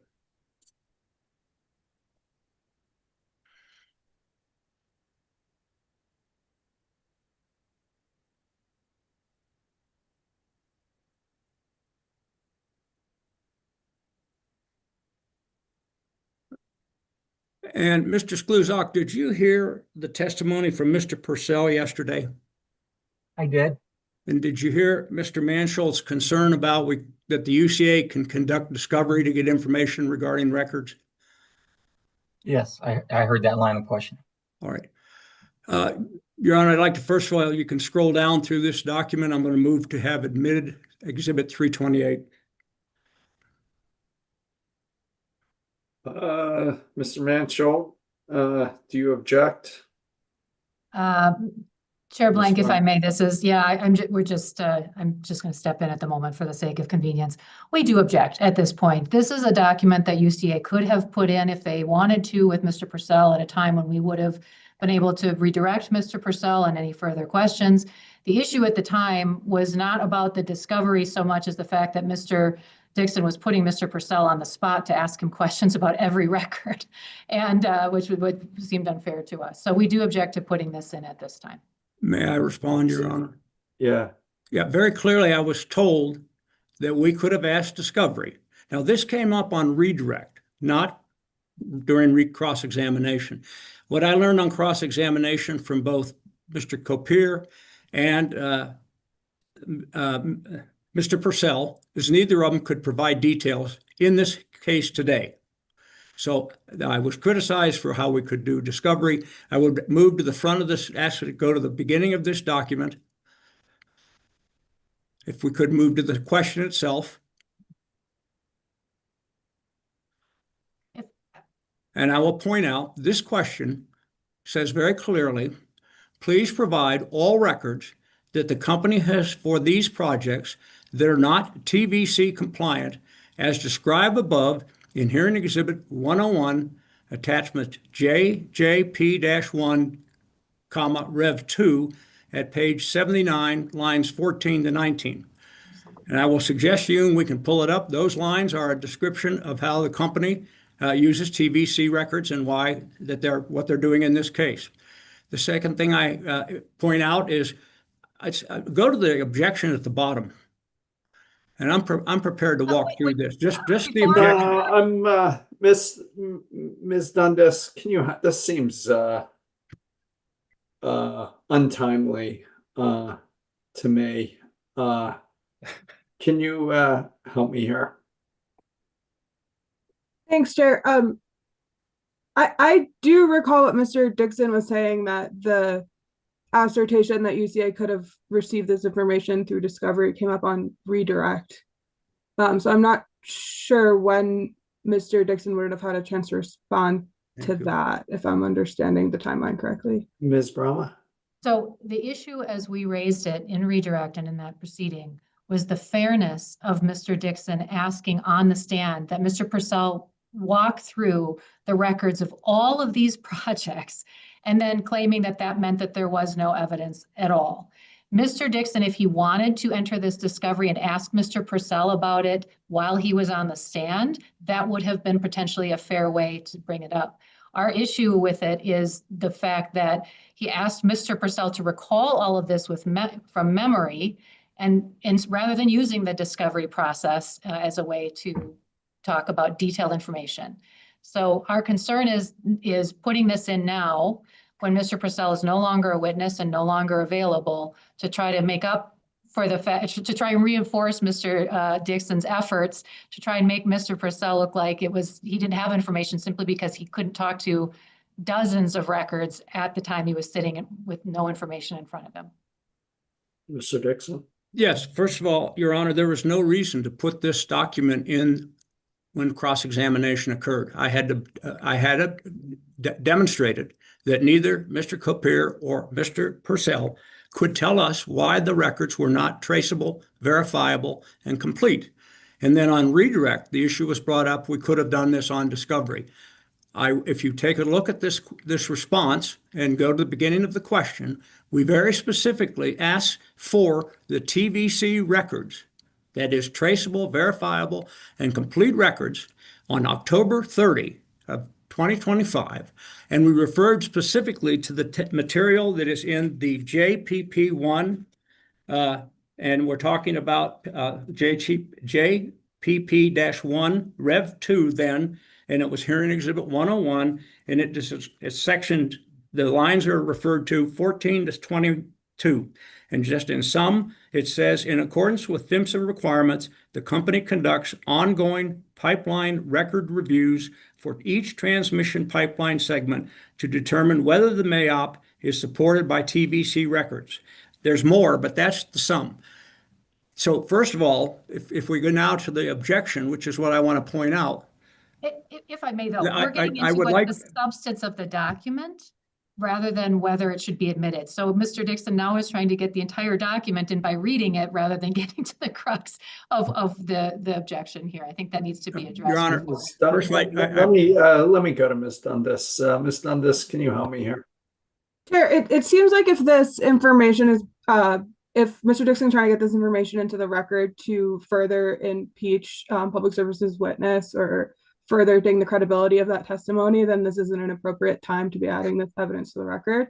If Mr. Dixon thinks that the commission's understanding of the filing would be supplemented by this information, that's a different story, but that doesn't seem to be where he's headed with this information. Yeah, it does seem like you're trying to use this to impeach the company's witness. And it seemed like you'd have to object on redirect. It seems untimely now. Mr. Your Honor, Dixon. may I just respond briefly?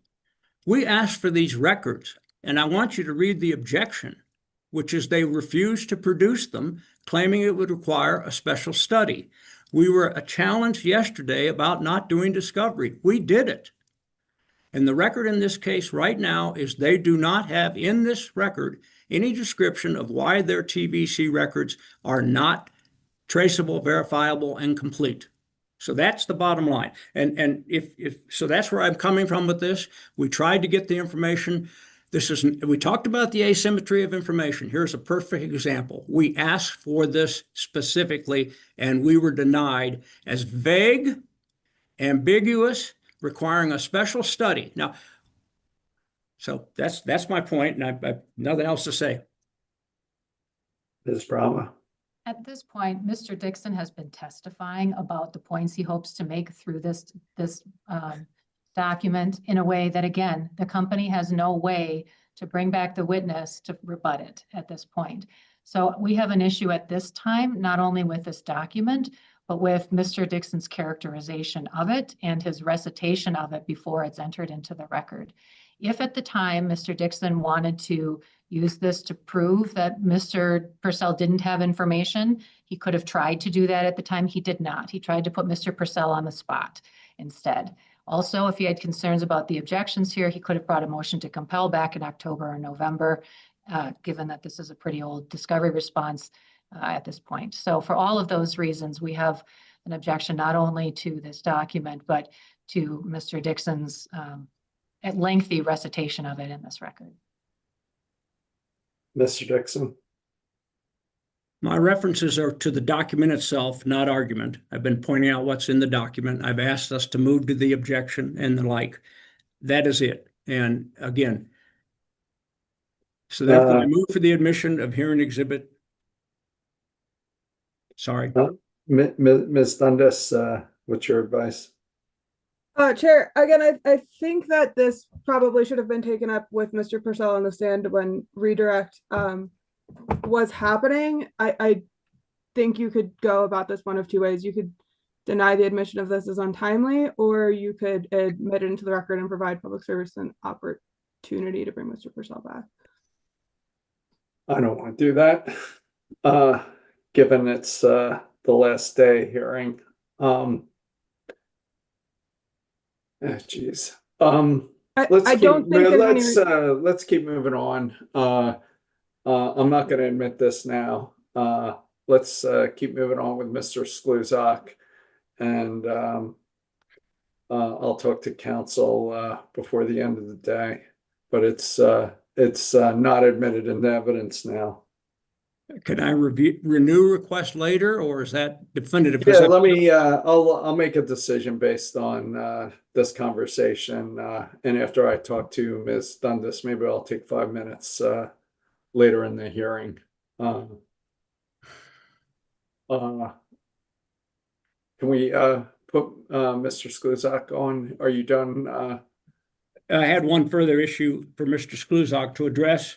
Again, dealing with the matters that came up after our testimony was filed, and that has to do with the hearing exhibits 122, 123, and 124, which were the exhibits that Ms. Brahma asked me to allow to be admitted into evidence, which we did agree to. They were added, but we have had no opportunity to respond to those exhibits.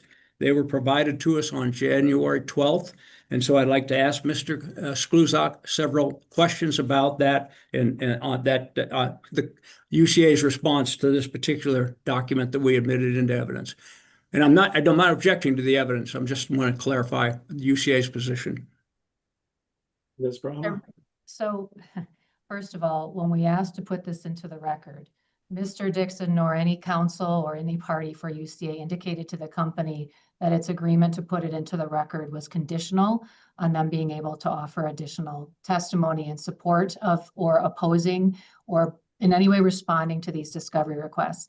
And again, here, as with the other document, this proposal is being done when the company's witnesses are essentially done on this topic. And so it appears to again be sort of a end run to come in late in the process after the company's case is concluded to try and put in new information.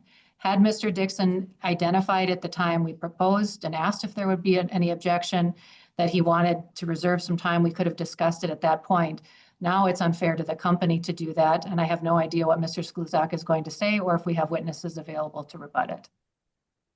Your Mr. Honor, Dixon. I have not suggested not having this be in the record. I've not challenged it in any fashion. It was our discovery. I'm simply having our witness respond to what was provided to us on January 12th, to which we allowed it to go into the record so the UCA can provide its position. It's not like this is something we could have done in advance. Could have been done earlier in the hearing when the company would have had an opportunity to determine what, if anything, if that changed our decision to put that into the record, or otherwise if we needed to be able to also address. Like I said, I don't know what Mr. Skluzak is going to say about these documents. We did not offer any testimony about them. We just put them into the record. And so I think that that's inappropriate at this point to leave a response for UCA so late in the process. Can someone remind me what these exhibits are? These are UCA responses to company discovery requests? No, these are the company's responses to UCA discovery. That's why I didn't object to it. It's our discovery and their responses to it. Ms. Dundas, sorry, no rest for the weary. Thanks, Chair. I think that we have to remember where we're at here. So this was, or I'm going to repeat it for my own benefit as well. So this was evidence that was admitted through a company witness prior to that witness going on the stand. We did it at the beginning of a hearing date. So Mr. Dixon, UCA would have had an opportunity to cross on the substance of this material. At this point, oral testimony from a UCA witness on its position on the documents, since they're in the evidentiary record, doesn't feel necessary to me. It seems like UCA can address why this evidence shouldn't be weighed, or if how it should be weighed accordingly in its SOP. Mr. Dixon. I've heard the discussion. I don't have anything else to add. I'm gonna not allow Mr. Skluzak to talk to this for the reasons outlined by Ms. Dundas. All right, well, with that, Mr. Skluzak is available for cross-examination. Ms. Brahma, I have 15 minutes. Good afternoon, Mr. Skluzak. It's nice to see you again. I'm sorry you had to wait through all of the procedural machinations here, but here we are. That's okay. I enjoyed it. Okay. You would be the only one. That is true. Mr. Skluzak, I'd like to just ask you some questions about your answer testimony here. We'll try to move through relatively quickly. Starting with some of your discussion on page, if we could pull up Mr. Skluzak's answer testimony, hearing exhibit 303 at page 50, I'd like to talk about your recommendation regarding design date. So if we, are you able to see everything okay, Mr. Skluzak? Yes, I am looking at a separate screen because my eyesight is not that great and it's much larger, but I thank you. also have it pulled up on a separate screen so that I can see it, so we'll work together on it. If we could please scroll down a little bit so that we can see the recommendation here that starts on line 6 and continues down. That's perfect. Thank you. So in this section of your testimony, this is one place where you state your recommendations for design day methodology and the extent to which you believe design day planning affects the GIP. Is that a fair characterization? Yes. So at page 50, line 8 through 11, you state regarding design day that, quote, the commission should make a further finding that PSCO's methodology inflates peak gas demand forecast for all its weather zone and impacts all GIP projects. Did I read that correctly? That's correct. And then as support for the concept that design day methodology affects all GIP projects, you have a reference here to footnote 107 at the bottom of this page. Could we go to that, please? Now, in footnote 107, you state here, quote, Piesco's statement in its GIP that its entire, and then you begin quoting from the GIP, gas system is modeled and designed to ensure reliable service, ellipses, under design day conditions, end quote, and the Piesco calculated peak hour gas demand. Did I read that fairly? Yes. So I'd like to explore a couple of aspects of UCA's statement here, Mr. Skluzak. If we could take this down and pull up hearing exhibit, it would be hearing exhibit 101, the GIP itself, attachment JJP1, and we're going to page 101. And so if we look here at page 101 of the SCIP plan document, on lines 9 to 11, we can see the language that you quoted, where it says the company's gas system is, as you said, modeled and designed to ensure reliable service can be provided to firm gas customers under design day conditions. Did I read that properly? Yes. And so the part of your testimony that had an ellipse in it that appears in more completely in this sentence is the provided to firm gas customers. Is that right? That's correct. So do you first understand why it matters that the sentence in the GIP includes the reference to firm gas customers, whereas your testimony omits that phrase? I don't know what you're getting at. Okay, let me ask it differently. Do you understand that the company does not design the system to ensure gas service under design day conditions to interruptible customers? Okay. Do you agree with that statement? That I don't know. Okay. Do you know that the company has a program to interrupt interruptible customers under certain tariff conditions rather than making gas investments to serve them on design day? I know that the company has an interruptible gas service tariff. Okay. Now turning back to your statement that this language indicates that design day planning affects all GIP investments, could we please scroll up to the header on the prior page for this section? Do you see, Mr. Skluzak, that this particular section or that sentence appears in a section titled System Planning Capacity Expansion Projects? That is the subtitle. And if we go up further to the title of this section, which I believe is a page or two earlier,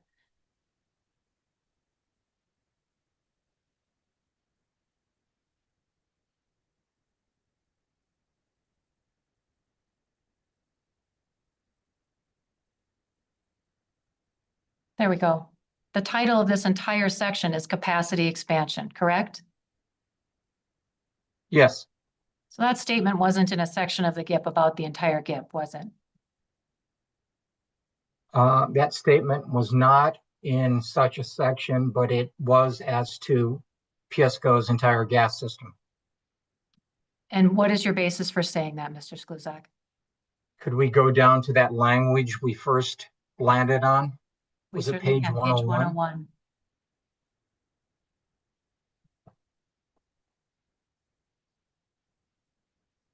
The company's reading page 101, line 9, the company's gas system, it doesn't say without interruptible customers or anything. Gas system is modeled and designed to ensure reliable service can be provided to firm gas customers under design day conditions.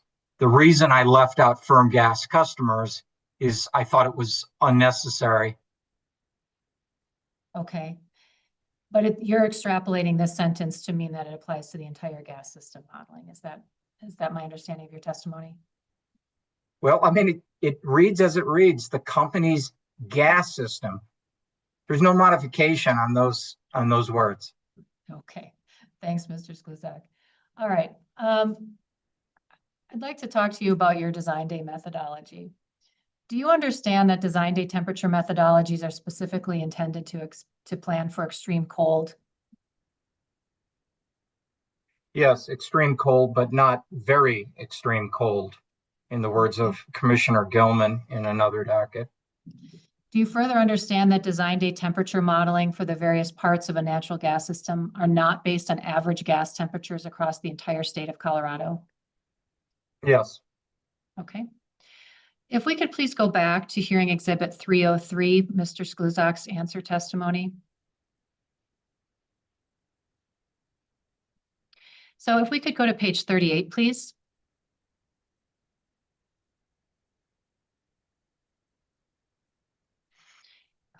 If we could look at lines 8 to 11.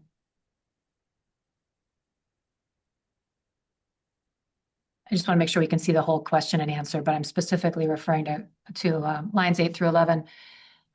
As I read this testimony, Mr. Skluzak, I read it to say that UCA's, quote, primary issue and concern with respect to design day temperature methodology is with the denominator in the probability equation, which is presently the 76 years reaching back to 1950.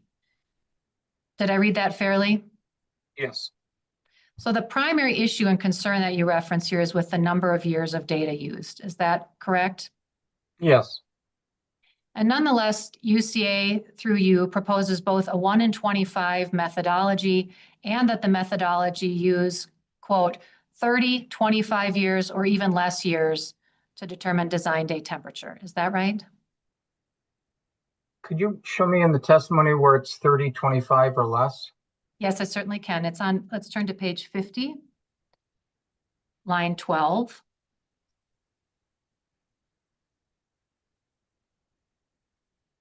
In this paragraph, which continues on to the next page, line 3. You'll see it specifically on line 17. Yes. Yes, Okay. I guess you could characterize those as secondary concerns, whereas the primary concern is the denominator or the historical data set. Okay.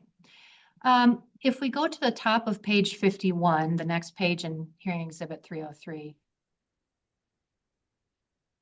here you state that this methodology would, quote, increase the number of minimum temperature candidates. Is that correct?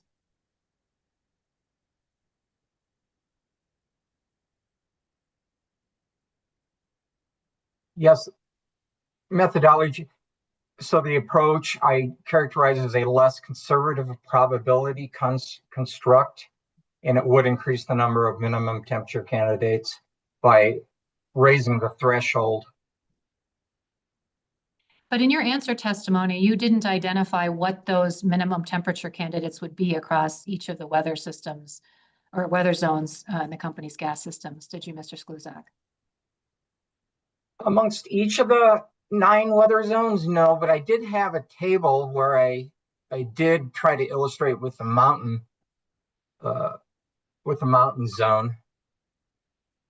Do you understand, Mr. Skluzak, that the mountain zone is not the location of the gas capacity plan projects in this proceeding? Yes. Okay. Now, isn't it correct, Mr. Skluzak, that no other party provided answer testimony in this proceeding supporting a 1 in 25 year design day temperature methodology? I do not know. Okay. Do you know that, in fact, CEO and conservation advocates who did provide temperature outcomes for their design day methodology proposals actually supported a 1 in 30 methodology in their answer testimony? CEO, did you mention? Yes. I do not know about CEO. I think Justin Brandt supported 1 in 30 years, I think. I would agree with you for what it's worth. So that means that no party in this proceeding provided the commission with information about the temperatures in each weather zone that would result from a 1 in 25 methodology using data from 2020, did they? I don't know.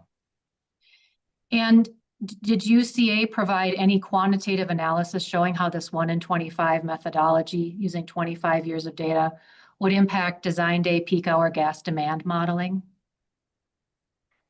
Again, I did try to model various permutations up in table CWS-1 for the mountain weather zone?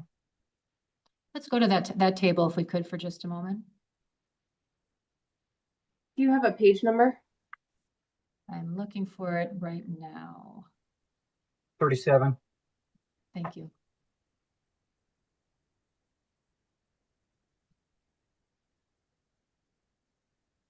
So this data set in table CWS-1 in your hearing exhibit 303 provides a probability of occurrence. It's not weather data or temperature information, correct? That's correct.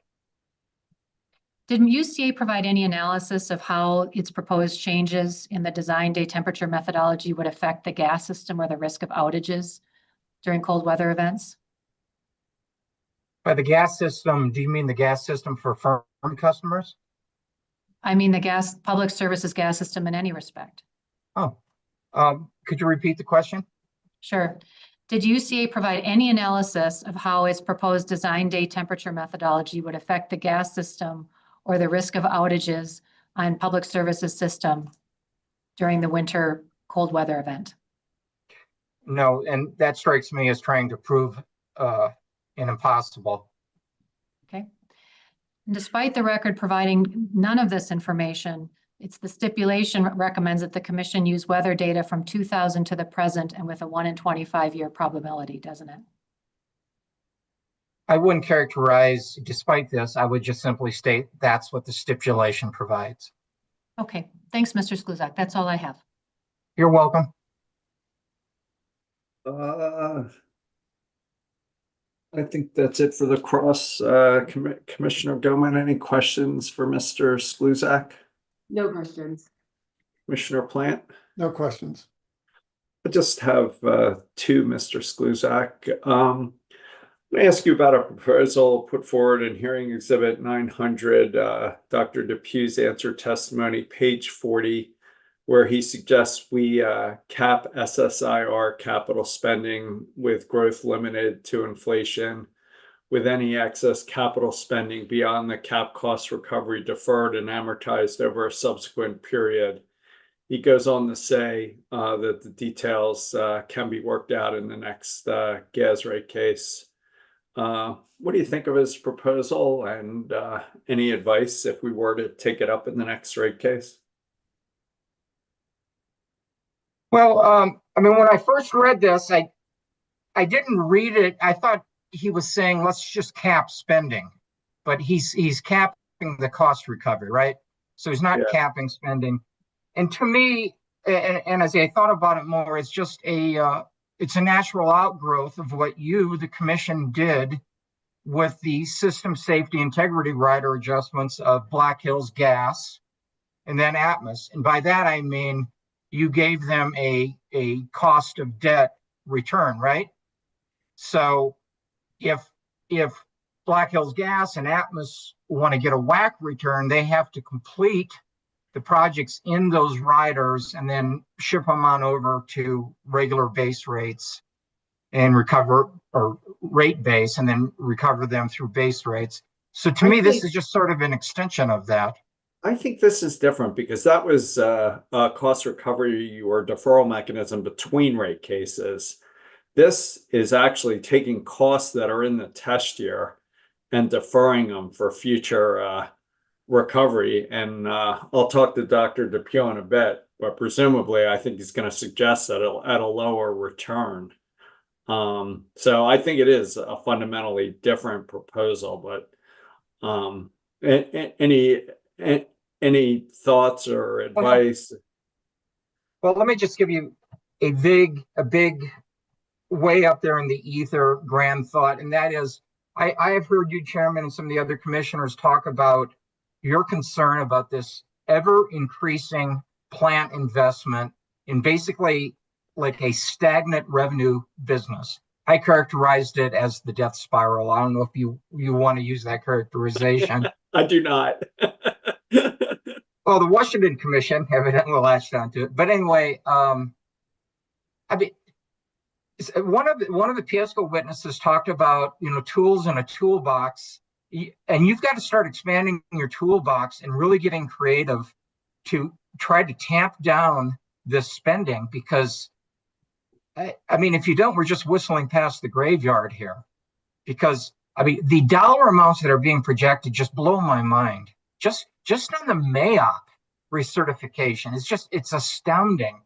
And so, I mean, don't just throw this out the window. I mean, definitely probe Dr. Depew on this, but yeah, I mean, you got to start being very creative and, think about stuff like this. As far as the practicality of this, right now, I can't provide any input. Okay. Let me offer you one alternative that came to me as I was reading Dr. Depew's answer testimony. Assume a similar capital spending cap, perhaps on total 2024 capital spending, but instead of deferring the additional amounts, we just amortize them over 1 year, independent of the actual engineering life, such that this spending would not be eligible for inclusion in rate base. By limiting the amount of capital spending eligible for amortization beyond the year in which it has occurred, this proposal could provide an opportunity for 100% cost recovery to the company, allowing the company to spend what's needed, perhaps limit the incentive to grow capital spending as it wouldn't grow earnings. Any guidance if we requested the company and the parties to look at this idea in the gas rate case? I know there's short-term rate impact concerns, but it may be worth incurring to break this long-term bias, or maybe even combining it with Dr. Depew's deferral approach and maybe securitization. So you would want to put into an amortizable bucket anything above a particular amount? yes. So it was only amortized over 1 year. So there was no earnings, no rate base growth. So say they spent say the cap was at whatever 400 million, they spent 450. The 450 would just be recoverable in rates immediately, and it would not have any earnings. And it, depending on gas prices, you may or may not want to do that. And but it would, on the margin, it would break the link. You couldn't grow earnings by spending more capital. So, any thoughts on that as a fundamental way to break the link? My initial thought is rate shock. Yeah. I mean, but if you just manage, to be transparent with you. But if you manage the size of that, maybe you'd be willing to do it. Perhaps. It is creative. I'll give you that. Any advice about how to bring it up in the rate case? Well, UCA can certainly think about that. How we might fashion that. That's all I have. Redirect, Mr. Dixon. I have no redirect.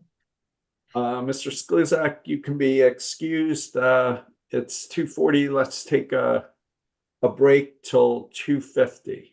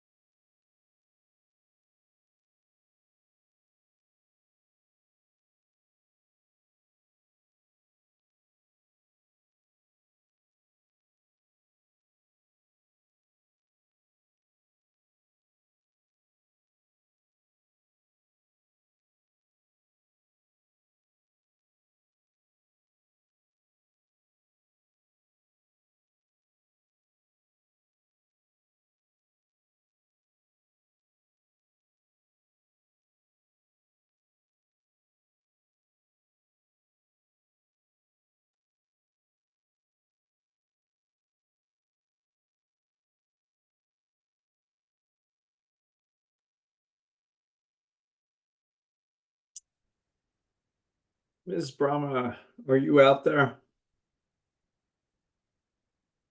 Yes, Chair Blank. Yeah, just a question for you on the exhibit Mr. Dixon was seeking to introduce. Talking to council, it does seem relevant, but I take your point that the company would need to have an opportunity on redirect. Is Miss Jones a witness who could do that, or would you have one of your witnesses available this afternoon? Miss Jones is the wrong witness. I see you're shaking your head.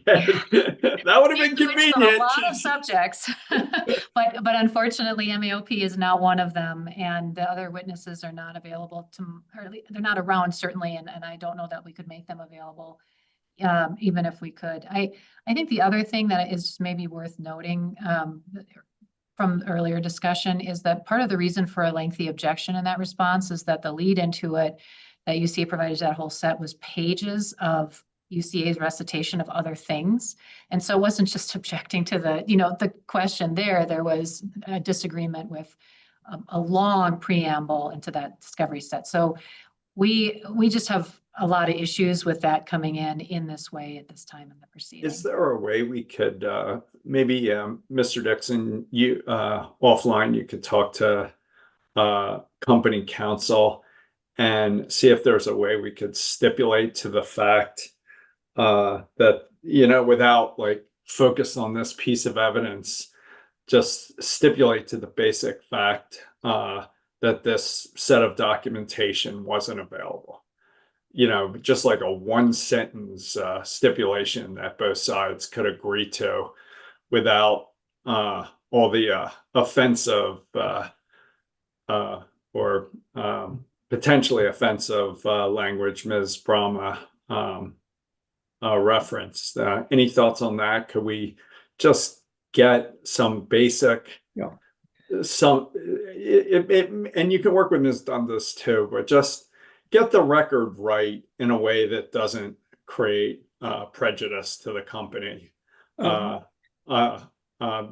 where I'm landing. I think this is a relevant fact that is helpful for the commission in evaluating this record, but I think the way you're trying to introduce it is prejudicial and doesn't give the company an opportunity to respond on redirect. So if you can just see if you can stipulate to it, like one sentence. Let me just ask one question. The general objection to our introduction is not at issue. We haven't put that in the record or tried to. So I'm confused when Ms. Brahma says that they have objections to the introduction. That's not part of this exhibit. All I'm asking for is this exhibit, the A and B and the response. And my point of what I stated was simply to respond with what the objection was.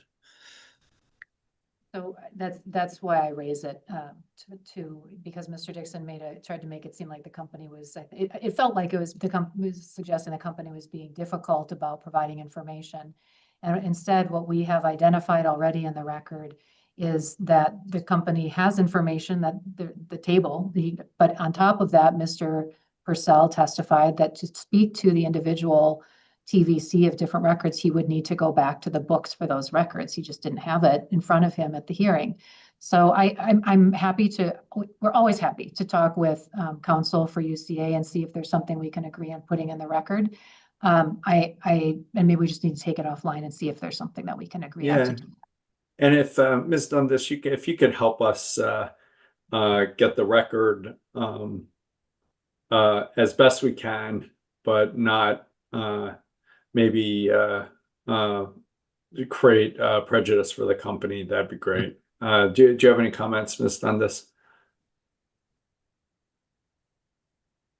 No, Chair, just to clarify for the transcript, I heard that you sustained the objection to the admission of, I believe it was hearings was it 363, Mr. Dixon? 328. 328, but you have, the transcript will stand as is. I believe Ms. Brahma may have made an objection to some of this discussion. Yeah, we're going to leave the transcript where it is. And maybe that's enough, but if there's if there's a stipulation as to fact that could help us have a better record, Ms. Dundas, if you could work with Mr. Dixon and Ms. Brahma to do that, that'd be great. I'm fine with that. I'll be happy to work with Ms. Dundas and Ms. Brahma. Thank you. But as I understand it, you have not admitted this exhibit. Correct. The exhibit is not, the objection as to the omission is sustained, but I would find it relevant. Elements of it relevant. Mr. Chairman, one thing, I will try and work with Ms. Dundas and Ms. Brahma, but in the event we are unable to, I will wish to make an offer of proof as to what we were trying to do with this document. And I will do that after, hopefully we'll get a resolution, but if not, I do want to reserve my right to make an offer of proof of what this information would have shown. I'm not sure exactly what that means because I never practice in court. Let's see where we're at. Thank you. I just wanted to let you know. Dr. Depew, are you out there? Yes. Can you raise your right hand? Do you swear to tell the truth, the whole truth, and nothing but the truth? Yes, I do. You can put your hand down. Is anybody with you or communicating with you in any way? No. If that changes, will you let us know? Yes, I will. Mr. Crakes? Yes, Mr. Chairman. Dr. Depew, did you cause to be filed in this proceeding the document that's been admitted as hearing exhibit 900, the answer testimony of Depeche Depew? Yes, I did. And if I were to ask you the questions in that document today, would your answers be the same? Yes. Mr. Chairman, the witness is available for cross-examination. Does the company, I have 30 minutes and it's a little before 3. Thank you, commissioners. Good afternoon, Dr. Depew. Nice to see you again. Nice to see you again, too. Thank you for being here. I hope this will be less than 30 minutes, but it's hard to promise. So we'll just see how long we take. I'd like to start with hearing exhibit 900, which is your answer testimony in this proceeding. If we could pull that up and go to page 19. So I'd like to look at line 7 through 9. I'm sorry, could you pronounce your last name again, Doctor? It's Deepu. Deepu, okay. That's what I thought, and I've heard it both ways, so I want to make sure I get it right.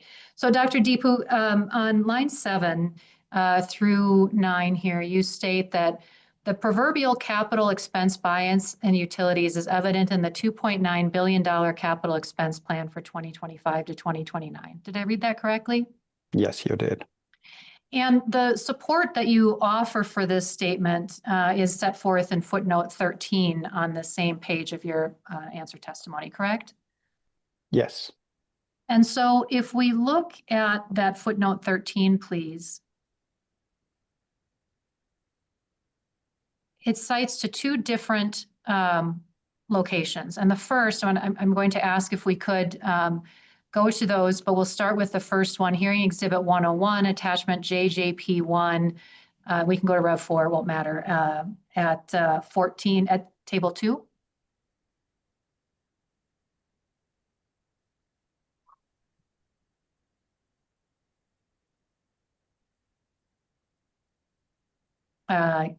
Just if we could scroll down just a little bit, it's table 2. Thank you. So would you agree with me, Dr. Deepu, that this table is merely showing what the company's gas operations capital budget by category is for the 2025 to 2029 period? Yes. Okay. And if we also look at the other citation in that footnote was company witness Ray Gardner's direct testimony, which I believe is hearing exhibit 103 at page 16, if we could pull that up.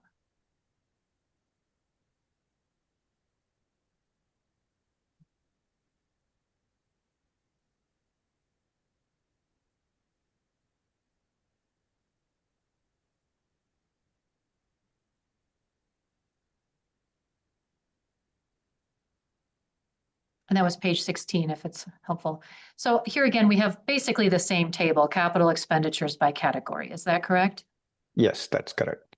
Now, both of these tables, the same table, show nominal dollars for the company's proposed investments from the 2025 through 2029 time period, right? Yes. So this table by itself doesn't identify the extent to which the costs are driven by legal requirements, system risks, inflation, or any other factor that might drive the costs. Is that a fair statement? Yep. Okay. So we can take this one down, please. And I'd like to go back to Dr. Deepu's answer testimony, hearing exhibit 900.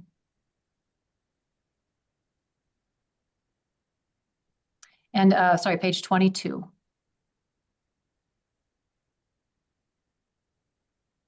So on lines 10 to 11 here, and then the answer that follows, you speak to staff's belief that the commission should consider a, quote, holistic view of the future gas industry. Is that correct? Yes.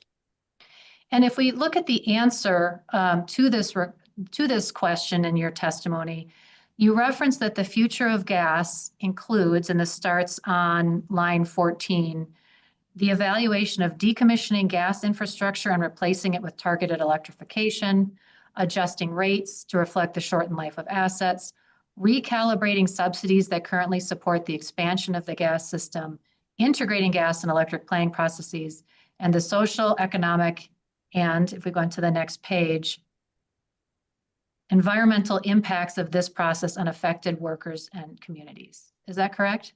Yes. Does staff believe that considering the future of the gas industry also requires consideration of customer and public safety? Yes. And is staff aware that the company currently provides gas service to approximately 1.5 million customers, a number that's grown this year compared to the last few years? Yes. Is staff also aware that the company's gas system operates as a backbone for Black Hills, Atmos, and CNG's gas service utilities? Yes. In addition to the items listed in your testimony, does staff believe that considering the future of gas involves consideration of the role of customer choice? Yes. And do you agree that the future of the gas industry and considering that requires consideration of reliability of the natural gas system for customers who choose to use natural gas? Yes. Now, this section of your testimony is entitled Staff's Analysis of the GIP from a Future of Gas Perspective. Does that sound correct? Yes. And isn't it true, Dr. Deepu, that there's no discussion of safety or reliability in this entire section discussing staff's analysis of the GIP from a future of gas perspective?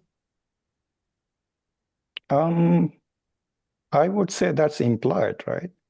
It's implied. Okay. Could we turn to page 23? Same place. Sorry, we're in the same right location. Lines 2 to 3, where you say that the policy choices become relatively less complex when the subject utility, such as the company, can offer a sustainable choice of electrification to most of its customers. Did I read that correctly? Yes, you did. How does staff define a sustainable choice of electrification in this context? Well, so in this context, the company, or perhaps more generally for any electric and gas utility, which is operating as a monopoly and is a regulated business, the company also has a position in which it can educate, it can influence the choices that the customers make. So that's apologies. That's meant from sustainable choice of electrification, which includes customers' knowledge and education about the impacts of continued usage of natural gas. Let me put a finer point on it. What makes a choice of electrification sustainable or not sustainable? Well, I think it's a very broad definition, which could perhaps indicate more and more usage of renewable resources for electric generation. I think it's important. I wanted to ask Dr. Deepu, because suggest that the company can offer a sustainable choice of electrification, we need to know what the staff believes the company can actually offer. Do you have a position, or did any of your testimony or staff's testimony in this gas infrastructure plan proceeding include an analysis of the extent to which public services customers will actually choose electrification if and when offered to them? No, we don't have a direct analysis of that. And I guess this would mean that we would have to perhaps depend on the company sources again, because they are in the best position to contact the customers. Okay. If we could go to section 4 of your answer testimony, which is entitled Nudges to Customers. And pardon me while I just find the page. I did not write it down.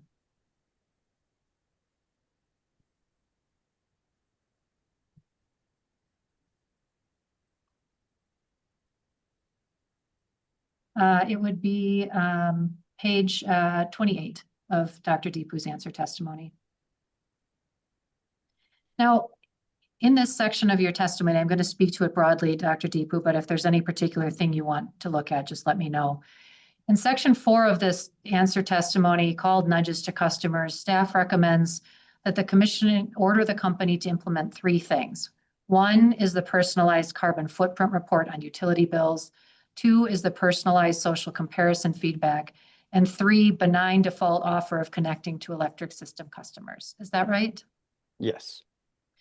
And your testimony does not provide any information regarding the feasibility of these proposals, does it? No. Does it provide any assessment of the cost of either investigating or implementing these proposals to the utility and therefore its customers? No, we haven't done any assessment of costs, but it is my understanding that most of this information is available with the company already. And some of this information, particularly in terms of consumption efficiency, is being relayed to the customers anyway. Okay. Are you aware, Dr. Deepu, that there have been entire commission proceedings undertaken because the redesign of a customer bill is a difficult and costly undertaking? Yes, I understand that. Okay. And has staff undertaken any quantitative analysis of the potential or likely impact of these nudges? No. Okay. We don't have enough data to do that. Okay. We can move on to a different topic. We'll just leave this up for 1 minute because we're going to stick with your answer testimony, but I'd like to talk to you about your differentiated rate of return proposal for new and capacity expansion investment in particular. Now, if we could turn to page 37 of Dr. Deepu's answer testimony, hearing exhibit 900. At lines 9 through 12, you identify that the basis for staff's proposal for a differentiated rate of return is staff's belief that such a mechanism would nudge the company to prioritize capital allocation and create a sufficient disincentive to invest in new and capacity expansion projects. Is that right? Yes. Now, with respect to the new business and capacity expansion differentiated rate of return proposal in this proceeding, staff doesn't identify any particular rate of return to be applied to these projects, right? Yes, that's correct. And staff also doesn't identify any particular spread between the normal weighted average cost of capital and the differentiated rate of return that would be applied to these projects. Is that right? Yes. Does staff identify any particular capacity expansion or new business projects or set of projects that might be wholly unavoidable? No, it's again, like it's stated in that line, it's for nudging the company to prioritize. Okay. Not for the staff to identify. And I understand, Dr. Deepu, you're not providing a legal analysis of whether such a mechanism would be legally permissible under the regulatory compact. Is that correct? Yes, I'm not a lawyer. Okay. Have you or anyone on staff identified whether a differentiated rate of return could have adverse impacts on economic development in the communities public service serves? No, in terms of, would you be able to explain what exactly economic development you're referring Sure. to? So do you understand that in the number of circumstances where we talk about new business or capacity expansion projects, we're talking about new housing developments, new businesses, or growth in a particular community? Mm-hmm. Yes. And so have you identified or assessed the extent to which a policy that disincentivizes new business or capacity expansion projects could have an adverse impact on economic development or economic growth in the communities public service serves? I would say that would be true if the company or the developer does not get any energy source or alternate energy source should this natural gas project not come up. Okay. And the developer could, for example, choose not to build at all because it determines that without gas, electricity is too expensive, or for any other reason. Is that fair? Yeah, perhaps possible. Okay. Did you or anyone for staff provide any assessment of the impact of this differentiated rate of return proposal on the company's ability to attract capital from investors? No, we raised this question, staff raised this question in the last phase 1 gas rate case, and the company argued about it, but we haven't had any chance to analyze and understand the quantitative impact it could make. And as I understand it, you're suggesting that this issue should be taken up not so much in this GIP, but in the next rate case. Is that correct? Yes. I would also qualify that when we say there could be a differentiated rate, we are not advocating for a rate that's not fair. Fair, would you agree, is something the commission determines, but also can be different people might have different perspectives about what's fair. Is that a fair statement? Yes, yes. Okay. Did staff provide any assessment of the impact of the differentiated rate of return proposal on the actual cost of capital, not just the allowed cost of capital, that the company would incur to obtain capital for either its gas or electric business, since public service raises debt and equity as a whole? No, staff defers that for the rate cases. Okay. Let's turn to your proposal for safety investments, if we could. So first of all, Dr. Deepu, is it correct that staff does not oppose safety investments and acknowledges that ensuring a safe and reliable gas system is part of the commission's mission? Yes. And would you agree that ensuring a safe and reliable system is also part of the company's obligation? Yes. Now, if we could turn to page 39 of Dr. Deepu's answer testimony. Particularly if we could go down to the questions on,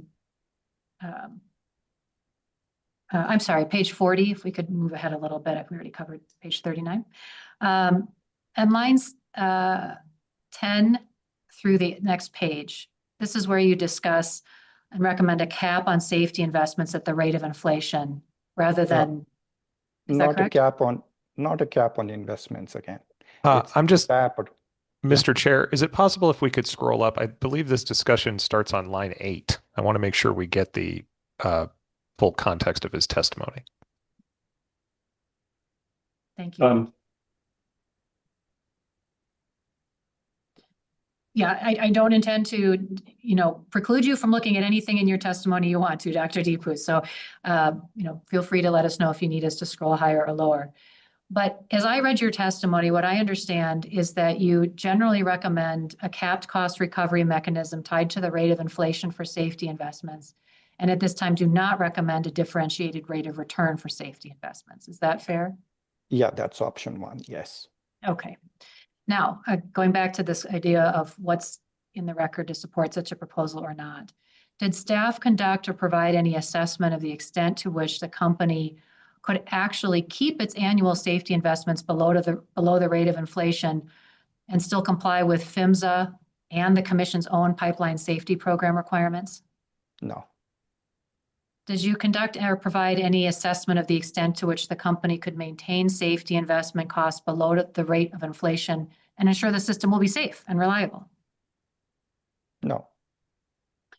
And is staff recommending any particular safety projects or category of projects the company should forego in the event its safety budget for a given year exceeds the rate of inflation? No. Again, did you conduct any analysis of the extent to which this proposal, if implemented, would affect investors' perceptions of public service or Xcel Energy or the cost of capital? No.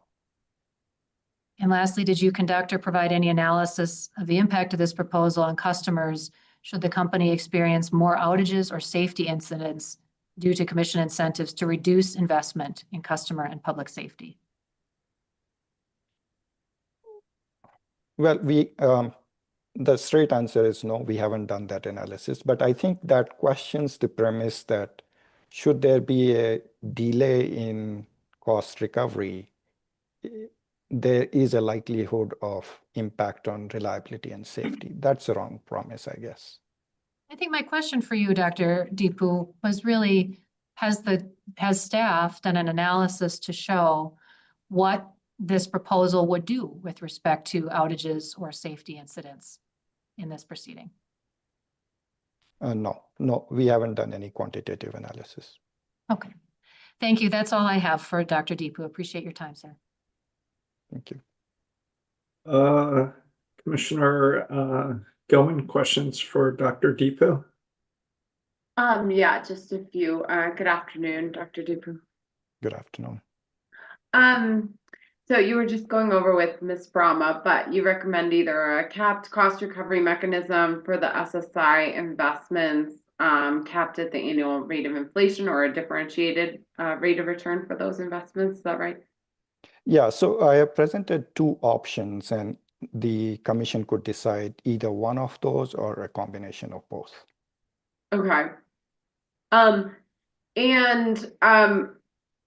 I see some parallels here with regard to what goes on the electric side with regard to wildfire mitigation, right? We have these very large expenses kind of ever growing every year that are non-revenue generating. So they tend to put significant upward pressure on rates, but nonetheless expressed as essential by the company for public safety. So I was just curious if you see any parallels there, and kind of notably the company had agreed to securitize those expenses on the electric side of the business. So just curious if that is an option that you foresee.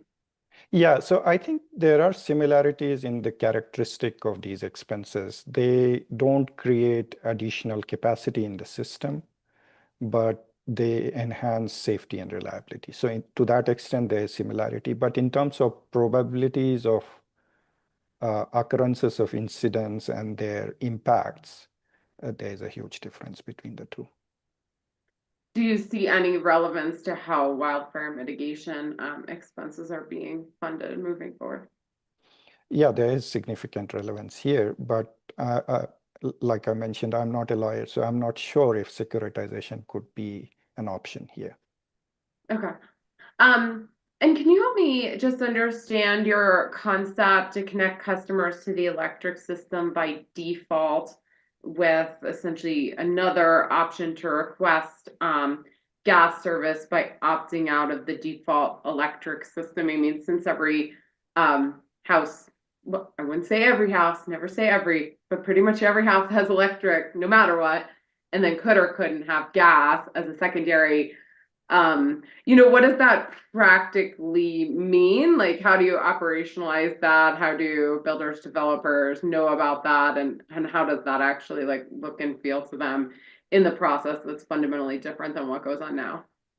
Yeah, so I think in the engagement with potential customers, it could be the company's preference to provide them electric services.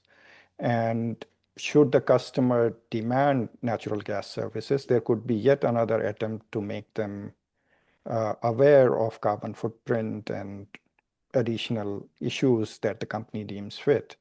And then if the customer still insists, that perhaps could be the step leading to hooking up to a gas system. Okay, so I think that's different than just a simple request of, I have a building, tell me what it's like to get gas. You're just starting in a fundamentally different place Yes. in terms of, okay. Thanks. Those are my only questions. Appreciate it. Thank you. Commissioner Plant? No questions, thanks. I do have a couple questions for you. Again, referring back to your answer testimony on page 40, and we don't need to pull it up. You suggest that we cap SSIR capital spending with growth limited to inflation, with any excess capital spending beyond the cap cost recovery deferred and amortized over a subsequent period. You go on to say that the details can be worked out in the next gas rate case. And I just want to see if I can get further guidance from you if the commission was interested in this. How would you set the spending cap based on 2024 levels or something else? So again, Chair, I think it's not about the spending cap per se, but we would have to look at how much money is being spent and how does that translate to bills per customer. And if we were to look at the bill impact, which is in excess of inflation, then we could translate it back as to how much would be the cost recovery allowed for that particular year. So it would be back and forth between the amount of capital spent and impact on the rates. And why would you limit it to SSIR spending? Why wouldn't you do a cap across all capital spending? Yeah, it could be used for new and new project development as well. And how long would you defer it? 1 year, 2 years, 3 years, 5 years? So that again, I think is a question that can be addressed by looking at the nature of the asset and usefulness. I think in the gas depreciation study, we have had challenges of determining the useful life, the engineering life versus the accounting life. So those are some of the questions that staff would like to mull over and propose in the gas rate case. And what return would you give the company on the deferred amount? No return or return equal to long-term debt, WACC? So those are all candidates, Chair. We don't have the actual numbers yet. We do have some part of it because the gas rate case has been filed, but we are still developing some model to be able to give you some concrete answers on those. And would you look at securitization, maybe not for all capital expenses, but certainly as Commissioner Gilman implied, like the wildfire mitigation, where it's just no economic return to a customer, even though the investment's important, it doesn't, lower costs or increase revenue. Should we be looking at securitizing these revenues? I understand that filing the financing order is at the sole discretion. I'm not asking you a legal question, just if we could securitize it, would it make sense?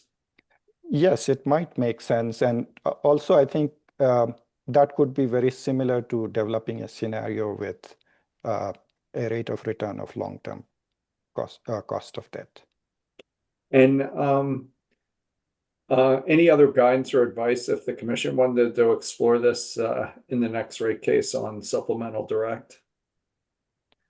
I think that would be a great idea because I think the window is still open and we could recommend to the commission to issue a supplemental direct.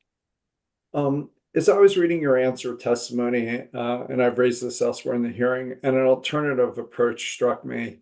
So assume a similar capital spending cap, or perhaps on total 2024 capital spending, but instead of deferring the additional amounts, we just amortize them over 1 year, independent of the actual engineering life, such that the spending would not be eligible for inclusion in rate base.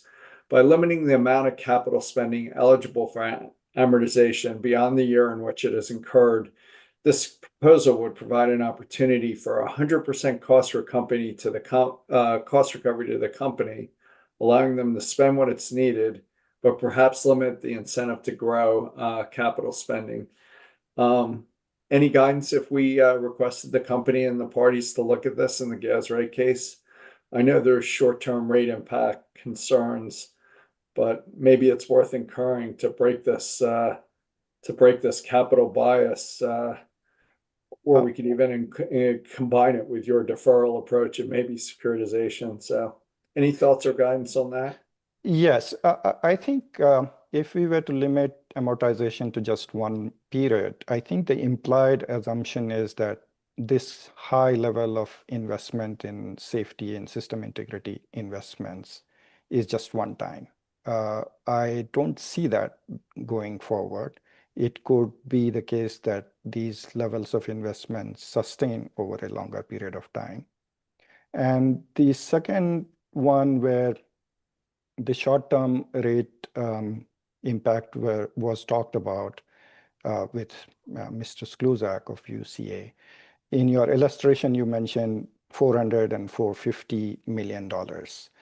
But what if it is 400 and 600 or 400 and 800 million, which perhaps, because we don't have the numbers yet, in those cases, I think the shock to the customers would be quite substantial. I hear you, but don't we have to break this link between capital spending and earnings? Yeah. I mean, it's really tough. I mean, I just struggle with this notion about how much we're spending given depreciation and declining sales. So, and it's tough to regulate safety. So it seems like if you can break the link, maybe we can get safety spending, better optimized. That's the theory. Yes, I completely agree with that. And I think in our testimony, we have taken that position as well. Just two last questions. I noticed that the company is proposing to spend $190 million on replacement meters and meter sampling. Should we be looking at pausing or significantly reducing that spending? I think staff witness Dr. Bongiordino may be a better. Okay, I'll ask him. And then, are you worried about subsidizing growth? There was an example I walked through with a public service company witness where they were spending $5 million to serve 300 customers, and maybe that wasn't the exact right number, but it seemed like a pretty big potential per home subsidy. Any thoughts on significantly changing line extension policies or even hookup fees? So I think staff does agree that there should be no cross-subsidization, and staff does also agree with the legislative piece that limits spend on hooking up a new customer. But in terms of additional hookup fee, again, within this constraint that I'm not a lawyer, we were given to understand that that may perhaps be construed as differential pricing to the customers. So I don't express an legal opinion about that, but that may be a set of objections coming in from there. And if marginal cost was above average cost, then you could have a global hookup fee, so that would solve the problem. Or at least the differential rate making problem. Yes, perhaps. That's all I got. Mr. Craig's redirect. Yes, just very briefly, Mr. Chair. So, Mr. Dipu, I think you were asked about a footnote 13 to your testimony, and it was about whether this supports your statements on capital bias. Is it fair to say that that footnote was just meant to show the total $2.7 billion cost of the GIP plan in this case? Yes. Yeah. So the way perhaps the first academic paper published in 1975 in that time defines capital bias is that when a utility's revenue is directly proportional to the capital spending, which is recovered through depreciation and amortization, as well as return on those investments. So that number is big. It doesn't need any additional investment evidence to show that there is a capital bias. And I also, on page 23 of your testimony, I think you were asked about the phrase sustainable choice of electrification. When you use the word sustainable there, are you simply trying to say that electrification is a more climate friendly or sustainable option than gas service? Yes, also because we have seen the electric system getting more and more greener. So what I'm getting at is you're not talking about any particular type of electrification. You're just saying electrification in general is more sustainable. Yes. Now, you were also asked about whether staff had studied the feasibility or costs of the various nudges suggested in your testimony. Do you remember that? Yes. And I believe you said that the company has a lot of this information, right? Yes. Would you characterize this as, I know there was a discussion with the chairman with some other witnesses about informational imbalances. Would you characterize this as a situation where there is an informational imbalance between the company and the other parties? Yes. Yes. Now, you were also asked about the number of customers to whom PSCo provides gas service. I think it was mentioned as 1.5 million. And I think Ms. Brahman noted that this number has grown over the past year. Do you remember that? Yes. Do you believe this continued growth in the company's number of gas customers is potentially going to be a problem for meeting the state's climate goals? Yes.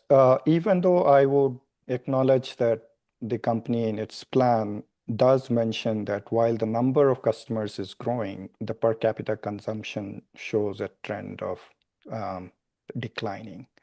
So while we agree to that extent, there is a possibility of rate impact being concealed because of higher number of customers being added to the system. Because rate impact in a very broad sense is the sum of annual amortization and depreciation plus the rate of return divided by the denominator, which is the number of customers on the system. And if the customer's number keeps on increasing, even though their consumption per capita may not increase proportionately, the rate impact can be concealed a little bit. And does the infrastructure itself create emissions as well? Yes, it does. And I think what you were referring to with the, would that be what the UCA witness characterized as the death spiral? I think death spiral in academic parlance has a different connotation. It means that consumers who can move out of the system have their energy needs being met themselves, and that leads to lower and lower number of paying customers, whereby the utilities tend to not be able to recover the cost fully because of affordability concern, and therefore they go bankrupt eventually. Okay. And now you also mentioned some of the things you think, the company should be taking additional measures to encourage electrification. Is it fair to say that staff thinks those measures might result in increased electrification and that the company isn't currently meeting its electrification goals? Yes. Yeah, I think in my testimony, I did have a portion which talked about companies need to comply with CHP rulings and decisions, and it has lagged there. And now, finally, you were asked some questions about safety spending. Would it be fair to say that staff believes one good way to curtail safety spending would be to try to limit the growth of gas infrastructure so that there are fewer pipes in the ground? Yes. And essentially, I mean, what I'm getting at is from a high level, the bigger the gas system gets, the more the company's going to need to spend on safety and repairs. Is that fair? Yes, that's true. Thank you, Dr. Dipu. Mr. Chairman, I have no further questions.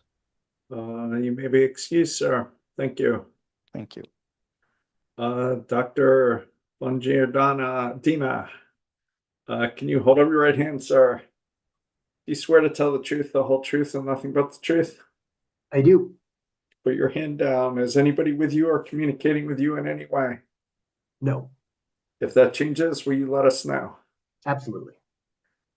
Mr. Crakes? Yes, Dr. Bongiordina, did you cause to be filed the document that's been admitted into the record as hearing exhibit 901, the answer testimony of Dr. Nick Bongiordina?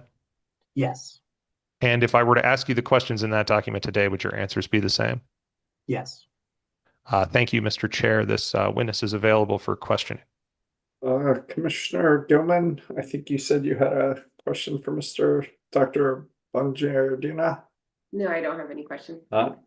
Commissioner Plant? No. I have two. In your answer testimony, you pointed out that the company used different assumptions in its gas planning versus its electric planning. Ms. Jones responded that she thought the risk in the two businesses were materially different, such that it was appropriate to use separate assumptions. I'm just curious if you agree with that and how you think about what assumptions we should be using between those two businesses. I can maybe see it on the demand side. I'm not sure why you'd use two different gas price assumptions, but thoughts? Yeah, I think the fundamental issue I point to in my testimony is that we're pushing towards electrification, we're pushing towards emissions targets, and public service is in the position of having largely the same gas and electric customers operating on those separate systems, but receiving service from the same company. And it doesn't appear that the company is essentially planning for the same future level of electrification and moving off of the gas system on both of those systems. And I understand that there's some time lining up issues between the clean heat plan, or when the final decision in the clean heat plan occurred for both of those, both the DSP and the GIP proceedings. But fundamentally, if we're not assuming the same future on both systems and making rational adjustments to ensure safety and reliability, the concern is that we end up overbuilding both systems to the detriment of customers using those two systems. And as I understood Ms. Jones' response, it was that the electric goes out, you may be out for a day or two, but if the gas system depressurizes, you're going around lighting everybody's furnace by hand in ways that could be really problematic in the winter. Do you accept that thought? Or, I mean, there's other ways of handling it. I guess reserve margin, maybe using differential forecast doesn't make sense, but any response to that piece of her oral and written testimony and rebuttal? Yeah, I think it's totally fair to say that outages on the gas and electric systems pose different challenges. I think that speaks to how you adjust from that common set of assumptions to a system that is safe and reliable, as opposed to just saying, well, there's different concerns, so we should just spend as much as we need to on that system, if that makes sense. Happy to clarify. Do you think those decisions are driven by capital bias, or you don't want to speculate, or just what do you think's going on here? I think staff has made the case here and in the DSP that capital bias is definitely a concern there. If the more infrastructure the company builds, the more the company makes, and that's certainly a concern that we continue to have. Is Dr. Deepu is the witness on sort of rate case solutions? That's not you. Is that fair? Yes. One last question, and we're not going to decide anything in this case, and I know I'm bringing it up late in the hearing, but I noticed that the company is proposing to spend $190 million on replacement meters and meter sampling over the next 5 years. Again, in other forms, not on this record, but should we be looking at pausing or significantly reducing that spending? So I certainly think that's something fair to look at. I think it relates actually to something that Dr. Dipu said about the safety and integrity spending category of, as long as we're bringing new customers onto the system and not getting customers who do electrify off of the system because they have a dual fuel heat pump, for example, that spending category is largely going to be there. So I think I would reiterate that point that reducing that spending category depends a lot on how we actually move on electrification. If the replacement. Yeah, for example, if a customer's meter is getting close to replacement, it might make more sense to engage with them directly about electrification, since that's a road we, ostensibly want that customer to potentially go down in the future anyway. It might make sense to engage with them at that time, for example. That's all I got. Redirect. Sorry, Mr. Chair, no redirect. Thank you, Dr. Bongiardina. Thank you very much. Ms. Brahma, do we have, so Ms. Jones, Ms. Jones, you got answers for us? Just give her a minute to get online. I know I got a note a minute ago. She was having some technical difficulties. There she is. Yeah. Ms. Jones, do you understand you're still under oath? I think that's the second or third time I've said that today. I do. What do you got? Well, go ahead, Ms. Brahma. You want to walk us through it, however you want to proceed.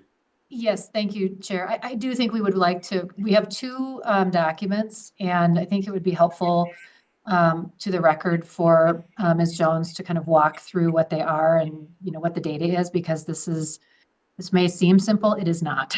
I assure the commission. And so I think it would be helpful if we just do that. So we have pre-marked in box.com both executable and a PDF versions of Hearing Exhibit 133 and then 134, their public documents. I think we'll start with Hearing Exhibit 133, and I'll just have Ms. Jones through some questions, walk through what they are and what they show and how they answer the commission's questions.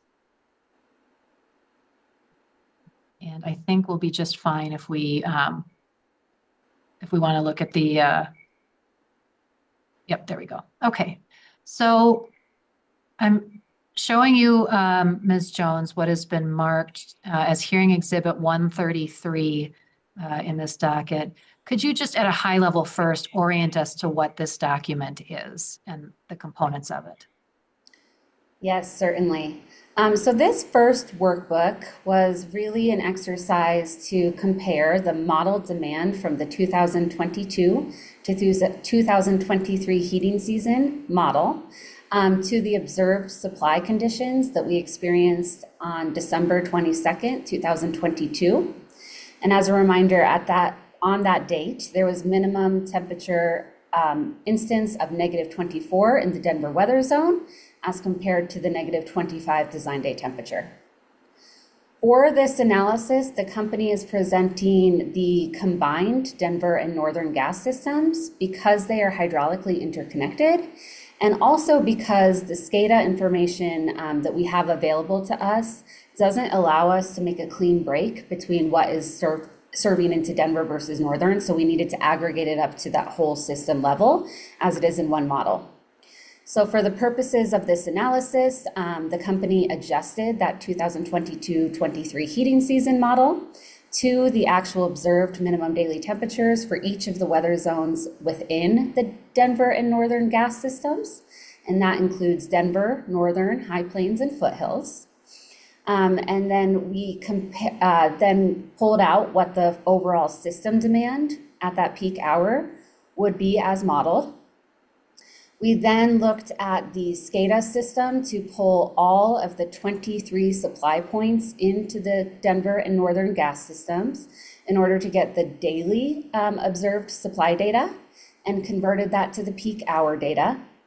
And then, as I'll show you in just a moment, we calculated the percent difference from the model demand versus the observed supply. And this really provides sort of indicative information regarding the accuracy of the company's hydraulic models that are used for the purposes of design day planning. Before you continue, Ms. Jones, I think it might be helpful if we just identify what each of the 3 pages of this document are, and then we'll go through more of the substance from there. So if we could, certainly. So this, I think we've already covered page 1. Yeah. So.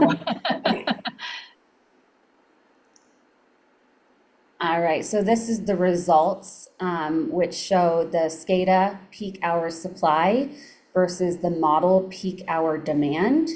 And as indicated on the graph, there is a 7.8% difference, which is actually really great as compared to the industry standard of 10%.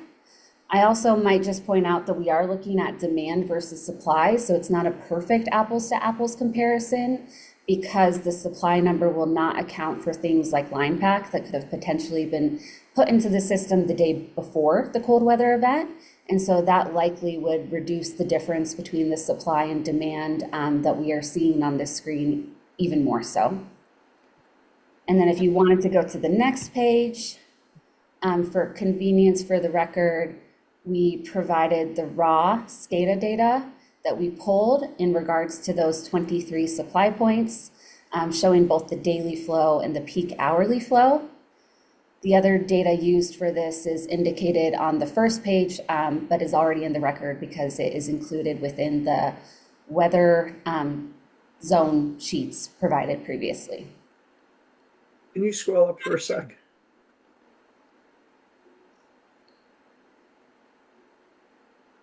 So the blue bar equals the total in the table below. Is that correct? The blue bar is the SCADA peak hour supply, and so that's that 103,985 that's on the leftmost portion of the table. And then the green is what the model says the demand should have been during this event. And if you go down to the next table. Yes. The okay, so the 103 on the bottom right is the same as the 103 on the top left. Correct. Commissioner Gilman, did you have questions for Ms. Jones? I do have a few questions. So the daily flows shown here are observed, so those are the actual measured daily flows for each of these zones? That is correct. And then can you tell me which of these zones are in Denver Metro? Supply. Other zones? So these are Denver and Northern gas system supplies. I don't know if I could 100% recite whether they're directly feeding into the Northern gas system or the Denver gas system, but I think it's important to note that like the supply in Northern can feed down into Denver and vice versa, which is why it was important to aggregate it to that full system level. And you had said that also includes the high plains and foothills weather zones as well?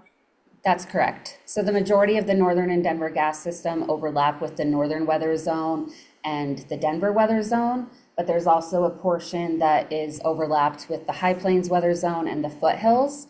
So what we did is we pulled the weather data for those weather zones as well for the date of 12/22/22 to identify what that minimum daily temperature was. And then we're able to adjust the model accordingly for each individual weather zone to reenact what should have occurred during that event. Okay, and what were just a brief question too. The peak hourly flow shown here, that is measured or estimated? That is calculated. And the reason for that is while we do have the observed peak hour flow, given the short time frame required to turn this around within this hearing, we simply did not have enough time to pull all of that data and absorb it. So what we did is we calculated the peak hourly flow based on a 1/18th peak hour factor. That 1/18th peak hour factor is also validated by analysis that the company undertook a little while back, which looks at what is the average peak hour as compared to the day for various parts across the entire gas system. Okay, and can you tell me, I know you talked about an instance of negative 24 degrees in the Denver area. How long was the duration of the negative 24-degree condition? The weather system that we pulled data from does not provide hourly data. It only provides the minimum daily temperature. And so I do not have additional information as to how many hours that occurred. Do you know the maximum daily temperature that occurred on that day? As I sit here today, I do not. That information is included in the hearing exhibit that we previously submitted. Can you go up to page 1, please? And so if you'd like, we could pull that up. But hearing exhibit 101, appendix 14.1 is the Denver weather zone. Okay, so if I find that day in December 2024, I'll find the high for that day. Yes, so those executable documents include the minimum daily temperature, the average daily temperature, as well as the high for that day. Got it. And then, are you aware what the minimum temperatures were for also the northern foothills and high plains weather areas? Yes, if you see the last sentence in the overview of this document, so the minimum daily temperature was negative 24 in the Denver weather zone. It was negative 17 in the northern weather zone, negative 20 in the high plains weather zone, and then negative 13 in the foothills weather zone. Okay. And we can't tell from the data if those lows were concurrent with each other or at a different point in the day. Correct. But generally speaking, when we look at temperature data, it typically occurs in the morning time. Okay. And then those were used as is in the actual data. Those were not like modified in any way to simulate a different circumstance for those zones. I'm trying to understand your question because I want to answer it fully. Yeah. So within the hydraulic model, you can isolate the different weather zones and then scale the demand down to replicate the temperatures. And so for each of these weather zones, so for Denver, we scaled it to negative 24, for northern, negative 17, high plains, negative 20, and then foothills, negative 13. So it was a accurate model depiction of what would have occurred during that cold weather event. That's right. Okay. And then are we looking at the entirety of data for the northern foothills and high plains weather zones, or just the portion that hydraulically overlaps with Denver? I'm not entirely clear. The entire northern and Denver gas system were aggregated for the purpose of this analysis. I still don't understand if that includes the entirety of what we call foothills weather zone and high plains weather zone. Oh, okay. I understand your question now.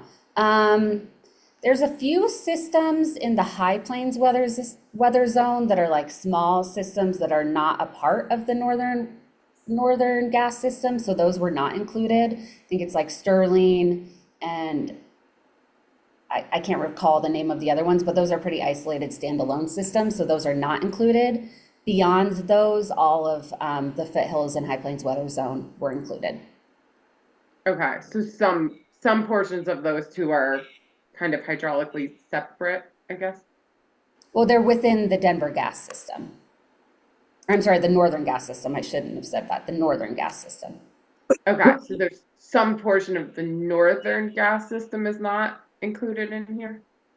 So the gas systems and the weather zones are separate, which I know is a confusing concept, but we have 5 major gas systems and 9 weather zones.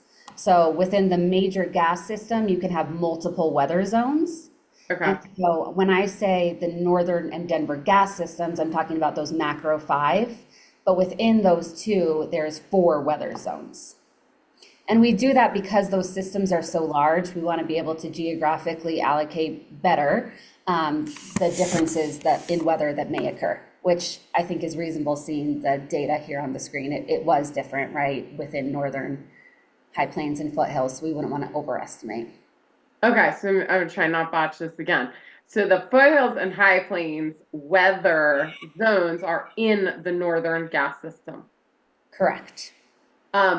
In their entirety is the flow data for each of those weather zones contained here in its entirety, or is there some that falls outside of what we're seeing? The foothills weather zone has 2 isolated systems that are not included here, but they're very small. Other than that, it's the entirety. Correct. Okay, just trying to understand what all is in here. Can we just scroll to the next page? Sorry, I'm seeing it for the first time, so trying to absorb what we have. And then next page.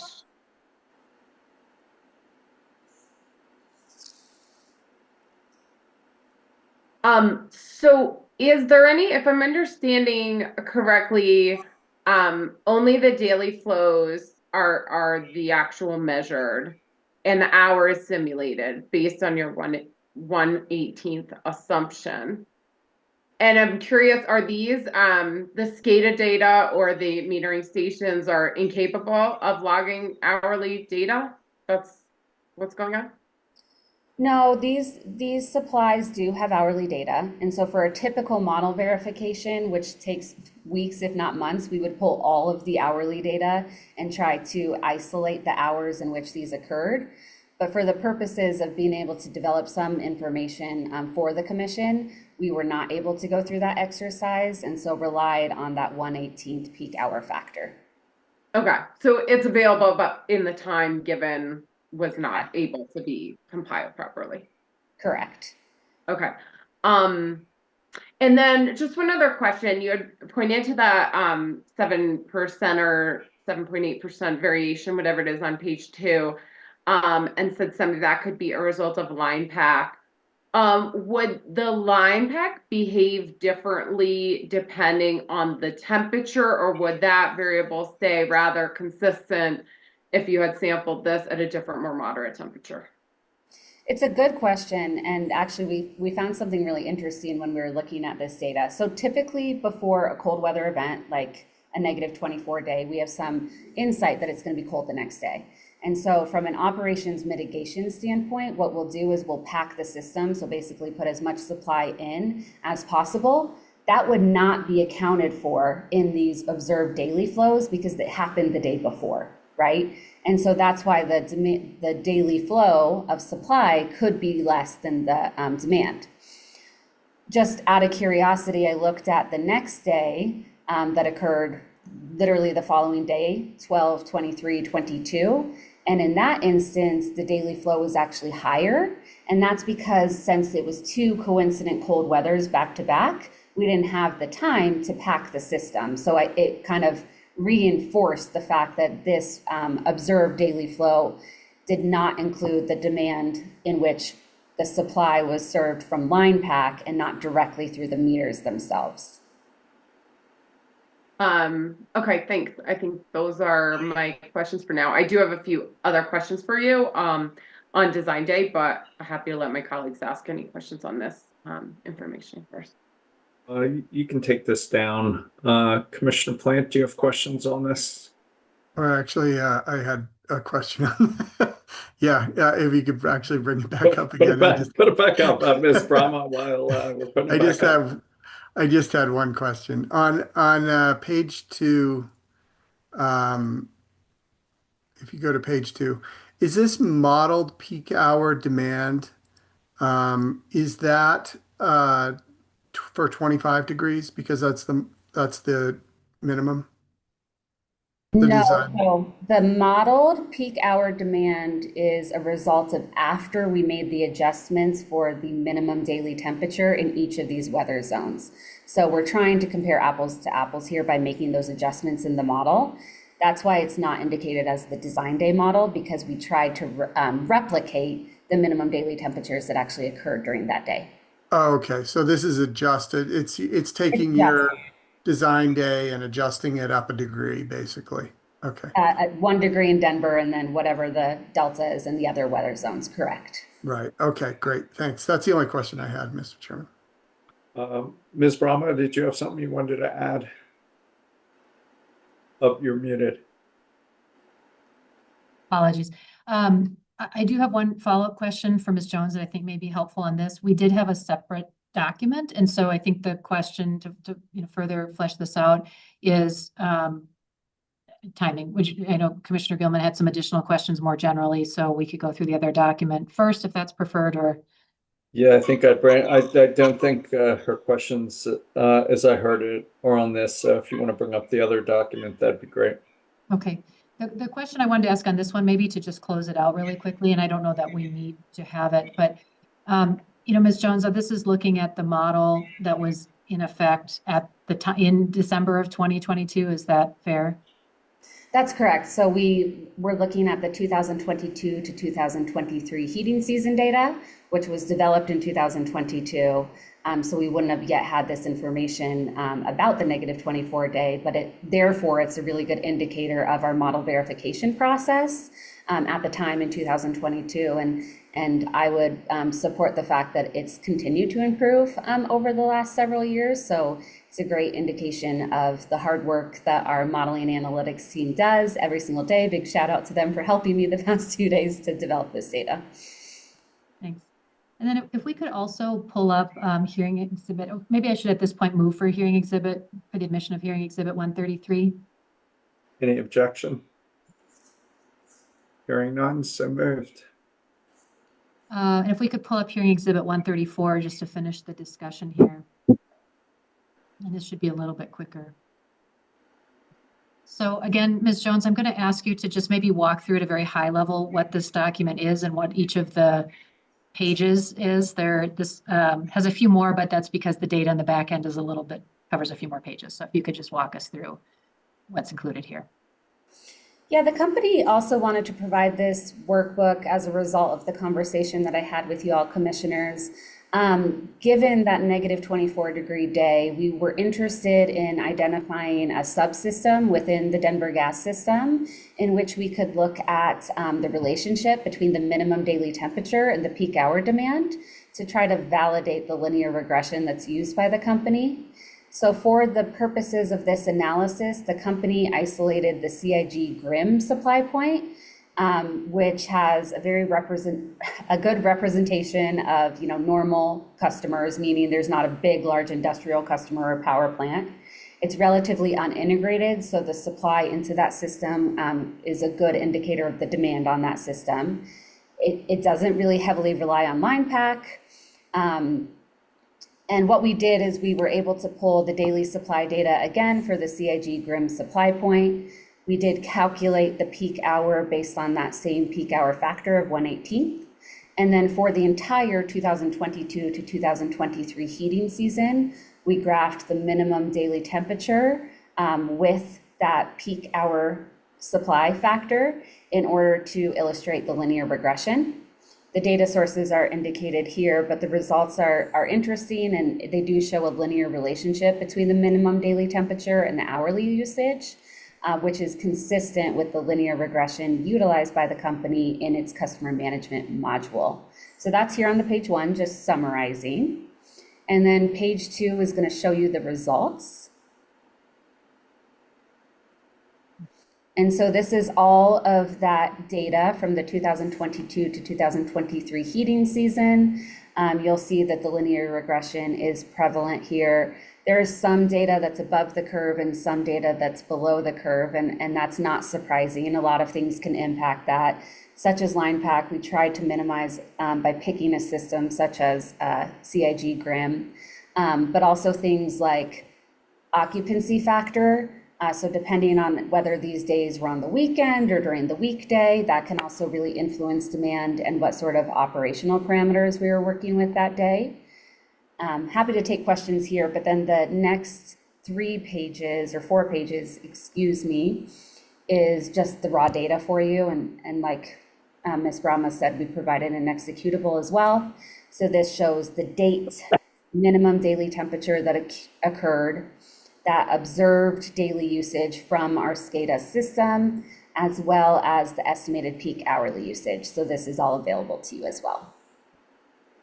Can you just go back to the prior graph? Boy, it looks like the linear relationship really breaks down when it gets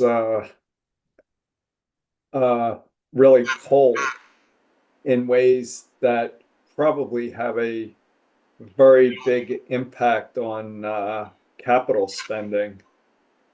Right? You look, at -10, it's like either 20 or 40. It's like the gas usage doubles. Right. Can you help us understand why the relationship between usage and temperature breaks down when it gets really cold? So I respectfully wouldn't agree with the assertion that it isn't, there's a breakdown, right? We just have less days in which we can kind of like center the data around one particular line. But maybe if I use the example of that -24-degree day, because that is below the curve. This was 2 days before Christmas or 3 days before Christmas. It was a weekend day, if I recall correctly, which on the weekends we typically see less gas consumption because less businesses are operating, like schools and stuff of that nature, especially during the Christmas holiday. So I personally, from an engineering standpoint, don't necessarily see a huge concern, but rather I think it depicts the complexity of operating a system, right? It's hard to be able to say for a definitive point in time exactly what the usage is going to do, which is why we have to use engineering best practices and make sure that we're using a design day temperature that's reasonable.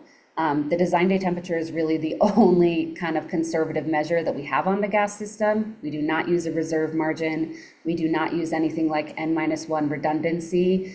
So this sort of linear regression is very important to make sure that we're maintaining reliability of our gas system. So like at -10, one day it was 20, another day it was 40. You think it's like it could be holiday weekend, and we can go, we have the data where we can go back and look at the day and see whether weekend, weekday, whatever. Yeah, I think occupancy, day of the week, stuff of that nature has a huge impact. I unfortunately did not investigate that -10 days, so I don't have a whole lot of data to share with you, but all of the data is provided for the record. Commissioner Gilman, questions? No questions on this. Commissioner Plant? Nope. Just one more question for you. How'd you pick Graham? Was that random, or yeah, I guess you said it was representative, but did you look at 3 or 4 and pick this one, or you just picked this one because it's representative? We looked at a handful, if not 10, to try to identify a good system. The challenge is that the majority of our subsystems are integrated. So that's where you have tie-ins between neighborhoods so that multiple sources of supply can feed into that area. So a single supply could be feeding all over the sort of system. And so by using the observed data, it's pretty challenging to establish a linear regression. During the model verification process, this is fine because you're looking at every single SCADA point, but again, that takes, weeks, if not months to conduct. So one of the primary factors that led us to the CIG system was that it's currently not integrated, and so it has a single source of supply, and that's a good indicator to kind of show the representation between supply and demand. The other thing that we checked is to make sure that the downstream customers are representative of our overall customer database, right? And so it doesn't have a large commercial customer or industrial customer that could potentially skew this data. There's no power plant, there's no like other LDCs. So this is truly our customers. Got it. Okay. Commissioner Goman, it sounds like you had a couple final questions for Ms. Jones. I do, yeah, thanks. Not on this document, so we don't need it right now. This is But yeah, thanks. thanks. Reporter, hello? You need a break? I need a break. Sorry. Let's take a 10-minute break till 4:20. My bad. I apologize, Ms. Mendez. 10-minute break, 4:20.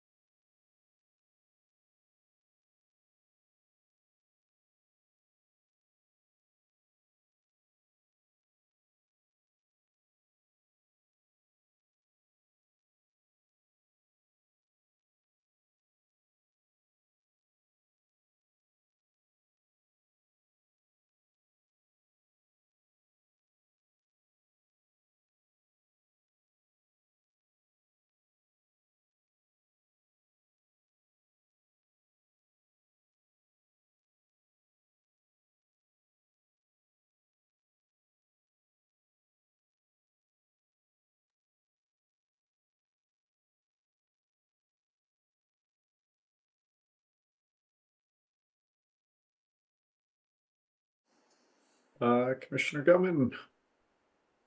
Yeah, thanks. Ms. Jones, I just had a few follow-up questions related to design temperature and design day that I just wanted clarified. But I don't need the exhibit in particular. Thanks. So we've talked about the minimum temperature used in these calculations pretty extensively. And I recall some confusion in the Mountain Energy proceeding about if that was the temperature the company was projecting like throughout the day. And my understanding is no, that you size the peak hour flow by creating the heating degree days for the day that encompasses the day with that lowest temperature, that design day minimum temperature that we've talked about so much, and then use the 1/18th factor to determine the highest flow hour in that day. Is that a proper description?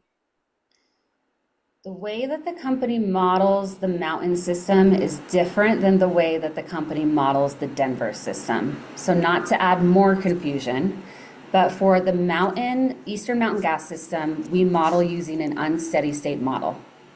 And what that means is that we're modeling for a 24-hour period. And you are correct that what we do is we determine that peak hour based on the 1/18th factor, and then we use a consumption curve, which is derived from actual field data, in order to simulate the fact that gas consumption throughout a 24-hour period is not constant, and the minimum daily temperature is not maintained for the 24-hour period. So that is correct. For the Denver gas system, one more thing on that. The reason we model unsteady state is because the geographic location of the Eastern Mountain gas system as compared to where it receives supply from, which is all the way in the north, so it has to go north, Denver, Eastern to get over there, is so far away that that system is almost inherently line pack. So we have to make sure that we're looking at like packing the system and what that does to the peak hour. For Denver and Northern, we use a steady state model, which is recommended by DNV, our Synergy gas provider. And that looks at a snapshot in time. So you are only looking at the peak hour. And again, that peak hour demand that we assume is from the CMM module, actually not based on that 1/18th factor. We're looking at the heating factor times that heating degree day. Okay.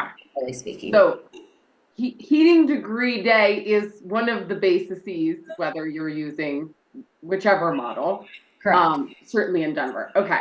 And for all the interest, the minimum temperature of this day has gotten heating degree day involves more than just the minimum.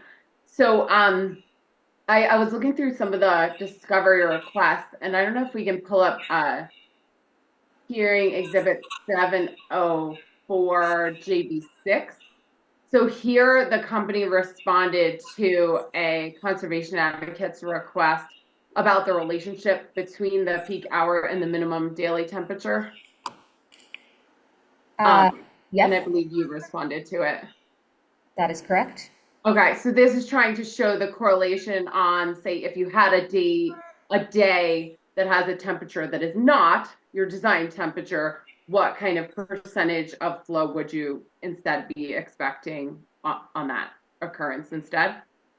Correct. We call this the percent of peak, and that's the way that we're able to scale the models for the analysis that we just conducted by determining the percent of demand in each of those weather zones.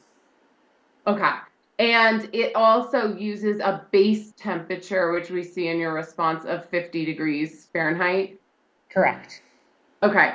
And then in order to calculate heating degree days, you also use a base temperature in that equation, right? Correct.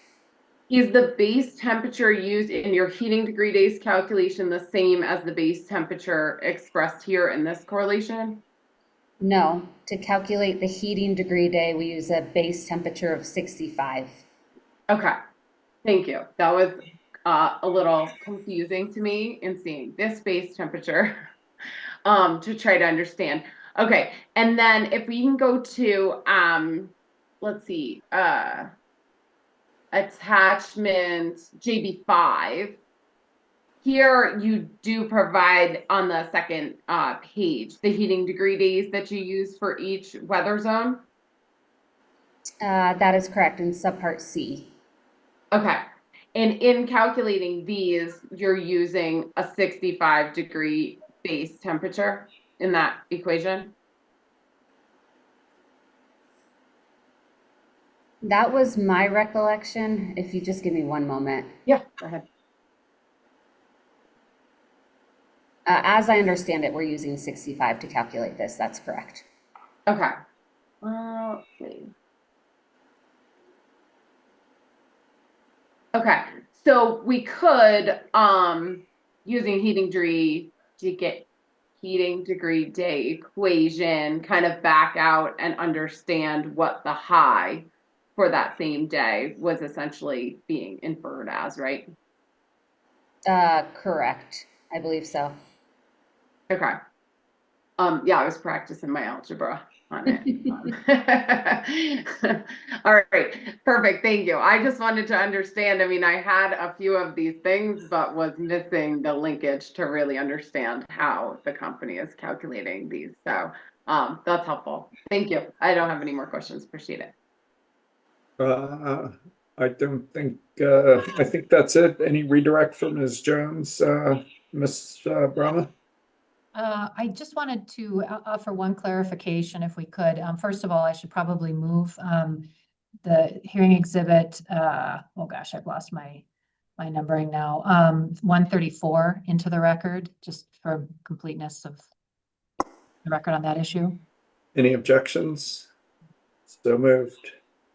And then just in terms of follow-up, I think to close out the discussion on hearing exhibit 134, Ms. Jones, maybe it would be just helpful if you could clarify how the conversation about that document relates to the conversation in this proceeding regarding the use of the CMM as part of your design day planning. Yeah, one of the benefits of being able to provide this data is that it reinforces that there is a linear regression, at least generally when it comes to comparing the minimum daily temperature to the demand, which is consistent with the linear regression that is utilized by the company's management module. I believe there was discussion in this case regarding that may not be the correct approach, and we have asserted that field data allows us to believe that it is, but this is proper evidence in order to support that statement. Thank you. I think that's all for Ms. Jones. You may be excused. Thank you. Ms. Brahma, Mr. Dixon, Ms. Dundas, were you able to come to a mutually agreeable solution? Your Honor, just for the record, I was contacted by Tana Samart Pacheco and Tyler Manfield, and they have provided me an answer as to what Ms. Brahma is about to do. As for Ms. Dundas, she felt it was inappropriate for her to work just between the two of us and would need to have all other attorneys online. We're fine with that. And I think we have a resolution, which I'll let Ms. Brahma raise. Thank you. And I will just start it by caveating that, of course, I was trying to support and Ms. Jones at the same time. So my counsel will jump in if I miss anything. But fundamentally, the company had a chance to confer with Mr. Dixon, as he indicated. And we are okay with stipulating to the admission of hearing exhibit 328, but we want to add a couple of caveats, which we understand are okay with Mr. Dixon. First of all, it was not the company's interpretation that the data request was directly seeking the same information that Mr. Dixon has asserted here, because the data request sought all records from the company, and which is too broad to reasonably comply with or interpret. And so that's what our objections pointed to. And of course, on the stand, Mr. Purcell talked about books and information that are more specifically responsive to the question that Mr. Dixon asked in this hearing. Now, I understand that Mr. Dixon might have a different position on this, but with the difference of opinion, so noted, we will stipulate to the admission and are not seeking to offer any further live testimony by the UCA or company on this matter. Mr. Dixon? First of all, thank you, Ms. Brahma. I'm not going to sit here and respond in terms of what was their comments. They're fine. We can deal with it in the SOP. So I would just ask again, I would move to admit hearing exhibit 328. Any objections subject to the comments and conditions Ms. Brahma just made? No further objections on our part. No objections to her comments. So moved. Thank you. Thank you both. Appreciate it. Thank you, Your Honor. Anything else before we close the evidentiary record? Thank you, Chair. Oh, sorry, I don't want to jump ahead of. Nope. Ms. Brahma, then Ms. Lowry. Two items quickly. One is that the company would propose that the company have 40 pages for the SOP and other parties have 35 pages. And the reason for this is, first of all, there are a lot of issues, but also the company has to respond to all parties in this case, and also a stipulation that was put into the record just a few days before the hearing started and did not include the company in development. So that would be our proposal for the statements of position. And then I just have one other minor note before we close out. Do any parties object to the 35 and 40 pages? Mr. Chair, I would object. We would also prefer 40 pages in our SOP. Ms. Brahma, presumably, if you have 40 pages, you don't really care what other people have. Would you be okay increasing everybody's to 40 pages? I think that the issue that we run into, Chair Blank, is, certainly we're most concerned about making sure we have adequate space, but we do have a much bigger burden of briefing in this proceeding, given that we have to respond to virtually every party, whereas most other parties have entered into a stipulation or are only responding to very limited number of issues in the proceeding. So that's where our concern lies. But that we just want to make a note of that. Yeah, if everybody can do 40, it seems like that gives you what you want and the page limit you requested. And if parties want to go to 40, I'm fine with that. What was your second thing, Ms. Brahma?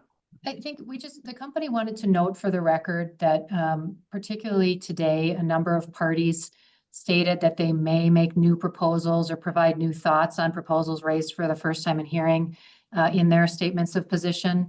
And we're not taking any particular position now, but we do want to reserve the right to object to some of that discussion on SOPs if it puts the company in a position where we can't respond adequately or raises things that the commission might then consider without the company's input or adequate response.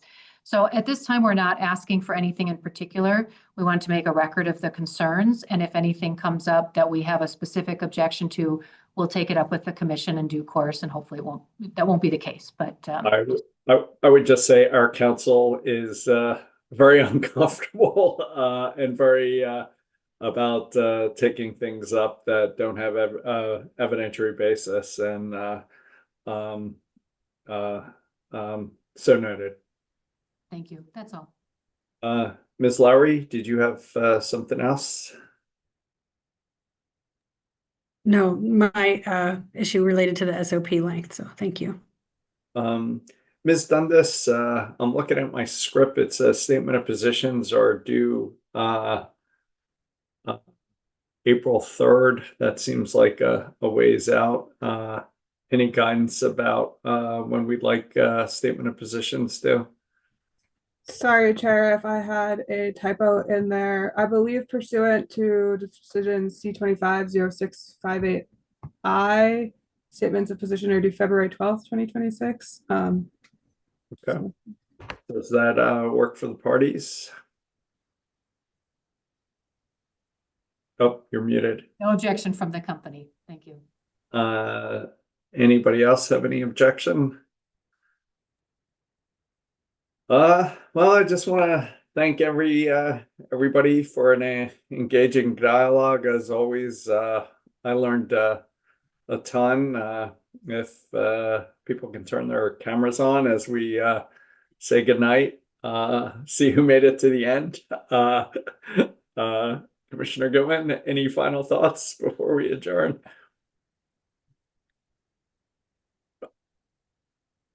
Looks like she froze. Yeah, Commissioner Plant? No, just thanks everybody for all your work on this. It's a really complicated case, and I appreciate everybody's input. With that, Thanks. Commissioner Gilman, any final thoughts? Sorry, my internet had worked long enough. No, just thank you to everyone, and of course, thanks to the Advisors Council and our wonderful court reporter and legal assistants working behind the scenes to make it all run smooth. Thanks so much. I'd echo that. Thanks. Thanks to the team. Thanks you all. Have a good night. Everybody gets a day back tomorrow, and we'll see you next time. Have a good one. Thank you.